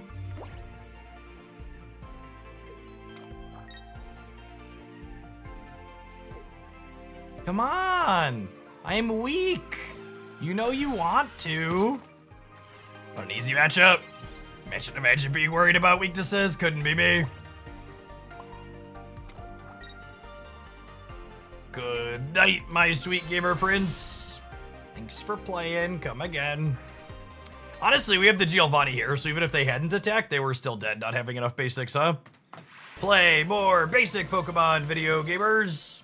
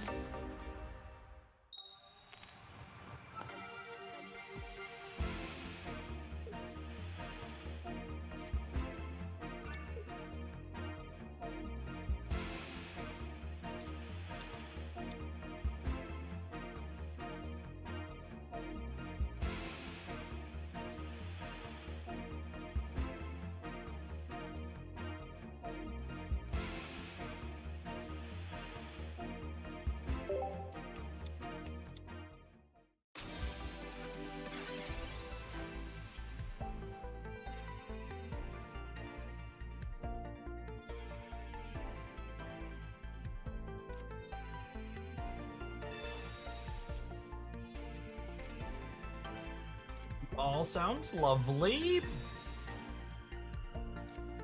Second Ekans, less lovely. I guess it's better than a Tauros, though. Tauros is pretty bad against a Venipede deck.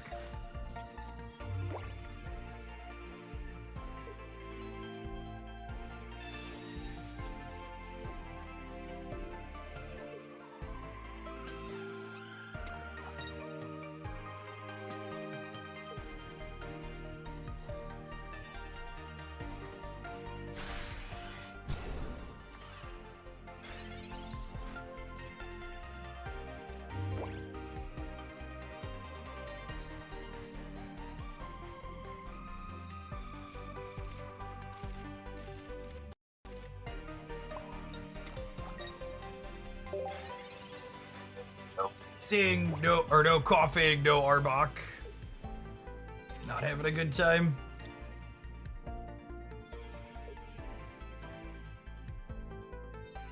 We top deck Arbok next turn. We can leaf this out and then clear this, which would be nice.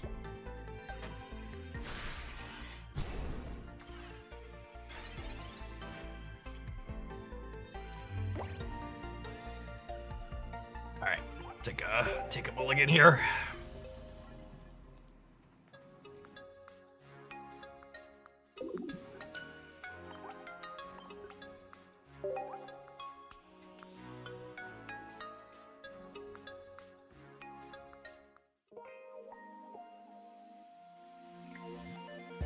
I haven't been consuming a ton of other Pokemon Pocket content personally. Dexter's probably the person I watch the most when he's doing Pocket content, because he doesn't constantly have ads over the top of his gameplay. YouTube's such a minefield to sort through. There's so much clickbait and overhype. It's hard to figure out who's actually making stuff without watching a ton of it.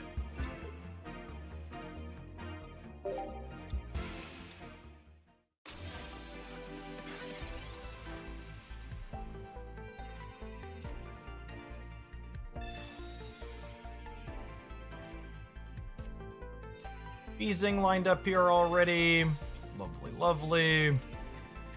I'm going to play out Ekans. I'm going to play out second Coughing, but I'm going to leave this last bench slot to be flexible into a Tauros here, I think. How many basic Pokemon is standard to play? 5 should be the absolute floor, but 6 or more is often common in the better decks. My general rule of thumb is I play 6 basic Pokemon inside of decks with no stage 2s, and if I have a stage 2, usually I aim for 5. It's a little hard to fit more than 5 basic Pokemon with the stage 2 line, because stage 2 lines just take up so many deck slots. As we've watched basically every meta deck evolve, they've evolved towards more basics as the deck lists get optimized. It's like the TLDR for Pocket's brief history. Every time it's like, oh, there's an innovation and this deck is better now. The thing they did to be better was play more basic Pokemon. Do you consider fossils basic Pokemon? Kinda. I think 4 actual basics and 2 fossils is fine. I think I would count fossils as basic in... Yeah, I guess that the Machamp Aerodactyl EX deck I like is 3 basics, 2 fossils, 2 Pokeballs. It's like 5. That's close enough if you squint.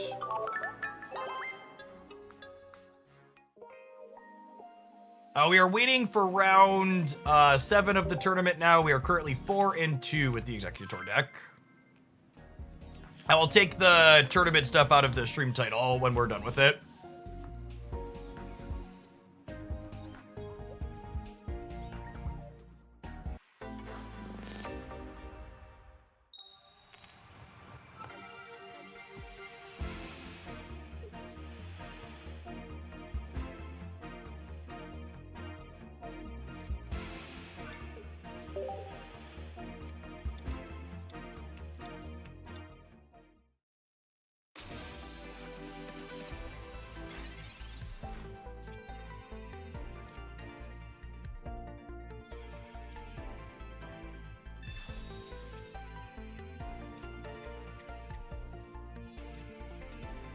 They do a Mewtwo stuff or Alakazam stuff here. I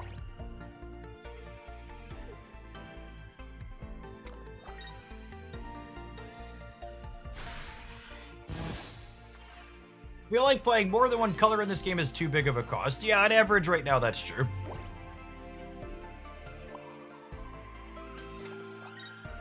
All of the good decks are one color. Things that play 2 are only like B tier at absolute best.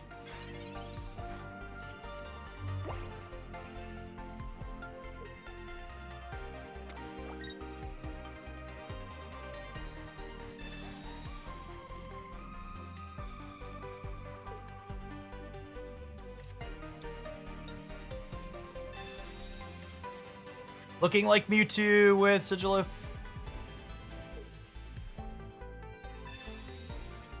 Find out here when they play their next basic out. Yep.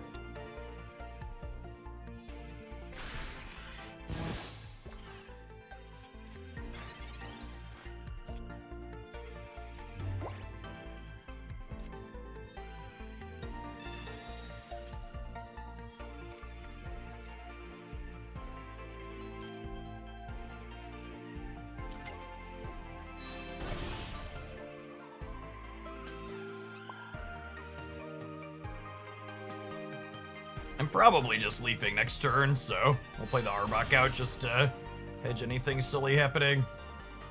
Like a red card or something.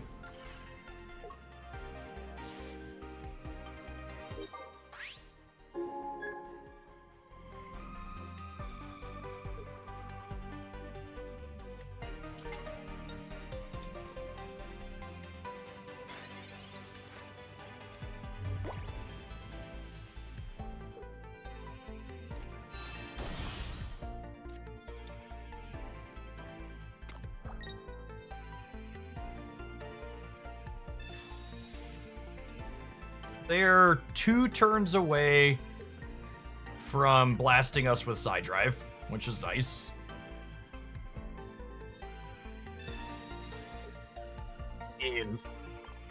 I was debating if I wanted to put up Weezing anyway, so we're just done here again, right? Because we have 1 knockout point.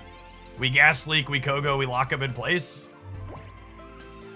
This matchup is so comically good.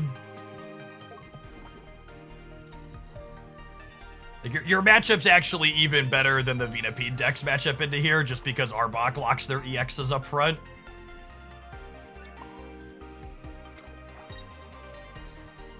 Alright, for my next trick, you're staying right here and we're done.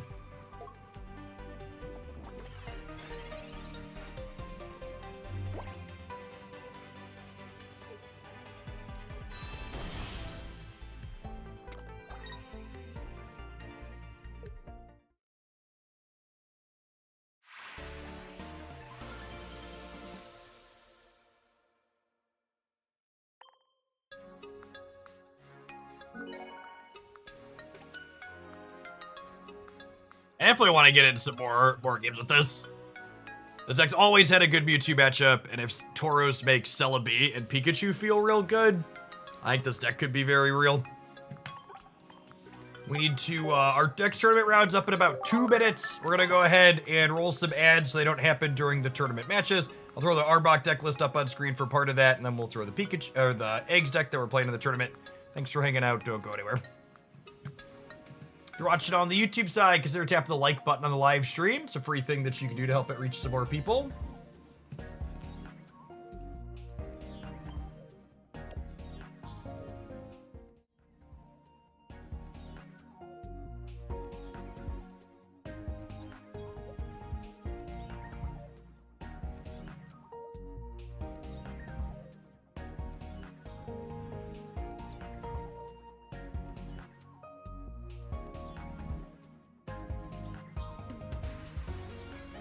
Budding Explorer kind of counters Arbok.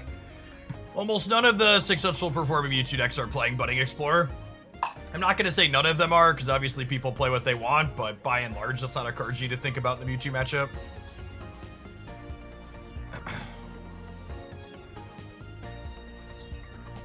There's not room in this deck to play cards like Blue. I already want a second Geo and a second Sabrina that I don't have room for.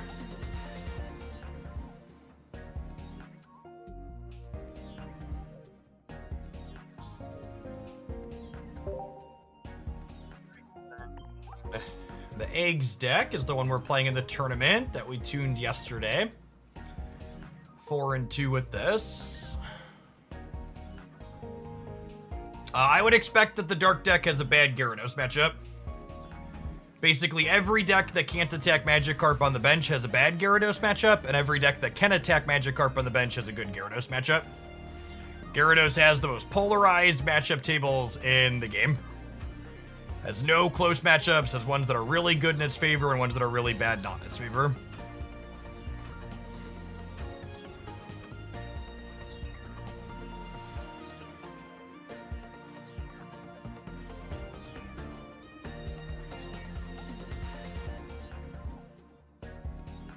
All right, last match, just finishing the tournament round. Hopefully we'll have that up here momentarily. I'm gonna pedal till it does.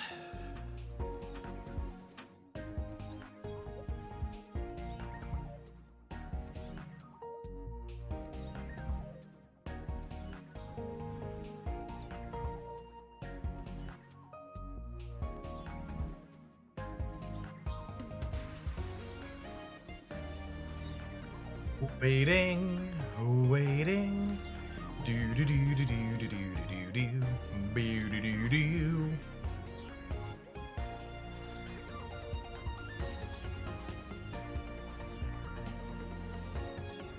I think Pikachu is the objectively best deck in our current format, but I also think the margin by which it's the best deck is small. I do not think there is a clear standout, this is the deck to play and beat. I think all 3 of the top decks have their ups and downs. Tomorrow's video on the YouTube channel for Hoaglandia Pocket, it's actually going to be an updated meta tier list where I talk through where I think all the common decks stand and rank them and why. Talk about their matchup tables and stuff.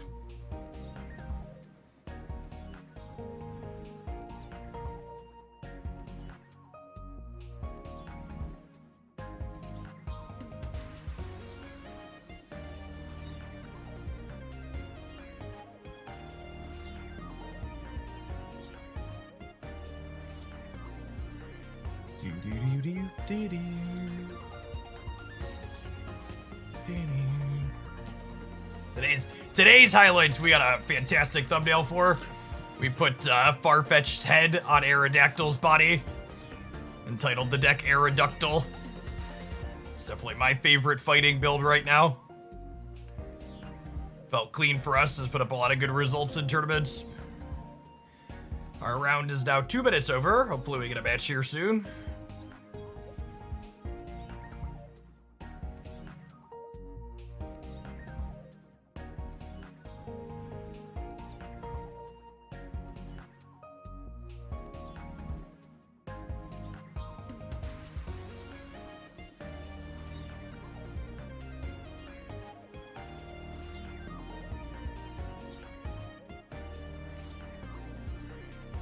Why is the deck list so blurred? Because Pokemon Pocket has a really awful deck editor, and there's no good way for you to... Can you share the Gyarados deck? You should check out my meta report from yesterday.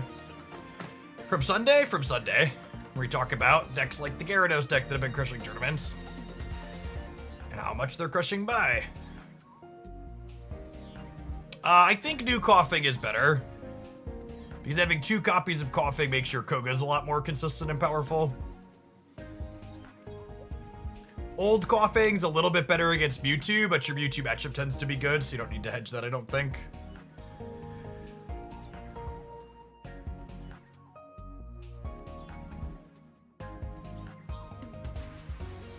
This application's client could use a lot of QOL, the deck editor especially. It's real bad. For people asking why it's not bigger, it's because look at how large it is when I share my whole screen. That deck view is simply me using OBS to blow up this tiny portion. And there's no way to see the whole deck list at once because it does this stupid... I'm gonna show you 5 cards here and 10 cards across the top instead of stacking it 5 by 3 like you would want any sane thing. It's extra dumb too because when you zoom out here, it stacks it 3 tall here. But like the deck editor would just be markedly better if it would just stack 5 by 3 in this view. It's also very silly that it rearranges these things in weird orders. This deck list doesn't show. What's a deck list that shows? Them putting it in a silly order.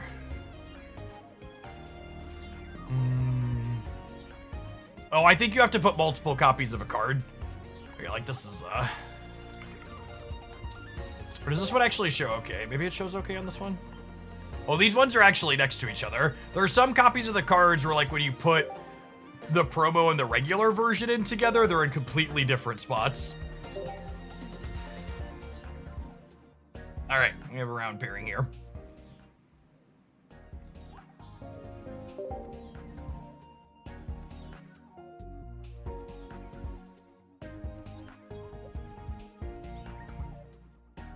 All right, playing against Mewtwo. I'd love to get a round in against that. Sounds great.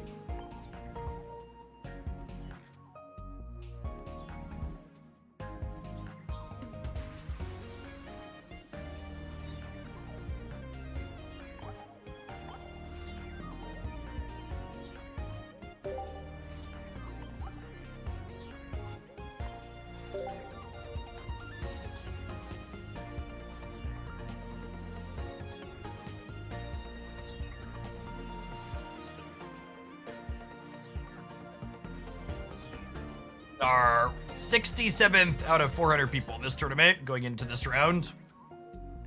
Probably finish top 32. I don't think we can make the top cut. I think the top cut's 16.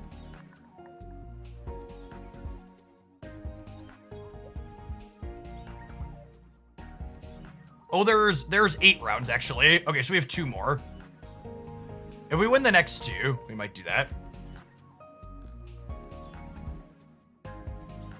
Why don't you ever play Magic Arena anymore? Because Magic the Gathering isn't a game I find fun. And Magic Arena and Magic in general are very slow and clunky and cumbersome to play. They also don't have very good metrics for content anymore, which makes it harder to support my family. But even if I could support my family making Magic content, I don't think I would. Other games like Pocket and Snap are just better games in 2024. Almost 2025. Hulk, thank you for the 44 months. I appreciate that. Welcome back.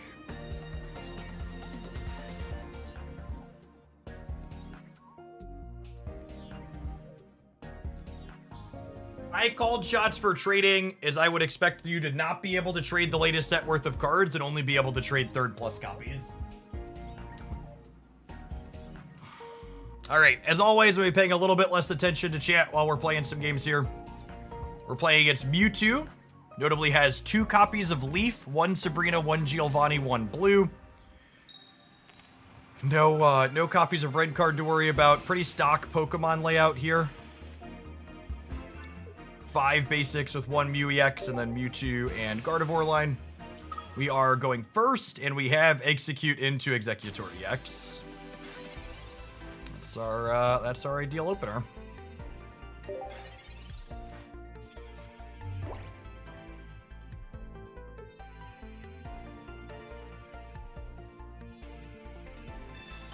Yes, most tournaments are open deck list. I think this is the first time we've had Egg turn 1 on the play in 6 rounds of this tournament, or 7 rounds, or whatever it is.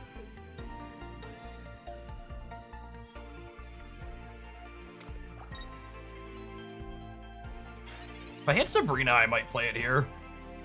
Alright, don't have to think about that choice right now. Let's go fishing with Pokeball.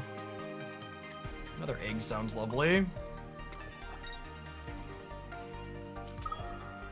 I guess the downside to this Egg is if they have their one Sabrina, they could take a knockout on it.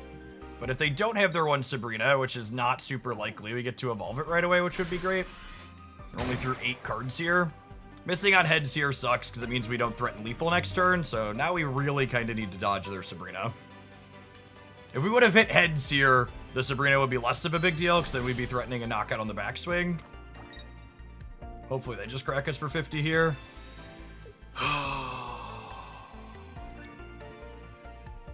They have the Sabrina. Are they also going to have the Gardevoir on curve?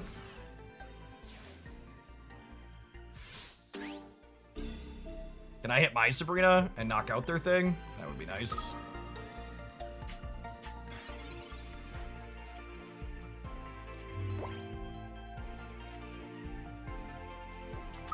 All right, if they have Gardevoir plus their one of Giovanni, we lose.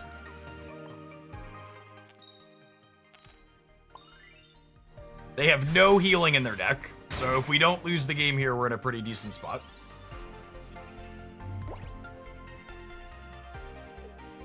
They do have 2 copies of Leaf to bail this Mewtwo out. And keep the energy on it, which could be scary if I don't top deck my Sabrina.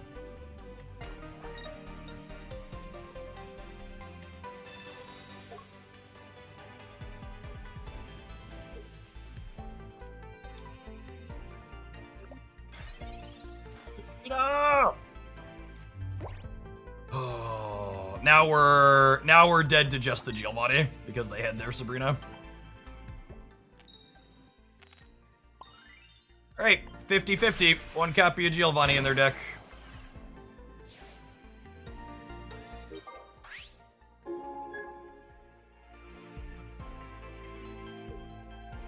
They had their 40%er to have their Sabrina. Do they have the 50%er to have their Giovanni? We need one of these 2 coin flips to break our way.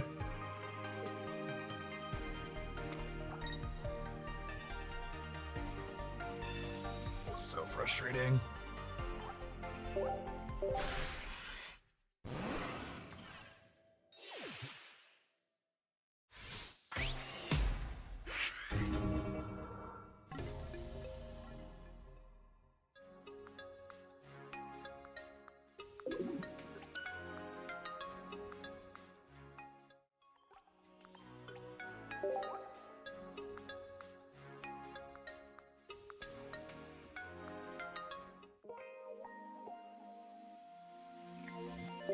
Classic Twitch chat interaction suggesting I should change my deck list after we lost 2 coin flips in a row to lose a close game.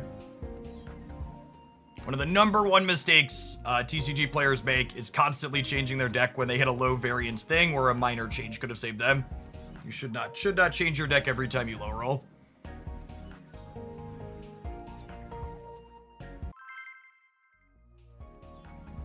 That's true. We lost a 3rd coin flip as well. If we would have hit heads on our first egg flip, we also win. So if we hit running egg flips, or they don't have Sabrina, or they don't have Giovanni, we win that game. That's a good call. So that game was a 1 in 10 for them to hit 3 flips in a row profitably.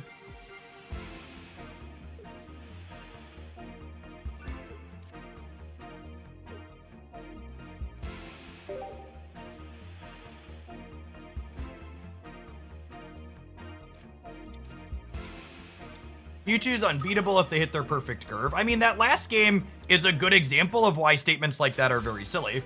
My opponent had a very strong draw in that last game while having first energy advantage, and I still had 3 separate opportunities for them to miss on a thing and have me win the game despite them having a very strong start. Actually, and again, too many people get caught up on did I win or lose and don't focus on the, okay, well, what breaks happened? How likely was the thing I experienced to have happened in this set? It's really easy to focus on just the result and ignore the, okay, well, what was the likelihood of this happening again?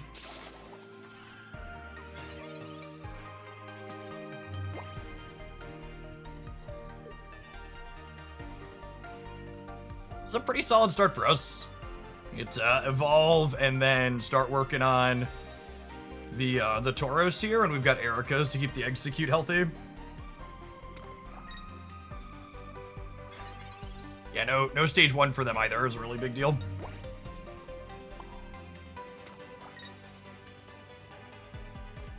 Yeah, exactly that. If your opponent had a really good draw and you still had lines to win the game, you're probably in an all-right place in the matchup. Obviously, it's a card game and anything can happen, but I think this deck tends to be decent into Mewtwo overall. We lay the smack down here.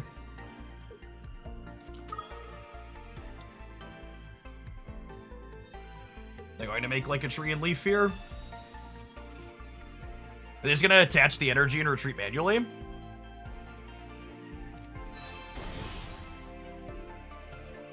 They don't have any X speed, so they're going to go down to 0 energy on board, but they're also working towards a Gardevoir, which can make up for that.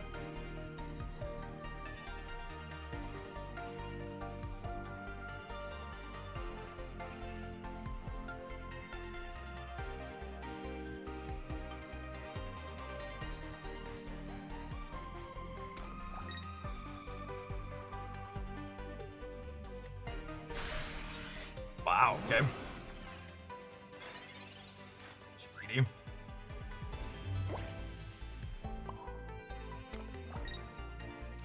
It's a shame I don't have Giovanni to take the guarantee here.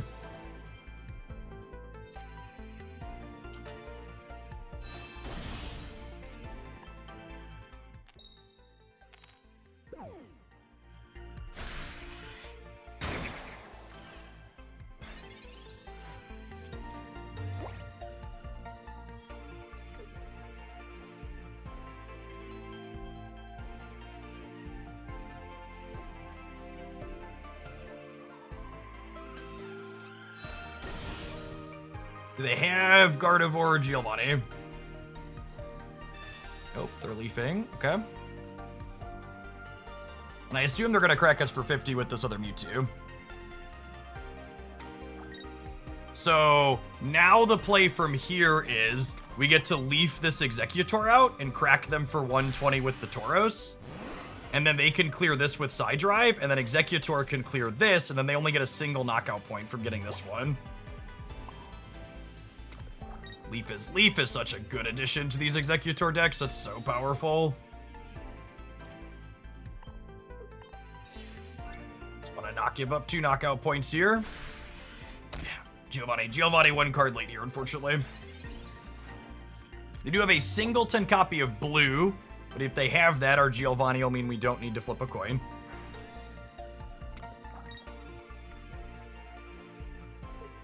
They don't have any potions, so their things just have the HP that they have.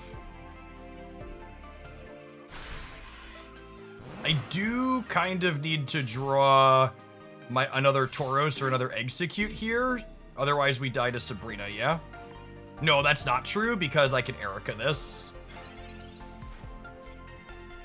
Hey, we got the Tauros anyways. I'm gonna say we're 100%. We're in a really good spot here. Yeah, baby egg being a single knockout point is so crucial in spots like this. Your deck is definitely built wrong if you're not playing one of those. So now they need to try and get a knockout with Gardevoir and Ralts, which is pretty unlikely.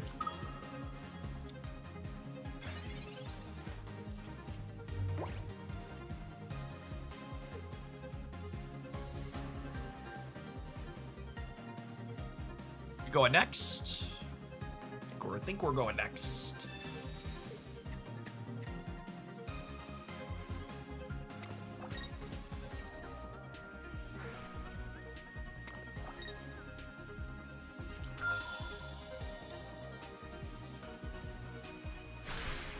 Eastern time in the time tournament round. Okay.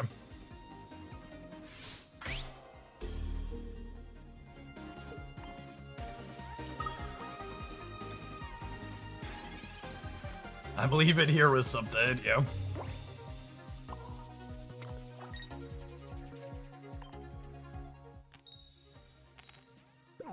Good variance allotment, taking a tails on the way out the door when we don't need the heads.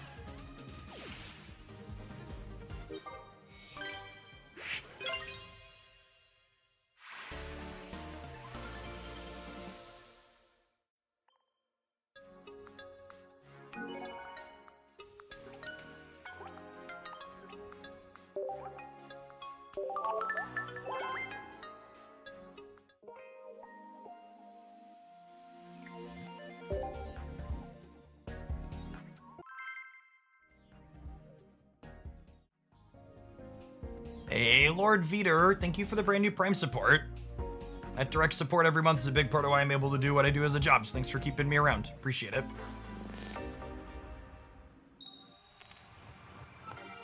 Anybody else out there is an Amazon Prime enjoyer? You get a free sub every month with that. Can send a couple of buckaroos from Jeffrey Bezos to Jeffrey Hoagland. Think of it as a Jeff to Jeff wealth transfer. Appreciate the folks that hook that up every month.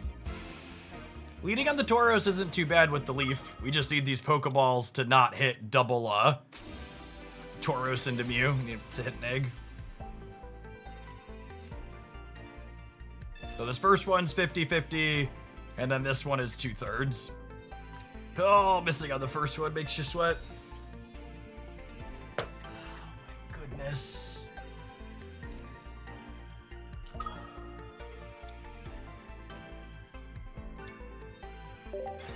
I guess our fail state being Mew is still pretty okay in this matchup. If they don't have Gardevoir right away, Mew gives them a hard time.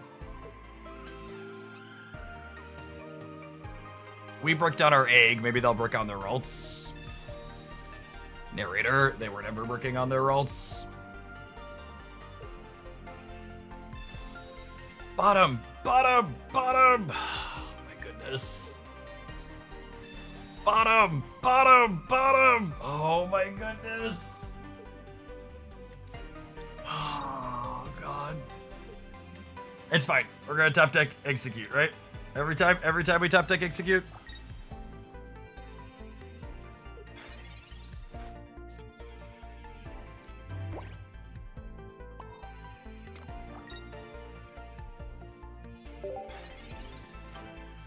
Drew Big Fig, thank you for the 15 months. Good to see you back from the Magic Arena era. Thanks for the support.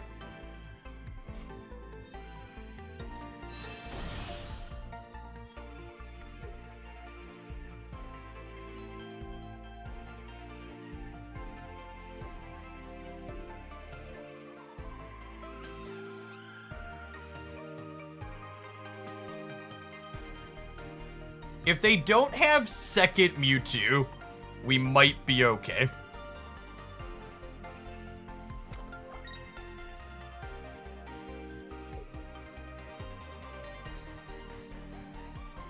If they don't have second Mewtwo...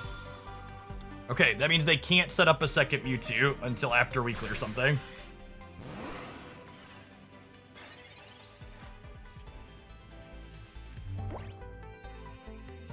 Okay. And now we've got them in kind of a medium spot where if they clear this with this, we get to take a knockout with this. And if they don't clear this, I get to retreat back to this and start attacking with Executor EX and apply pressure.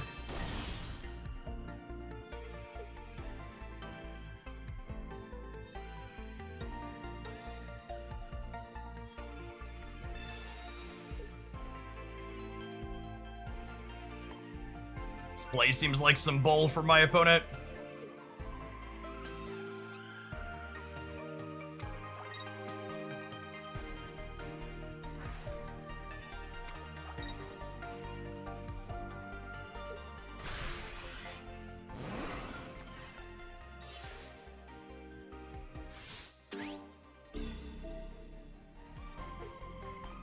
That was their only copy of Sabrina.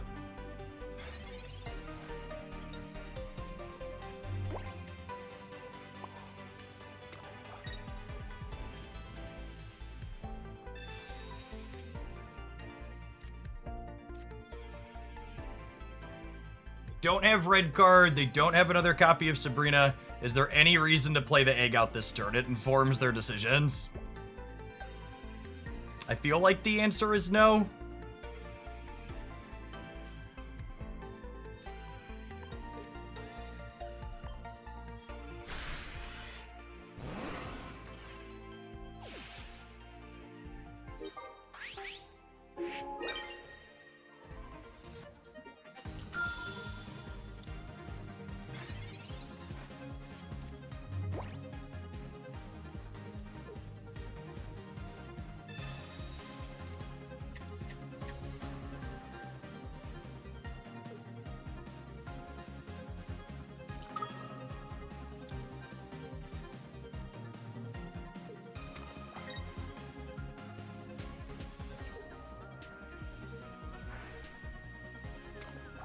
So, I think with the double Giovanni, we actually evolve into baby egg here, which is another reason to wait to evolve. Because I think the way I lose this is them accidentally taking a 2-point knockout. I like miscalculate something. This gives me more flexibility. So I think we swap this. And then we burn a Giovanni here, because burning a Giovanni this turn means that Executor only needs 1 heads to clear this Mew through a copy of blue.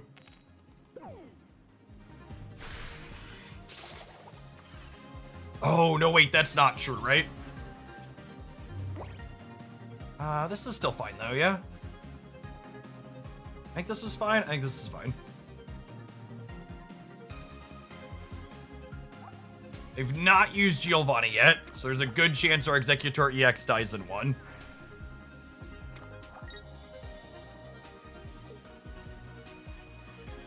Haven't played either Erica yet. We need this to be Tails, or I need to draw Erica. Although I suppose they need to burn their Giovanni to clear this with another heads. We hit the Erica, so it doesn't matter. Do I just start charging up Tauros at this point? I think so, yeah, because I want to threaten a big burst of damage from a non-EX Pokemon. And if I want to attack with this, it only takes 1 energy.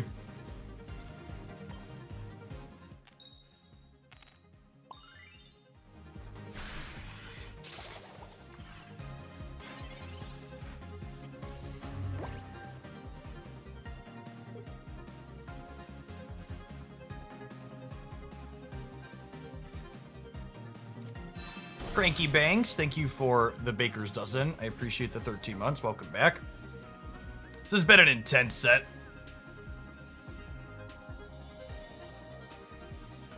Good back and forth. Definitely feels like we're in a favorable spot here. It's not quite over yet.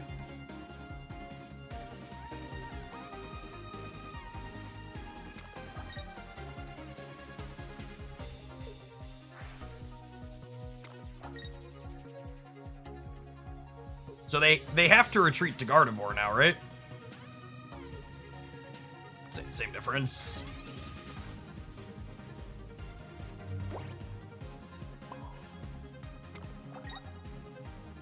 And again, they don't have another Sabrina, so I don't need to play out the other Execute, letting them know I have it.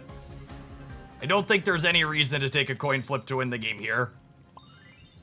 So if I take a coin flip to win the game, they can kill me with the Giovanni on the Executor EX, so no reason to get overly aggressive here.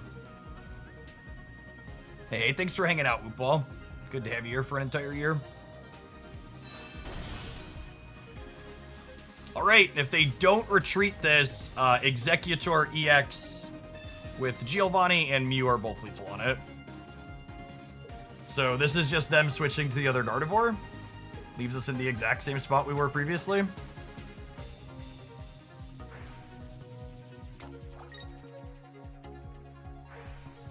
Oh, I suppose without the second Erica, the Psyshock kills me in 2. But with the second Erica, I think we're locked up here. They just have no healing or sustain other than their 1 copy of blue, and we have our Giovanni to counter that at any point.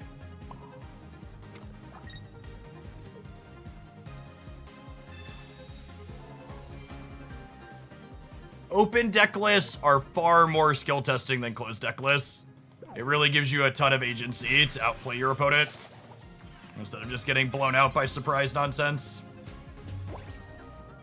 Tom, thank you for the 105-month resubscription. I appreciate that. Welcome back.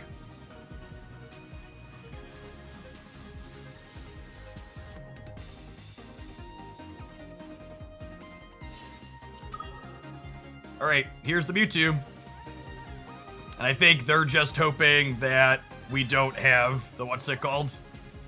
Their out is hope the Giovanni's in my bottom 2 cards, but it's not, so we're done here. Tom's one of the OGs. I believe Tom's the second longest Hoaglandia sub after Tubos.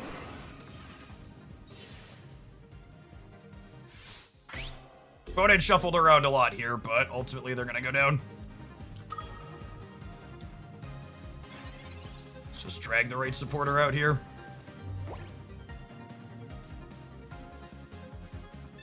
Oh, don't play Professor's Research, yep. Good night. I take a breath after that one. Good stuff. Thank you. Thank you, Mew. Our 5-2 gamers. One more round to go.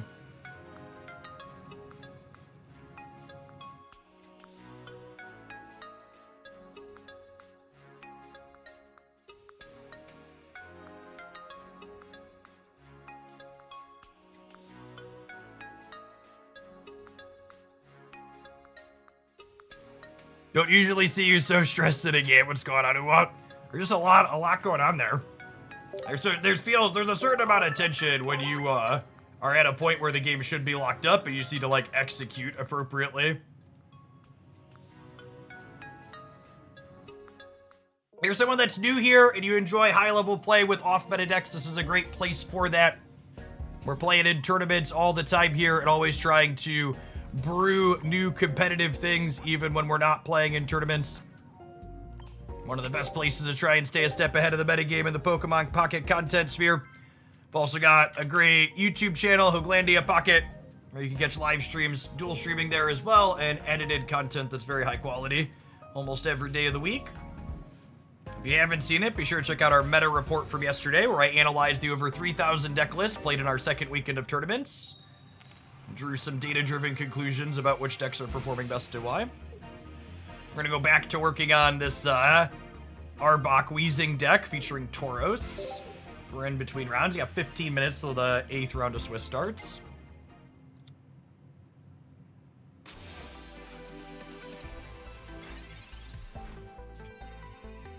You with a fire energy must just be frontlining, huh? Maybe the Arcanine deck, perhaps?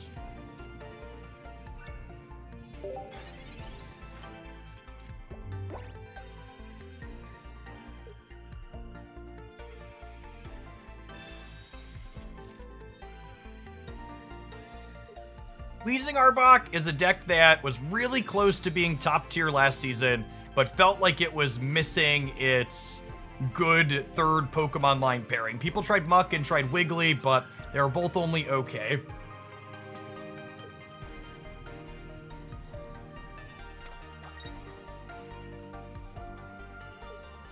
We're treating this out before I get my weakness hits in. They're not. 50% to be Coughing, 50% to be Tauros. I think Coughing's the better of the two for us here. Do I want a division, or do I want to just start cracking with Ekans? I think I want a division.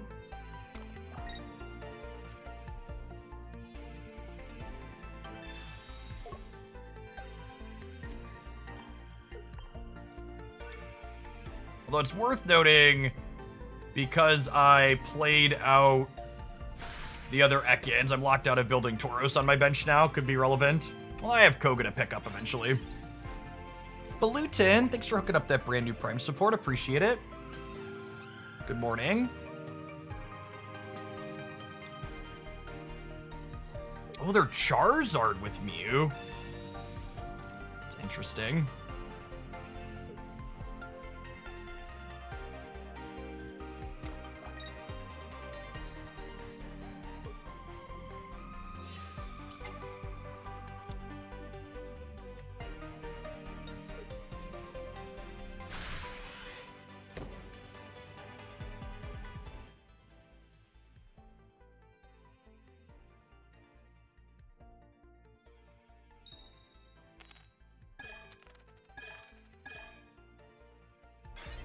Gosh, my opponent's Moltres must be taking lessons from my own. That's how most of mine look.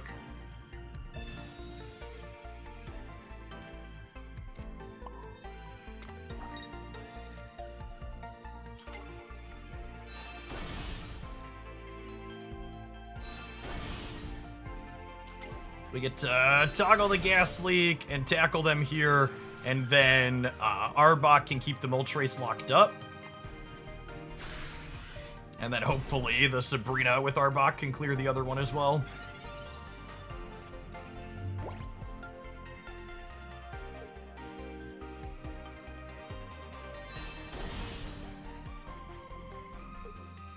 I think it's very possible that second Sabrina is better than second Tauros in this deck. However, when I'm testing a new card in a deck like this, I like to play 2 copies of it so I can draw it more frequently to get a better feel for, is the card actually serving a purpose for us?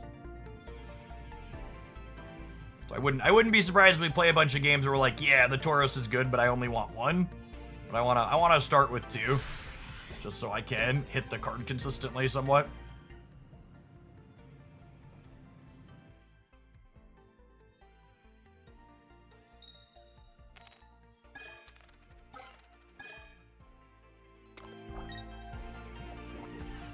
Damaged. Second Arbok's a real good draw here. So we'll Koga this back. Arbok's gonna go ahead and lock in Moltres here. I don't know if I'm playing this out just yet. And then with the Sabrina and the Mew on the bench, even if they hit good energies for this Charizard, we'll be able to fish up the Mew and then lock it in with Arbok.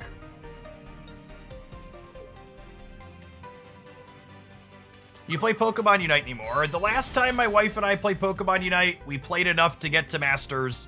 Our first match in Masters, the lowest MMR person on the team locked in Absol and called center, and then proceeded to int at every possible opportunity for the rest of the game. My wife and I shut our switches off and haven't loaded it since. We're like, yep, that's a good reminder of what's going on here.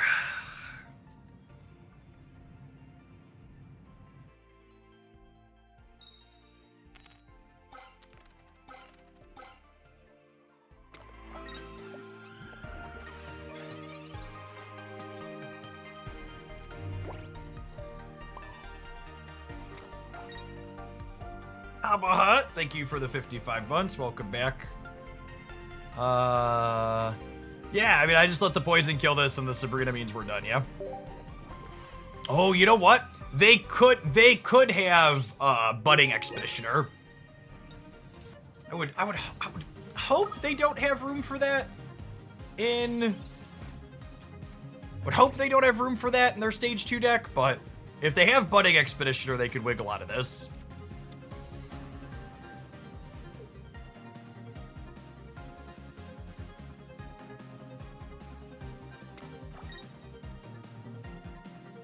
Yeah, stage 2s take a ton of space.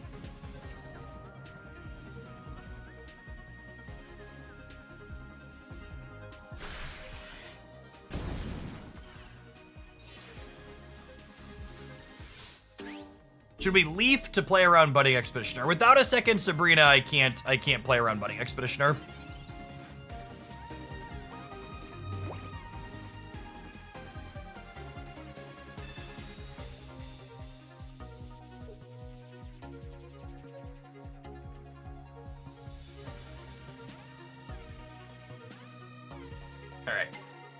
If I had 2 Sabrinas in the deck, I could have retreated to the Weezing to play around them having Budding Expeditioner here is noteworthy. I could have saved the extra Arbok, but without a second Sabrina, that's not an out I can have.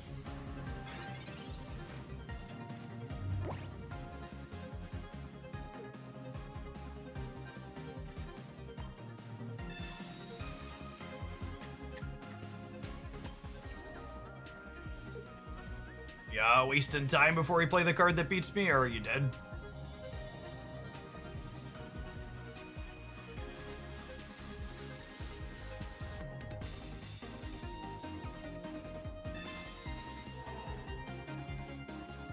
The Candy Crush promo runs till the 26th, Doombuggy, so a little while yet.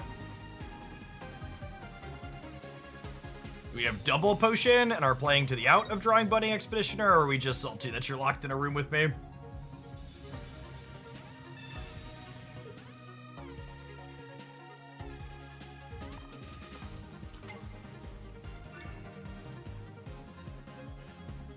think they're just salty that they're locked in a room with me.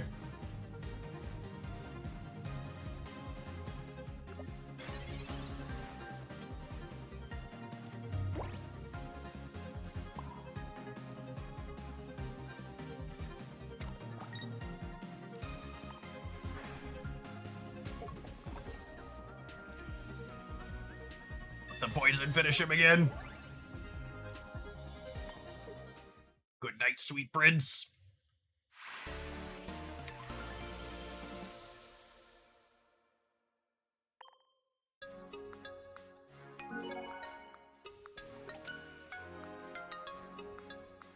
All right, in theory, we've got about 5 minutes until the next round of the tournament starts. We gotta take a brief pause for the cause and run some ads now before they happen in the middle of the round. I'll throw the Arbok list up here, and then we'll throw the eggs list up while we wait for round 8.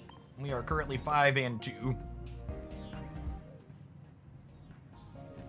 If you're watching on the YouTube side, consider tapping the like button on the live stream.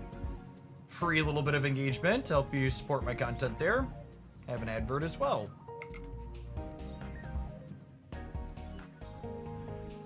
Hey, Guard, thanks for the 2025 biddies. It's very generous of you. 2024 is a great year. Hopefully 25 can follow. Should be a sweet year for Pocket. I'm really looking for it. Like, Pocket's sweet now. It's gonna be awesome when we have 4 times as many cards.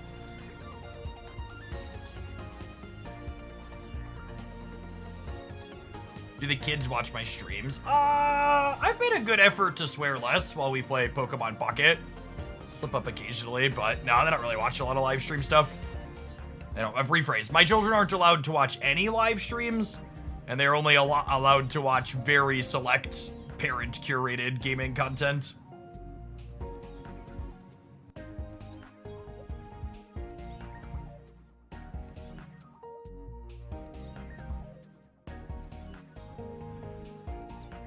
So, Zenless Zone Zero just seems to be eternally on the bounty board, so we might actually do another hour of Zenless Zone Zero today. I think Koyoverse's evil plan is they're just going to sponsor me enough times until I'm hooked on another one of their games. I don't know that I can afford another Genshin Impact addiction. I will say I appreciate the folks that stick around for those sponsored hours. The Zenless we've been playing, pays me based on viewer count, so if you want an easy way to support hanging out through the end of the stream, we're gonna play through the tournament and play a little bit more Pocket past that. But yeah, we'll probably play another hour. Yeah, I think Hoyoverse's games are genuinely some of the best RPG gacha style setup systems. The fact that they're not PvP whale hunting is great. Like, you can pull characters for a wider range of gameplay if you spend money, but you can get them eventually, and there's no pressure for you to get them sooner, because you're not, like, trying to beat other people.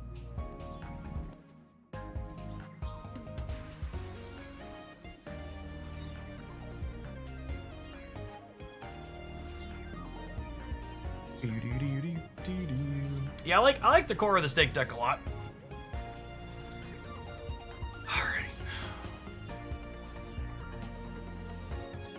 Alright, we're gonna hop into another game with the stake deck, but we might have to leave it early if the match fires on time. But I don't wanna sit here and do nothing for potentially 5 or 6 minutes, so let's see if we can sneak another game in.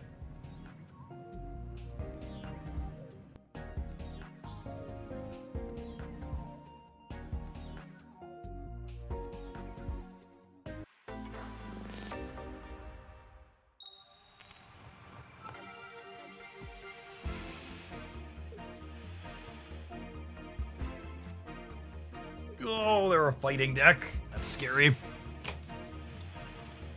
Oh, don't lead on Primeape. Don't lead on Primeape. Don't lead on Primeape. Marshadow, cool.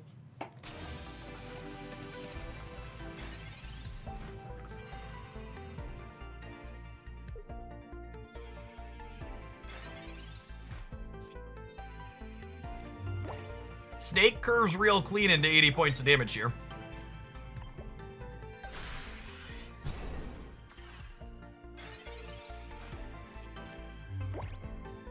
Opponent's username is Squirtle Anya. Speaking of, do children watch streams? That one probably goes over their head at least, I suppose.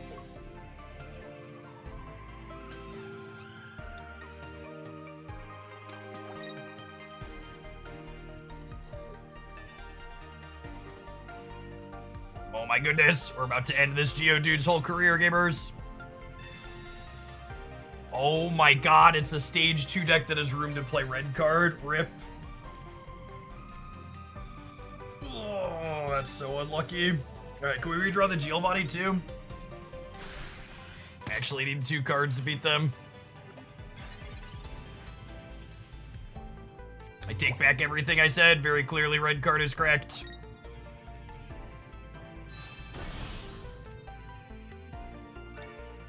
Obvious about face. I just like one of those spots, right, where like there's a chance I didn't have it and they wielded me into it to begin with and they'll just never know. Graveler only has 100 life, so if they don't have another potion, I actually get to clear Graveler. Oh, they don't have it? That's so good for me.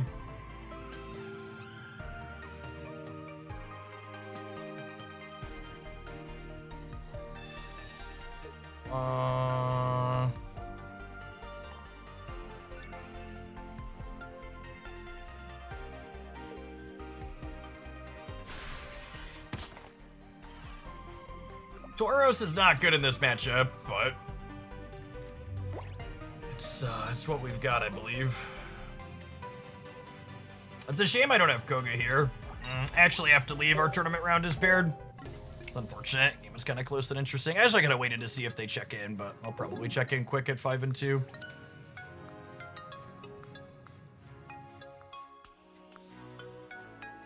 Oh, Marshadow wouldn't work if we poisoned them. God, I should have kept playing. I should have kept playing and waited for my opponent to check in. Nah, I'm annoyed. What a tilter. All right, so we are ranked 48 going into this round. And some... No, I don't think any 5-2s are gonna make it. I think we're out of top cut. We'll play the last round for funsies, but I think we're locked out of top cut due to breakers. It depends on how people draw. If people are smart, they'll all draw in. It's a top 16 cut. Now I'm extra annoyed I didn't finish that game. It would have been interesting.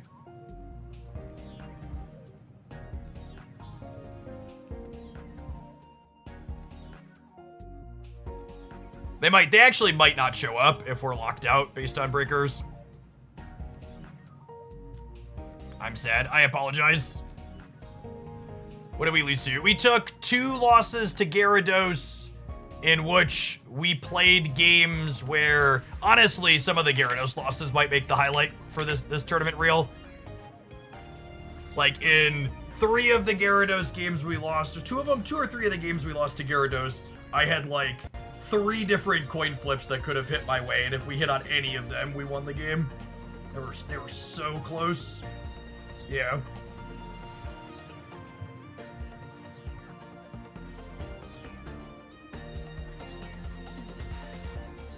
We're a really good showing of the Eggs deck potential into there, despite not quite making it.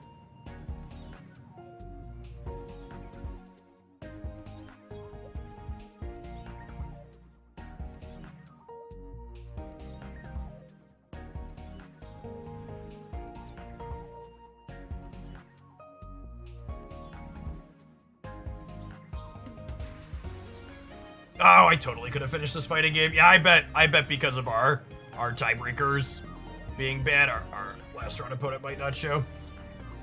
I don't think either of us make it with a win. Can show the what's it called here. Oh, hey, look! The Aeroductal deck. This is gonna be today's deck highlight on the channel. I think this is the best fighting build right now. You should definitely play 2 Hitmonlee, but I think, oh my god, they cut Hitmonlee for a red card. What a degen. God, people are so bad at building decks. Oh, they checked in. We're gonna play a match. Sweet. Yeah, these 20 cards are the highlight for the Hooglandia Pocket channel. We played it a bunch yesterday. I think this is the best fighting deck in the current format. It's really, really solid. All right.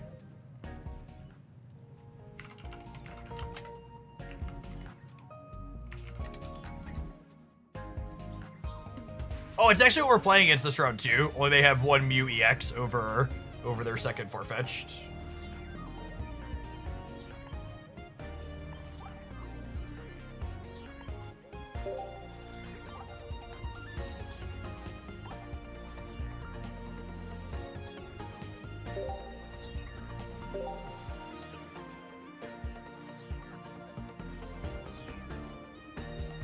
Yeah, I was really underwhelmed by the Primate build. We played both Primate and Duck builds yesterday. I think the Duck build is markedly better.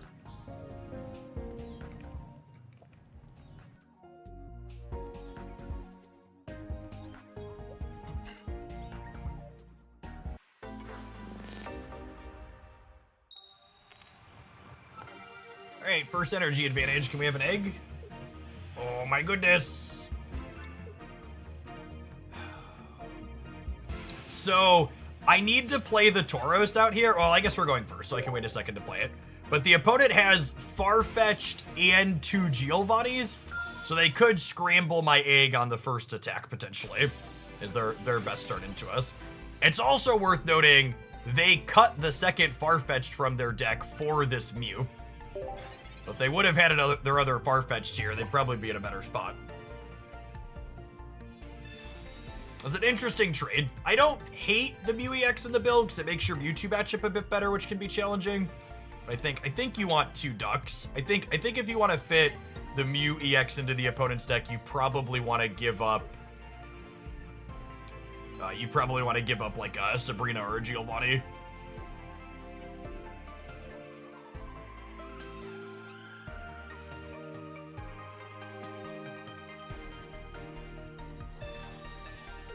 Yeah, and unfortunately, I had to play around Farfetch plus Geo, which leaves us exposed to Sabrina if we don't top deck Leaf.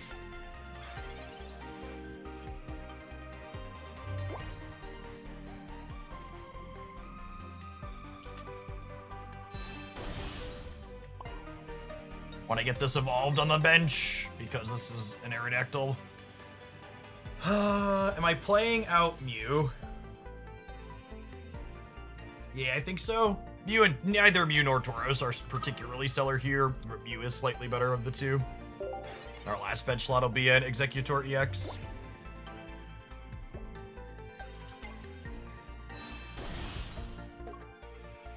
So if they have X speed, they get to clear Tauros here, because it's weak to fighting.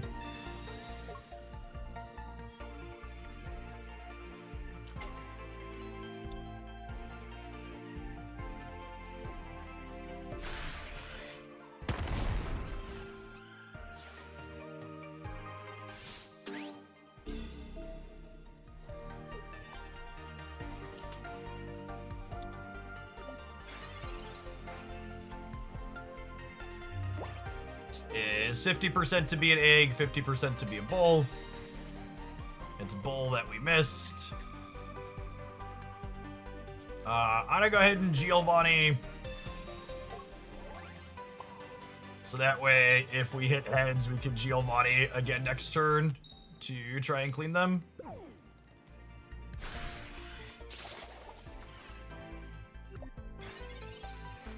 Maybe it's right to play the Tauros out.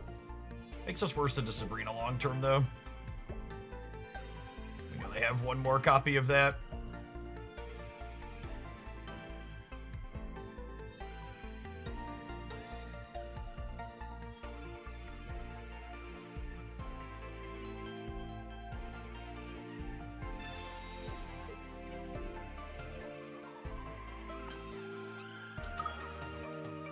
Because, like, if I would have played the Tauros out, would I have even put it up here? I'm not sure that I would have.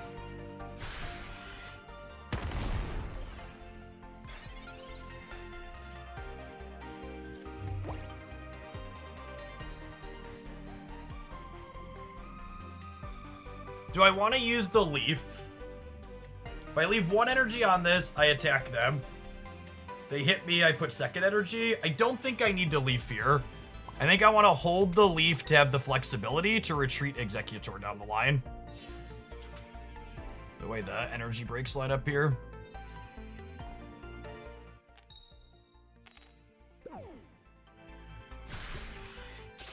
Our eggs always make us sweat, shit.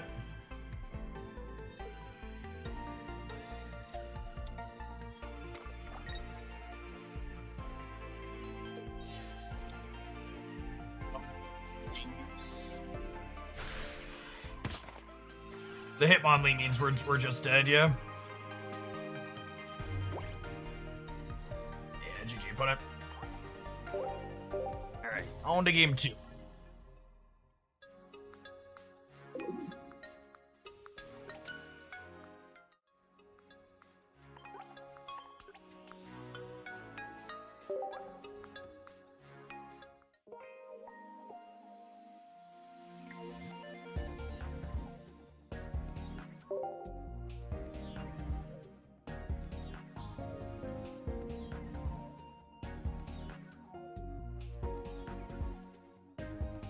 Pretty happy with my lines that game. I don't think there was anything I could have done to maneuver to a better spot. Needed an Executor EX sooner. Their starting Sabrinas were real good. Bought them a lot of time.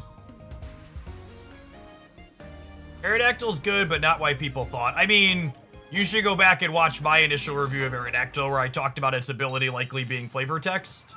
And if it was going to be relevant, it's just because of insufficient attack. So you're right that a lot of people got it wrong, but I would like the record to reflect that I am not a lot of people. I am good at evaluating cards in games.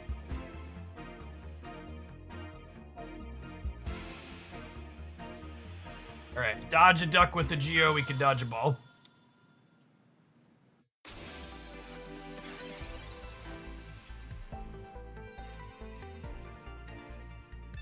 Executor EX with double Erica. This is definitely our best possible start.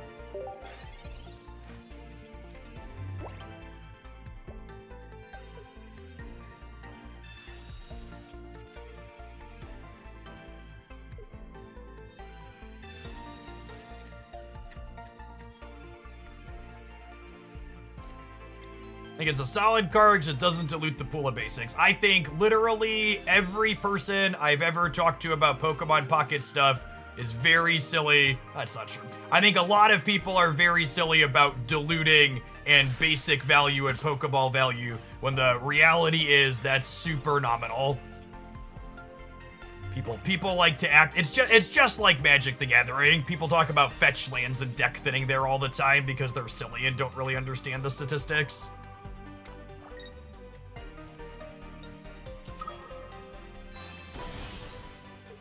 But I'm gonna Erica here just in case we miss. Fetches thin the deck. Yes, technically they do. I don't think there's a reason to play the Mew out. I'm gonna hold it. Erica is a good play there because I am criminally unlucky.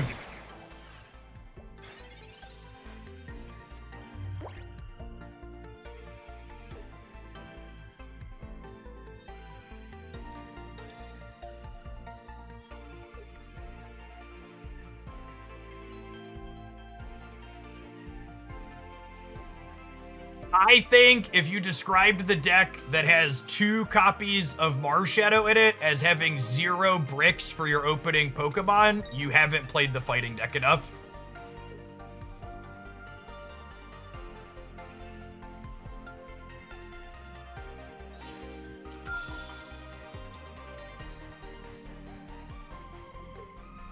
I stand by my statement that you are incredibly overvaluing not having bricks.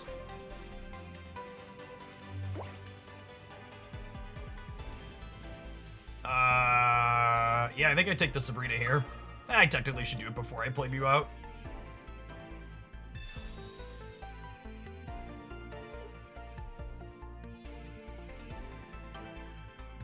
I think if you want a good example that the Aerodactyl being thinning is nominal, you can look at the fact that the same far-fetched Marshadow Hitmonlee core that I built originally with Mew and Tauros also is putting up a lot of success.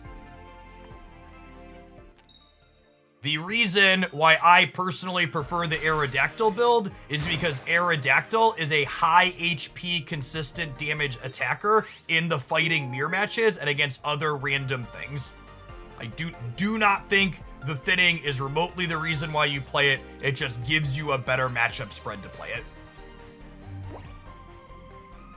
And you're right that there is a nominal deck thinning amount associated with it, but again, truly, that is not remotely the reason why you are playing it. You are playing it because it's 140 damage that attacks for 80 for 2 energy. You would play it without those other considerations.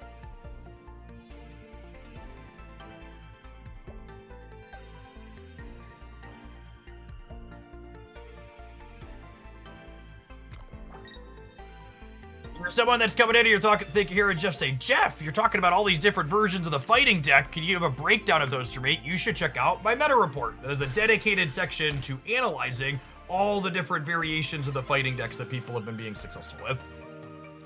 Again, just truly one of the best pieces of competitive focused Pokemon Pocket content you're going to get every week. We track all of the trends. We look at them from a data-driven perspective.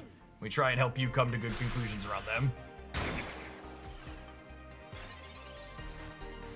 Don't lose focus. Hey, this game's mostly on autopilot.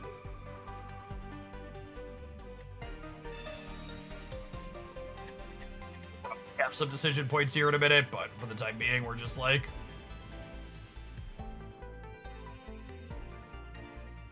I do it very quickly, too. I try to never waste your time in my videos. I'm not going to spend, you know, an hour talking to you about 10 decks or even 15 decks. I think we covered 18 decks in the meta report this week in like 15 minutes or something like that. And that includes the base stat talks at the beginning. I think it only takes 30 seconds to explain what a deck has going on. I'm only going to take 30 seconds. Them not having room for a Marshadow on their bench is a big deal here.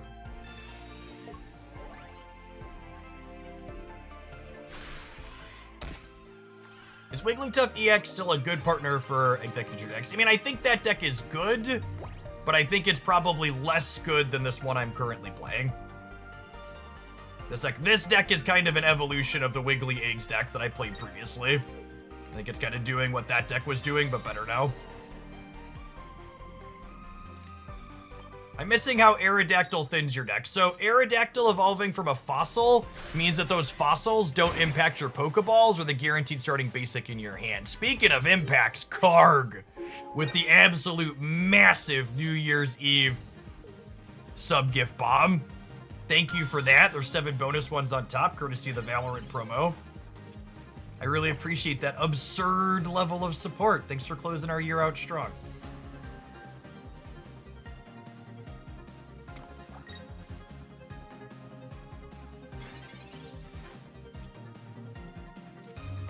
So them having a Mew is one of the reasons why we're powering up the Tauros here.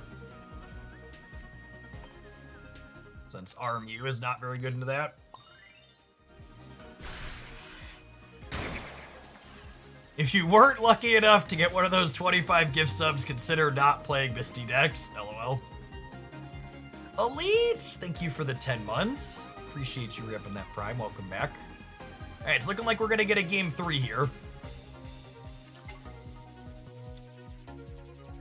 Yes, Aerodactyl EX is essentially an answer to the question, would you play Marowak EX if it was guaranteed to always flip 1 heads? Yes, absolutely. That is exactly why the card is good. The flavor text stopping active evolutions is sometimes relevant, but that's why the card's good.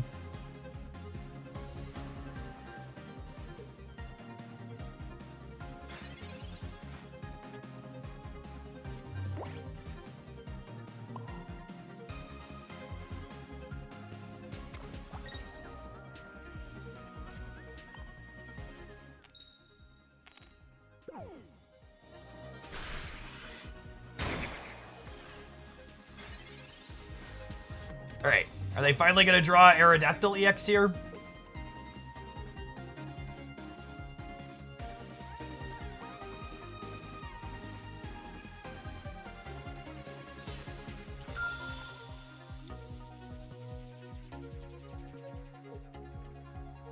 Yeah, but it's just been buying time for a little bit here.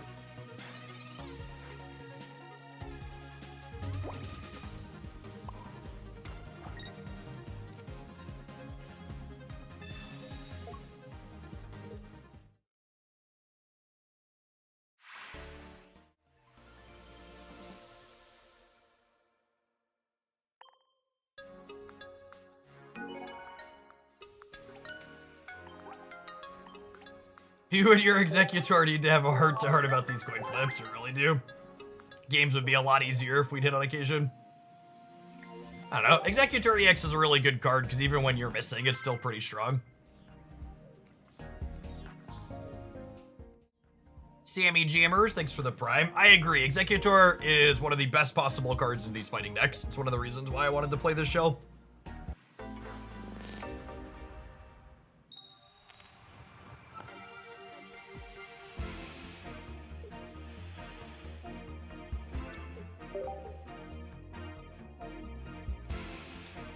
Ideally, we want to draw another basic next turn so we can like have an egg. We want to draw another basic so we can have an egg to get going and then also have something to play around with Sabrina.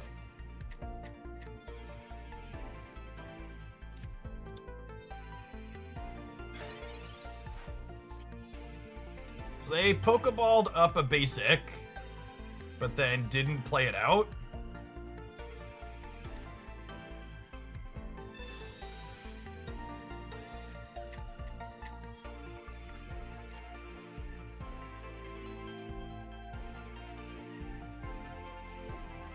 How do I feel about trying to lock in the fossil if they don't have an Aerodactyl? I think I'm into it.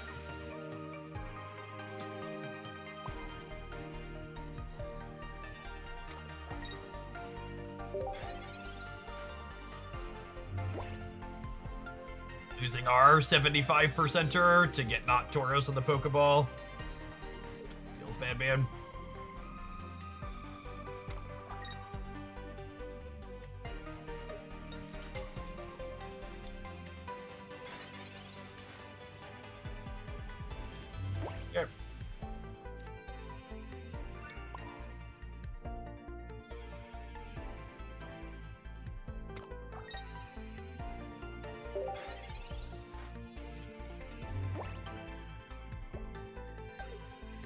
More Executor heads and less Tauros openers to have an easier time while playing this deck for sure.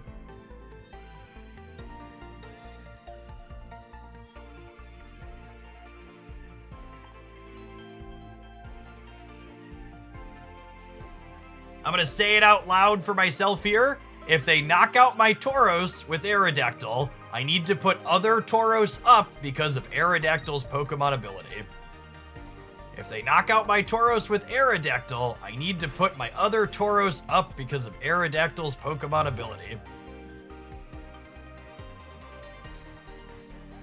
Well, we don't have the guarantee here because we bricked on both Giovanni.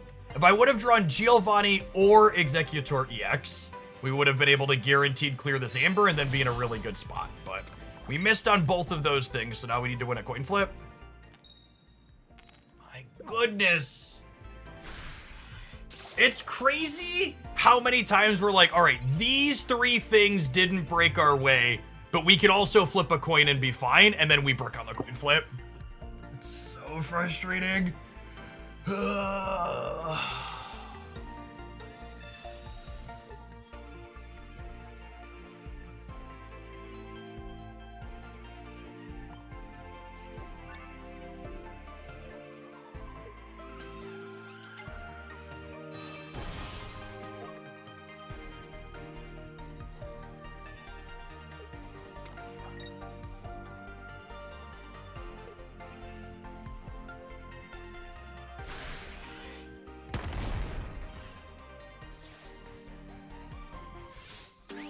I'm kind of surprised they're taking this exchange. So they get to clear my Tauros with Mars Shadow, but then we're each on 2 points. I wish I had an Executor EX with these Ericas, but they don't have another big hitter here.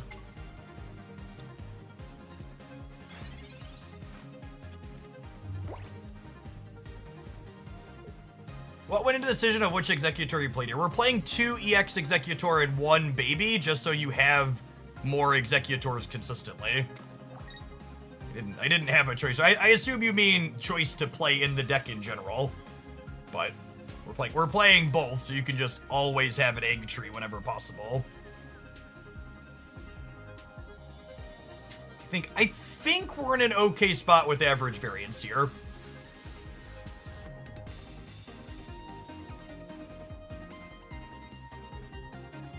We could just flip tails on everything for the rest of the game and die.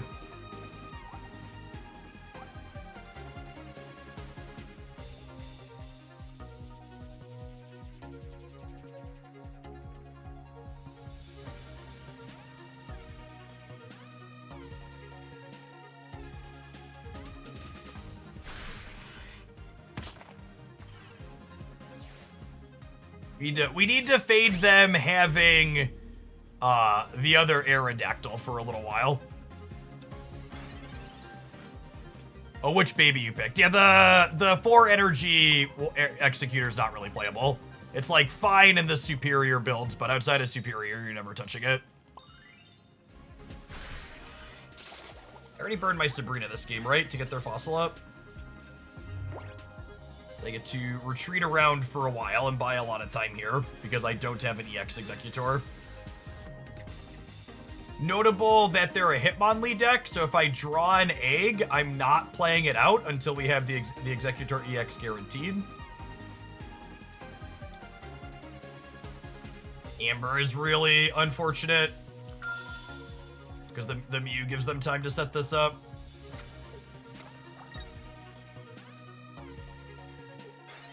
I need like research into... Oh man. Maybe they'll be missing on their second Aerodactyl for a little bit. If I would have hit heads on that one, we could have had heads next turn. Come on, Brook on the arrow.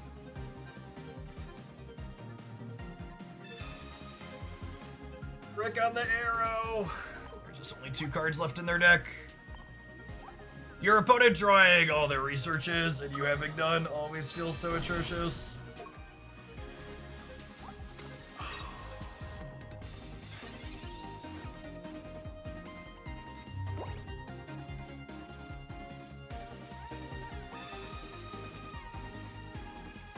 I can't play this out because they have another Sabrina.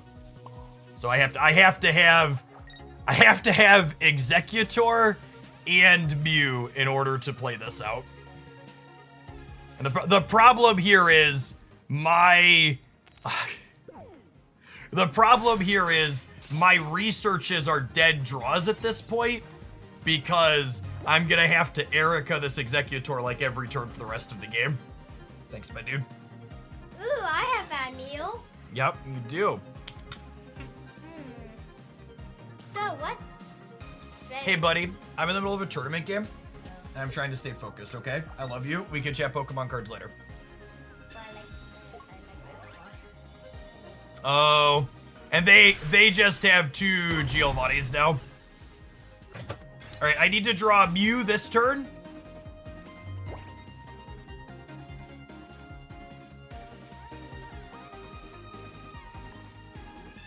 Or just dead, yeah. They have their guaranteed last card. Oh, man. Yeah, they have their whole deck. We're dead. It's really disappointing. Disappointing end to an otherwise good run. GG's opponent. But I played those well. Our variance was just really atrocious.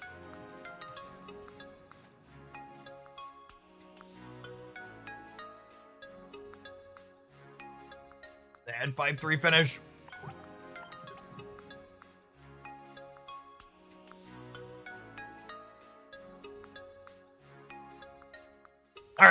let's continue working on the arbok.com. We're gonna play another event tomorrow afternoon. I might play the Arbok deck then, honestly.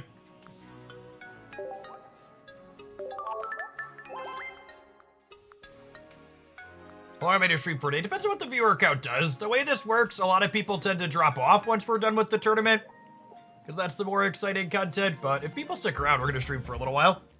We need to run an ad break before we do. Let's throw the Arbok deck up that we've been working on.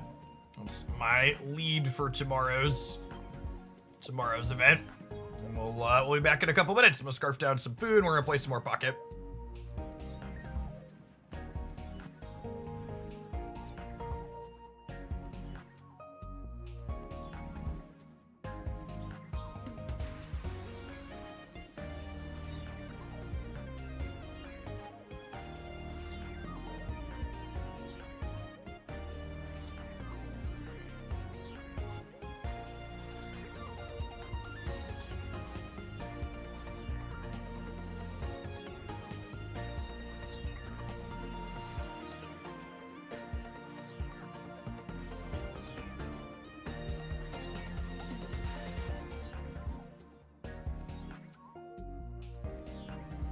Trainer cards not get flares. The full art trainers do not have flares, no.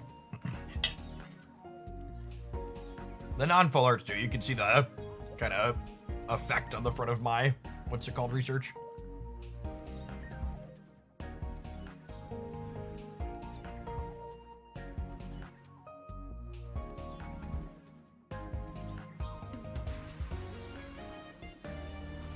Nothing fancy for lunch today. Some leftover Kraft mac and cheese from dinner the other night.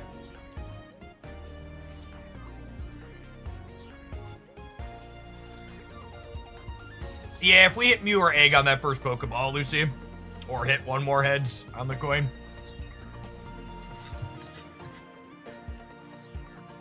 If we would have knocked out their fossil before they could have evolved it, we also would have been fine there, I think, despite the double Tauros awkwardness.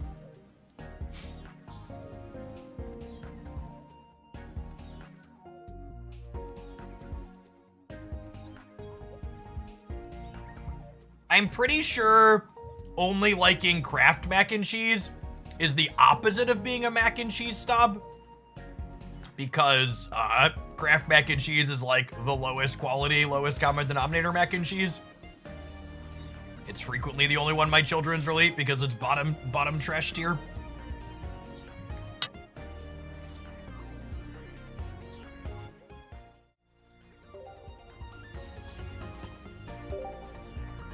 This stream is not sponsored or endorsed by Kraft, and let's be on it after that advertisement, it probably never will be.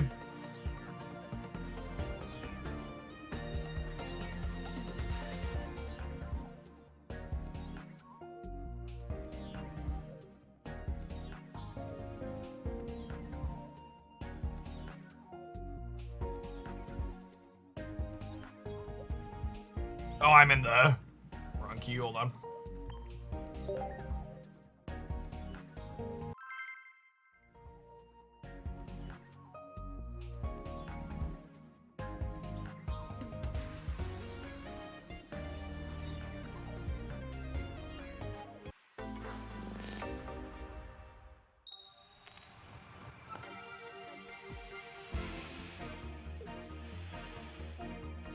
Second, they're a fighting deck. I think we open Ekans with the Arbok guaranteed and first energy advantage.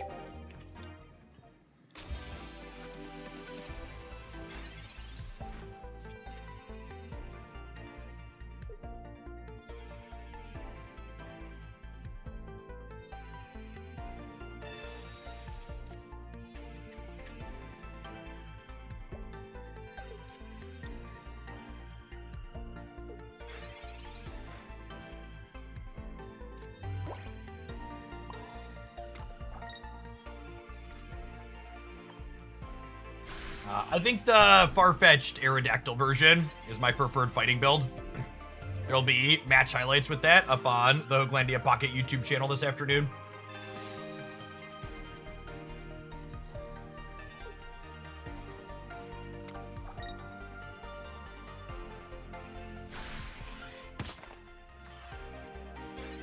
My goodness, it's been so long since these kids played against Arbok, they don't even know gamers.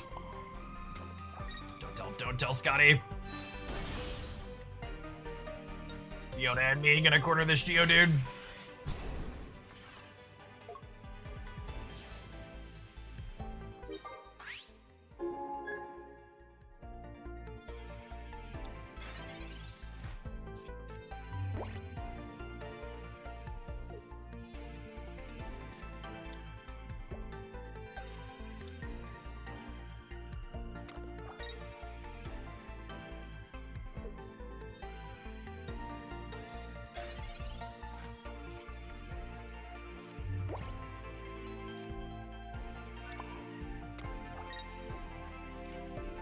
Jump down here.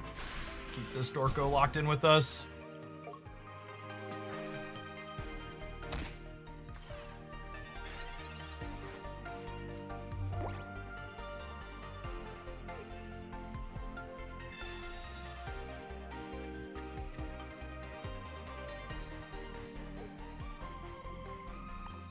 Second Arbok probably locks the game up, denies him the ability to shuffle things around. Yeah, Arbok's quarter making sure Drudagon can't run away seems like big game. I'm not sure you should ever be running set 1 Coughing. I think new Coughing's probably just better.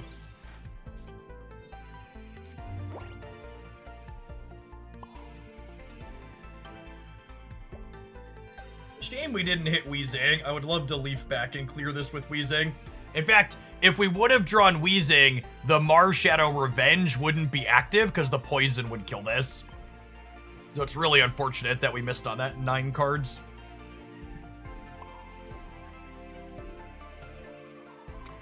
I'd take my knockout point here, but not in love with our position at the moment.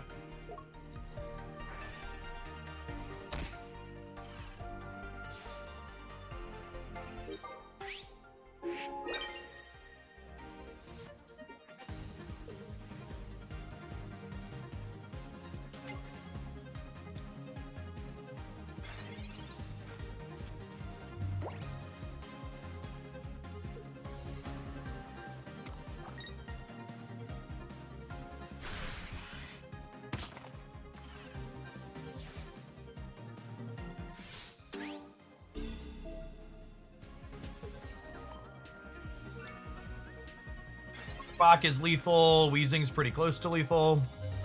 Lovely.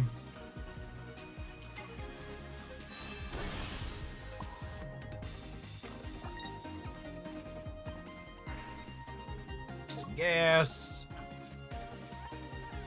The dynamic of gas leak not triggering revenge occasionally, giving this deck decent counterplay into its type up weakness matchup is a really neat dynamic.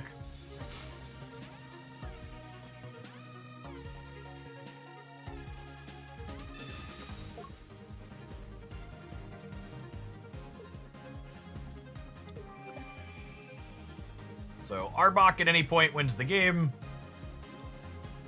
I'll lock the Drudagon in for our 3rd point.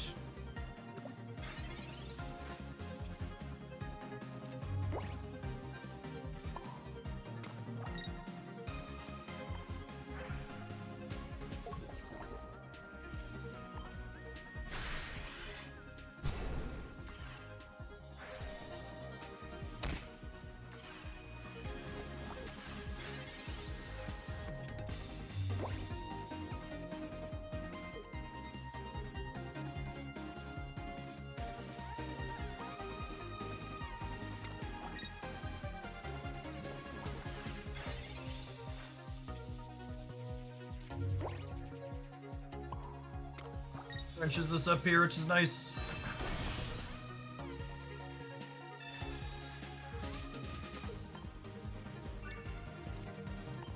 So I suppose the Tauros and the Giovanni, there were 6 ways to eat this, Reese's.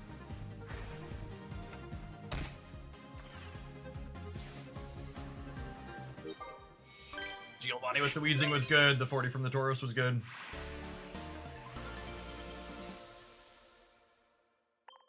All versions of poison knocking out the Pokemon will not trigger, what's it called? Revenge. Revenge explicitly says it only triggers when your Pokemon was knocked out by an opponent's attack.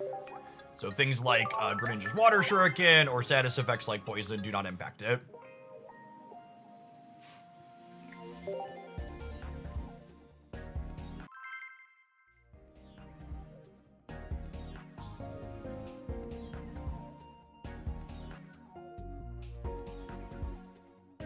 Objectively, the best non-EX decks are the fighting decks. The Blaine decks have literally never consistently put up results in Pocket's short history. They spike tournaments on occasion, but by and large, the archetype is not good or consistent.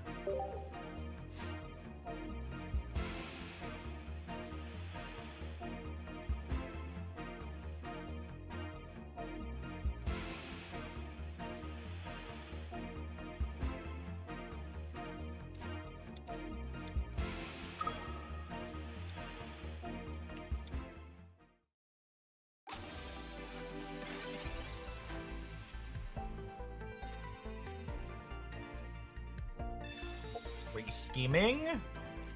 Tauros has text here at least.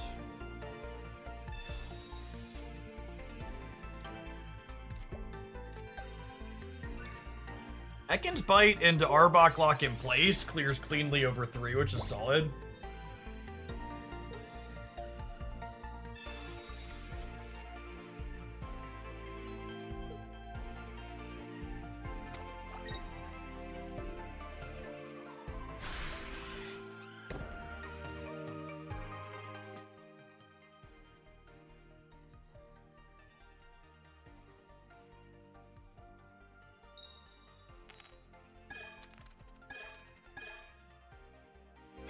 Ultra's opponents have been incredibly unlucky today. Sweet, and there's the Arbok. I don't think I want to play the other Ekans out. I think I want my other bench slot to be reserved for a another copy of Coughing in our Koga deck, ideally.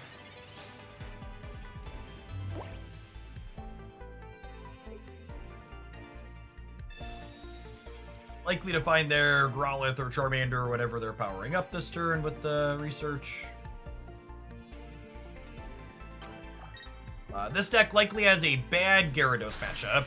The only decks that have good Gyarados matchups are ones playing things like Hitmonlee or Zebstrika to attack bench Pokemon. Gyarados has an incredibly polarized matchup table. It's 70% into the things it's good against, and it's 30% into the things that it's bad against.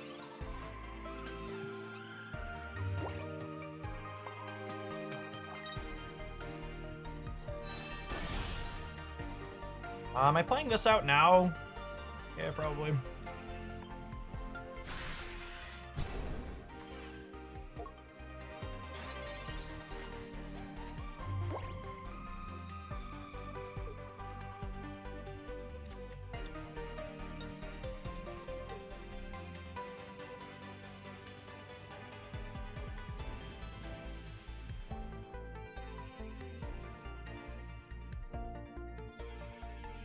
The double stage 1 plus Tauros formula is interesting.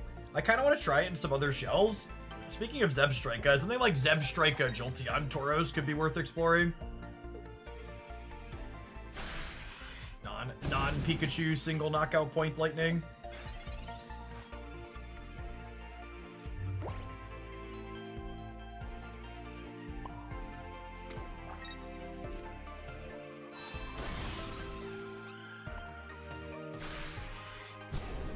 Charizard is the deck with the closest to a 50-50 matchup into Gyarados. I'd believe that, but Charizard's matchup table overall is also pretty polarized, yeah?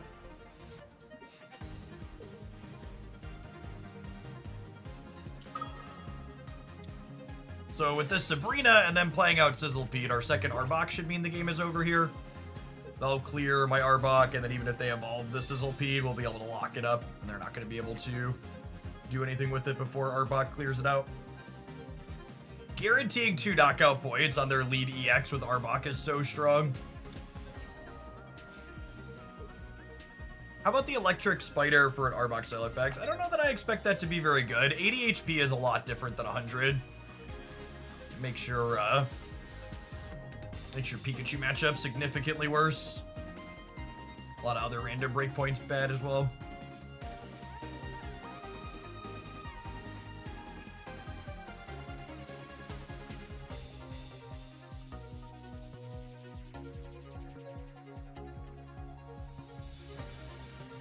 I don't know. Maybe it's worth trying the Electric Spider with Zebstrika plus Tauros. Because Zebstrika means you get to dunk the Gyarados matchup, which is appealing. And the question is, does the Electric Spider cover other matchups? My gut says no. It's a much worse general attacker than something like Jolteon is that can swing high. But it's trying to puzzle out how they're not dead to a Sabrina, and the answer is they are, and we're done here.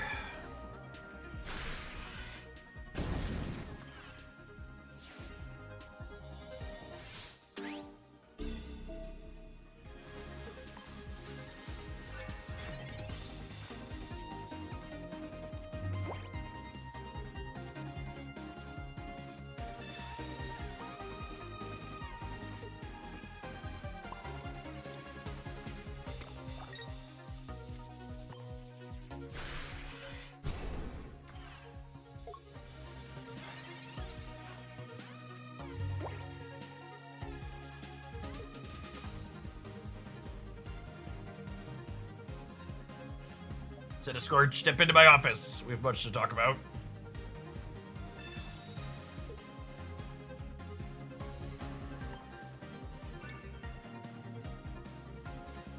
The Koga, the coughing up means they die to wheezing.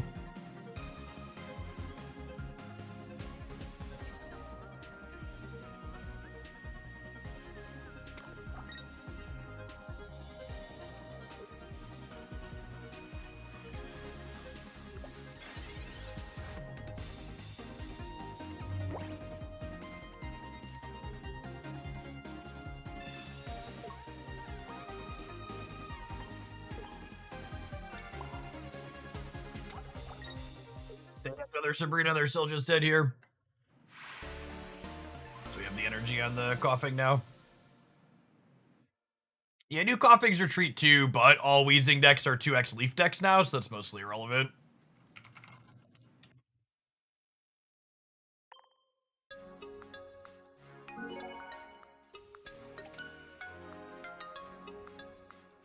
I wish we could hit the Pikachu or the Celebi matchup. It's the one I would most like to play.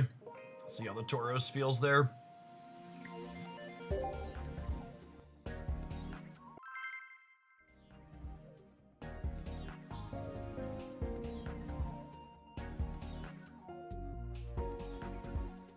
Yeah, I love the dynamic of Leaf versus X Speed. I'm so glad they went with those cards as opposed to just putting a pushed card like Switch into the game.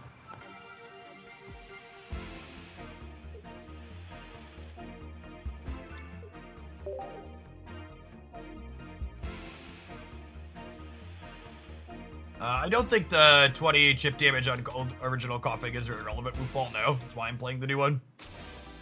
Short answer to your question. Koga as a card is significantly better when you have a second coughing. And you're very, very rarely attacking with coughing anyways. The games where you do, getting an extra what's it called is better. Old coughing dealing 40 damage is pretty relevant in the Mewtwo matchup, but the Mewtwo matchup's good for this style of deck, so you don't really need to hedge that extra. You'd rather just have your Kogas be better.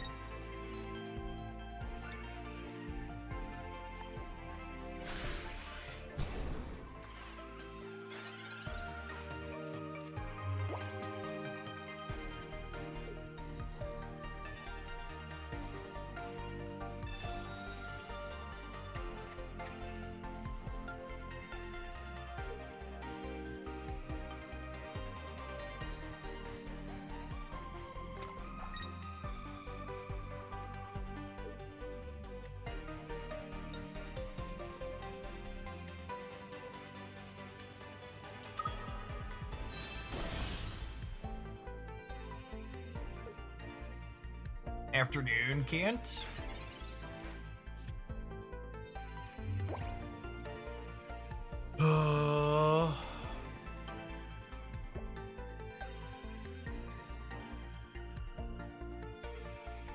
Needed an Arbok.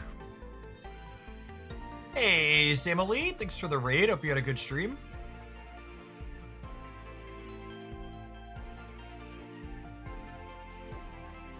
I suppose there's a world where we crack them with this, and then we draw Arbok next turn and maybe still have a shot. Giovanni blows us up at any point, but it just kind of is what it is. Is what it is, what it is.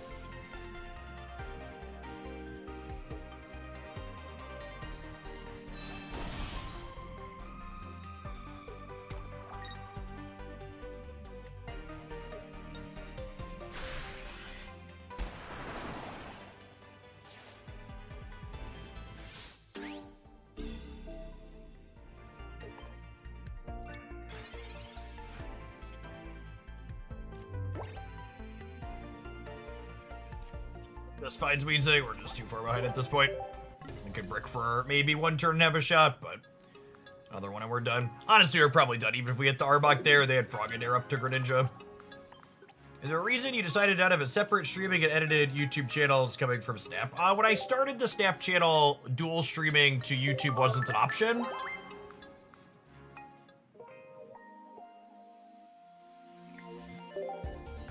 And I already had long non-edited content on the Jeff Hoagland channel.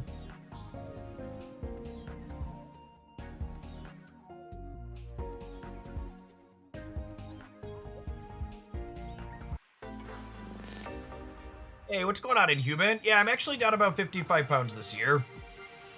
I peaked at about 225 in February, and I am clocked in at just under 170 last night.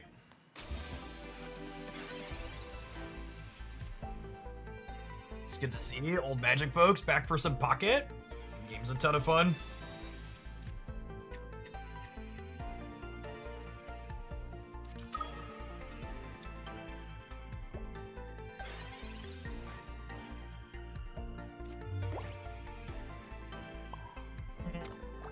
We're definitely fishing up the coughing here, but I think I'm going to vibe on the last bench slot because Tauros is here to help the Celebi matchup, so we want to leave room for him if possible. Coughing's division looking stellar here. Really like that effect.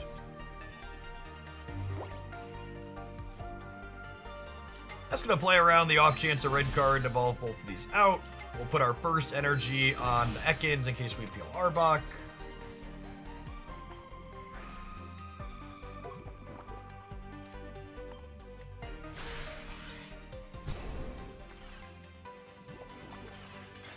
Hey, thanks for hosting the tournament today, Simile.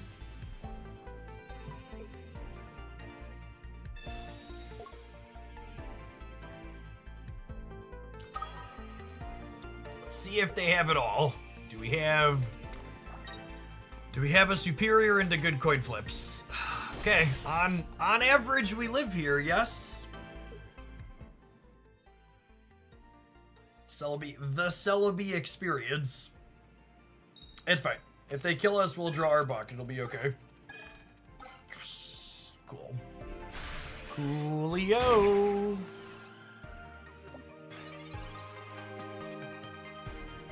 Research is lovely.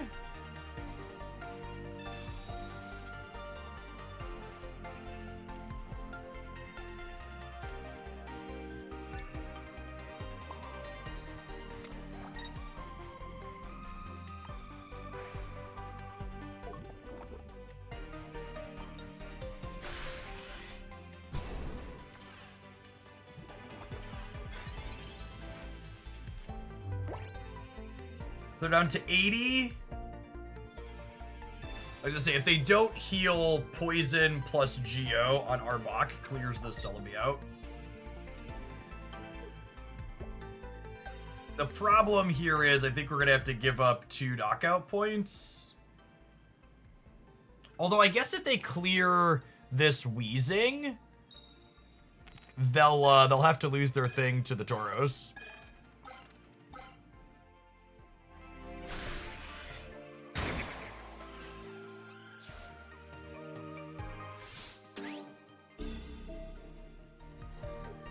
Do I put up Ekans or do I put up Wheezing? I think it's Wheezing.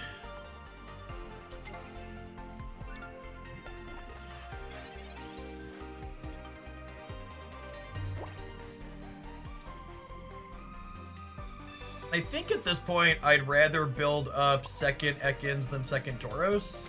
And I want to play out another bench Pokemon to give something to pitch to a Sabrina if they play it.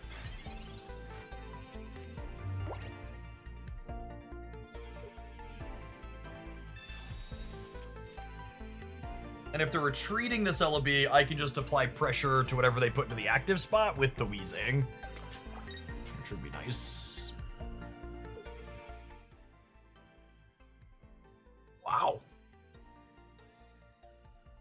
They're just YOLOing it, huh? That seems good for us, yeah? I guess I'm gonna need to draw a Sabrina. Is their second knockout point? Or sorry, a Sabrina. I'm gonna need to draw an Arbok, is what I mean. We're gonna have 2 shots at that, and I still have a research. So 3 hits and 7 cards with 2 draws.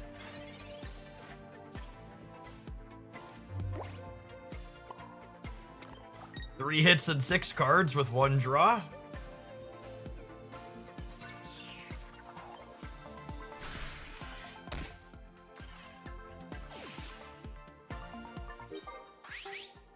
I suppose if we brick next turn, I can retreat the Tauros to the other Tauros to survive another turn and get another draw.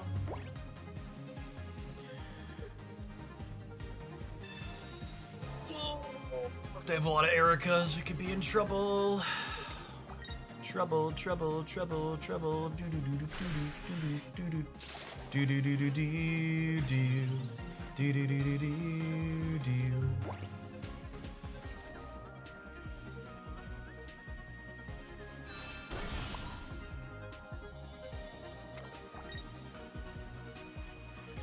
I think I'm saving the leaf to retreat this other Arbok next turn.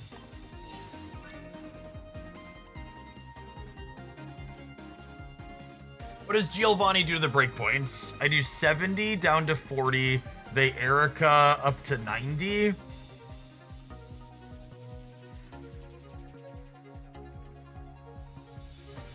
think I'm supposed to sit on the Geo? Does it matter? Does it ever matter?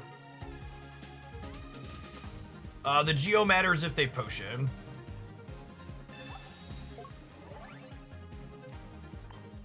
Just gonna play it now because I don't have any other supporters to play here. Alright, dead to second Erica. Are both of those in the top? Well, I guess we're technically not dead to it. I can retreat to the Tauros and buy a turn. And then if I draw, like, Arbok into other Leaf, we could be okay. They don't got it. Sick. Tauros doing exactly what we wanted to do there, clearing the Celebi out.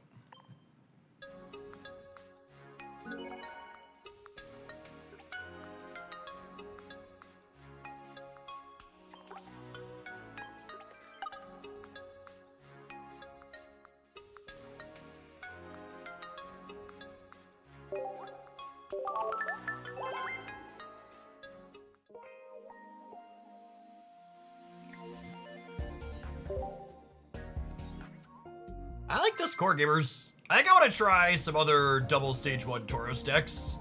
Feels unexplored.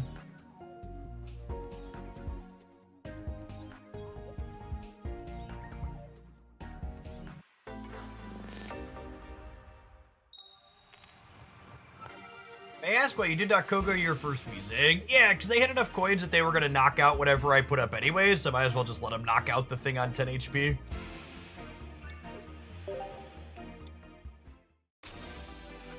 Tauros start's not amazing, but if we find a Leaf, we can sort it out, and it does just take hits for us while we build up the back line with its, well, I guess Electabuzz. Doesn't mean you can just take hits.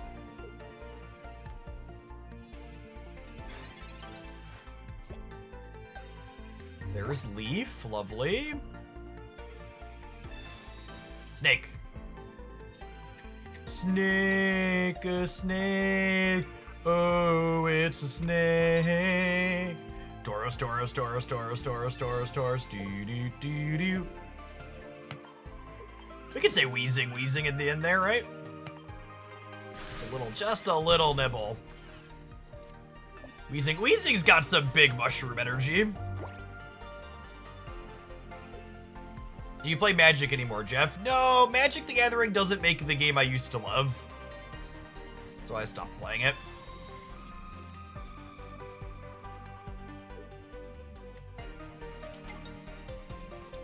This is your reminder, if you understood that reference that's as old as the internet, you should probably stand up and stretch your back. Thank you.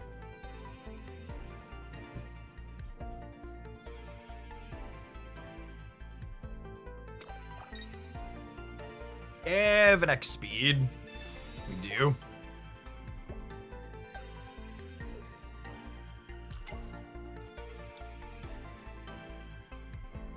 Hey, Relevant, thanks for the 14 months. Appreciate that.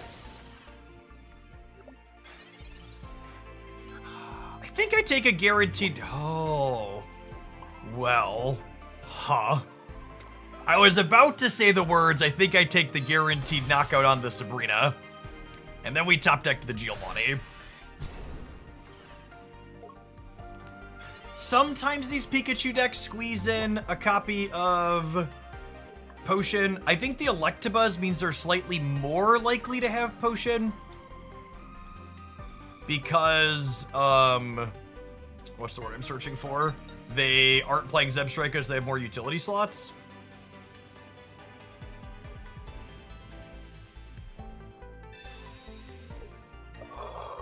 Brutal. Now I have to draw Leaf.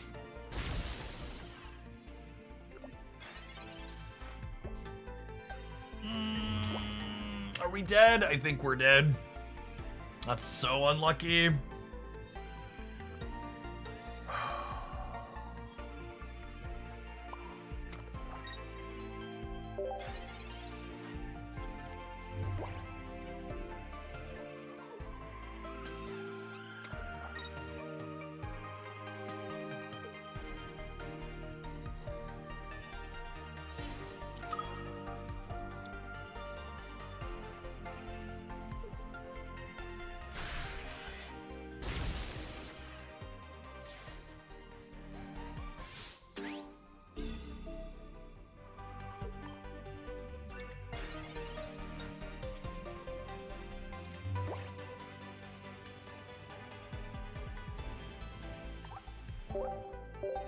So sad. 6 basic Pokemon with nowhere to go. If we would have top decked our other Ekans there, we would have been in potentially an okay spot. Alas, not meant to be.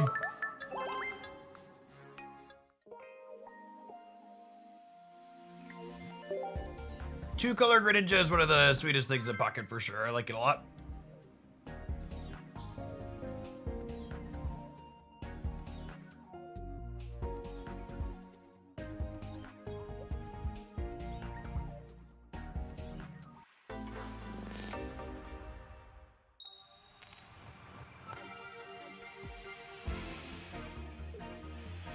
I wouldn't have gotten... Oh, I guess I would have gotten the knockout with Sabrina. I don't think so. 2 wrongs. Your question is basically, should I have played around there, Sabrina, and us not drawing Leaf? Which I think the answer is no. I think if we could have gotten the knockout on the Zapdos, having the Sabrina to take the last knockout point later had a lot of value. I bet our Arcanine matchup is bad. That card clears everything in our deck in one shot.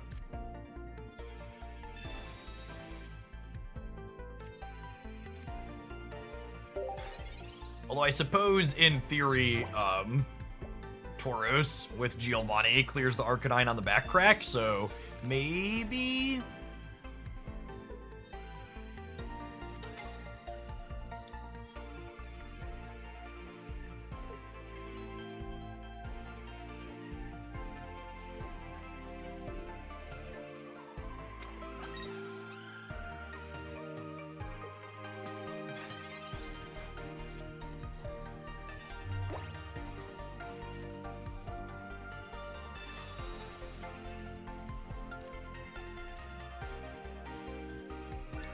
Our basic Pokemon have been big on hiding so far in this deck, We have 6 of them.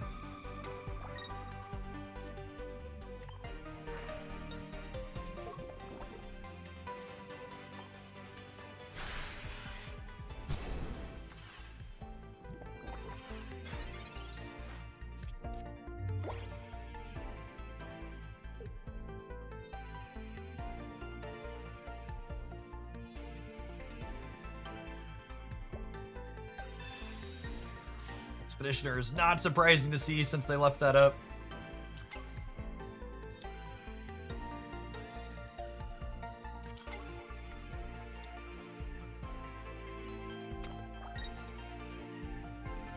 We need them to not be able to attack with Arcanine next turn.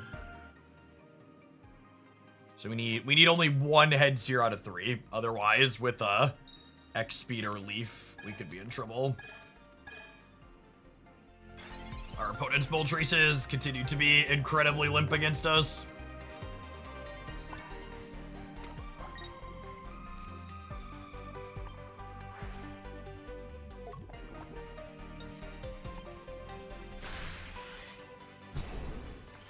So now that they can't attack with the Arcanine this turn, that means by the time they can attack with the Arcanine, our first Tauros will be ready to go to clear it with the Fighting Tackle and the Giovanni.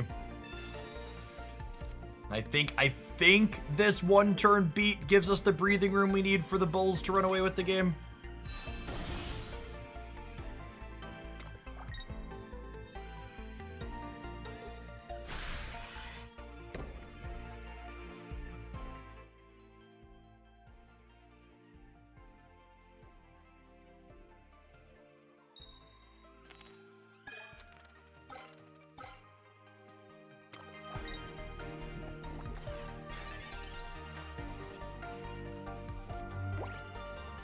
Coughing for next turn is nice.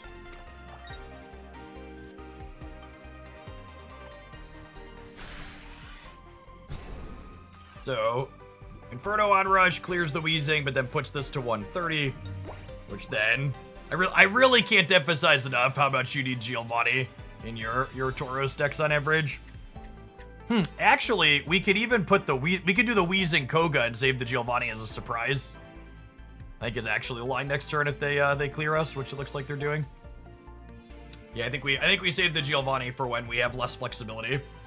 But yeah, they clear us here, and then we put this up, we poison them, we Koga it out, we put the Tauros up.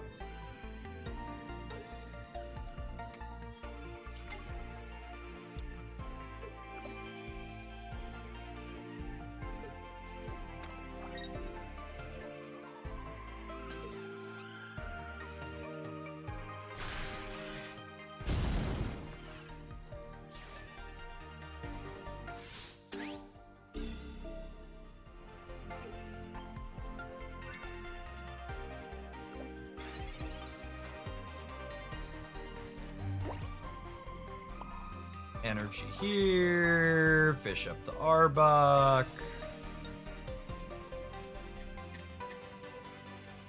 Snack, play the Wheezing. Our lovely full art Kogas light up. Koga Wheezing doing its best Giovanni impersonation here for us.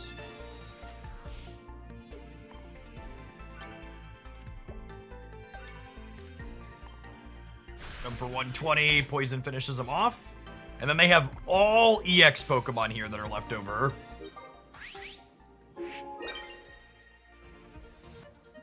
None of them are ready to attack. Our opponent only has 1 knockout point. They gotta clear 2 more things to get the rest of it. So next turn, we get to Leaf back out of the Tauros and then put Wheezing up and crack them for 40.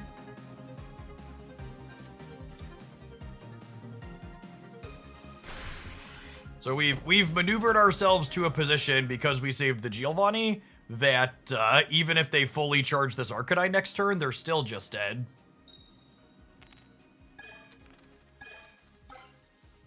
Aerator, they did not remotely fully charge it.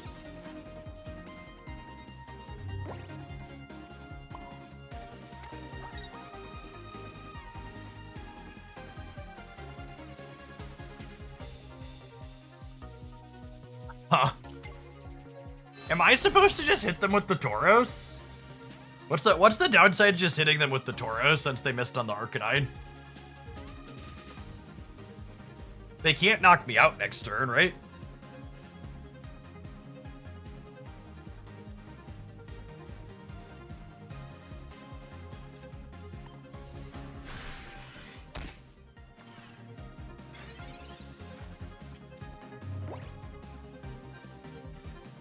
If they would have charged up this to 2, we would have had to dance around. Downside is not getting to show off the second full Arcoga. Oh, don't worry, I think we're gonna have a chance. Oh, rats, they're leaving.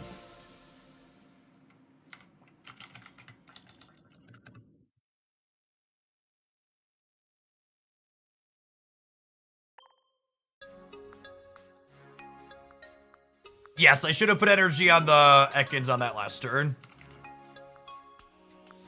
For sure. Should I focus on supporter cards in the shop or Pokemon? You can't buy Pokemon with the shop tickets. You should get all of your utility trainers, X speeds, professor's researches, potions and stuff.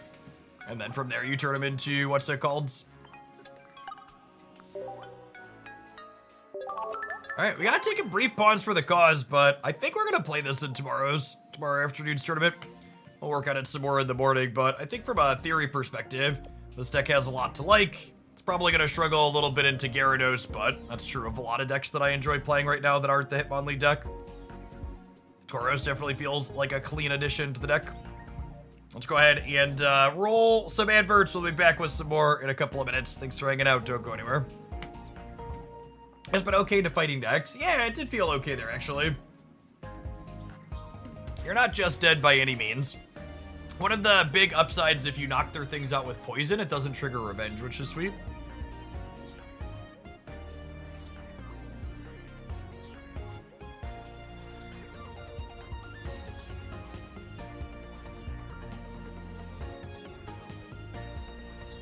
We've not tried Electric Bull yet. Well, maybe we'll have to build that.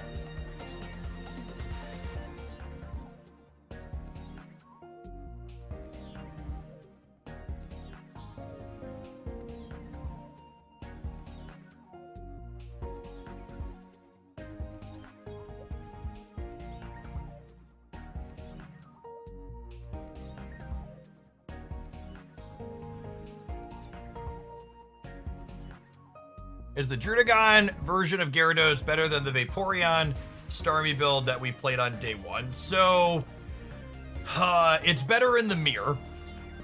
The Starmie build has a little bit better, has like a less bad Pikachu matchup. And it has more dynamic gameplay strategies, but it's really bad against the Greninja Drudagon build of Gyarados. And you're still not good against Pikachu, you're just less bad, so I would assume the Greninja build is ideal until proven otherwise. But I find that build a little dry to play personally.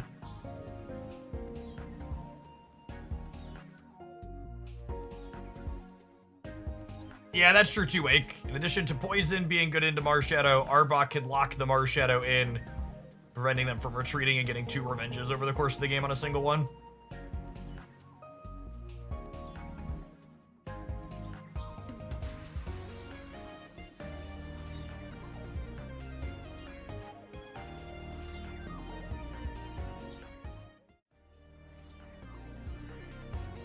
Alright, gamers. We've been doing over 6 hours of Pocket. So, for the last hour of the stream today, if you want a really easy way to support what I do, we are going to be playing with some of my anime friends some more. Shout out to Zenless Zone Zero for sponsoring the stream again via the Twitch bounty board. We've done a couple hours for them in the last week, and I've honestly had a ton of fun with it. If you want a great way to support what I do here every single day, just hanging out and lending me your view while checking out a sweet, completely free-to-play game is a great way to do that. It's an action RPG with good story writing and fantastic combat animations. If you're watching on the YouTube side, the bounty board doesn't apply over there. If you want to support what I do, I'd ask that you pop on over to Twitch. I'm going to shut down the YouTube live stream. Appreciate the folks that stick around. I'm gonna tag folks in the Discord.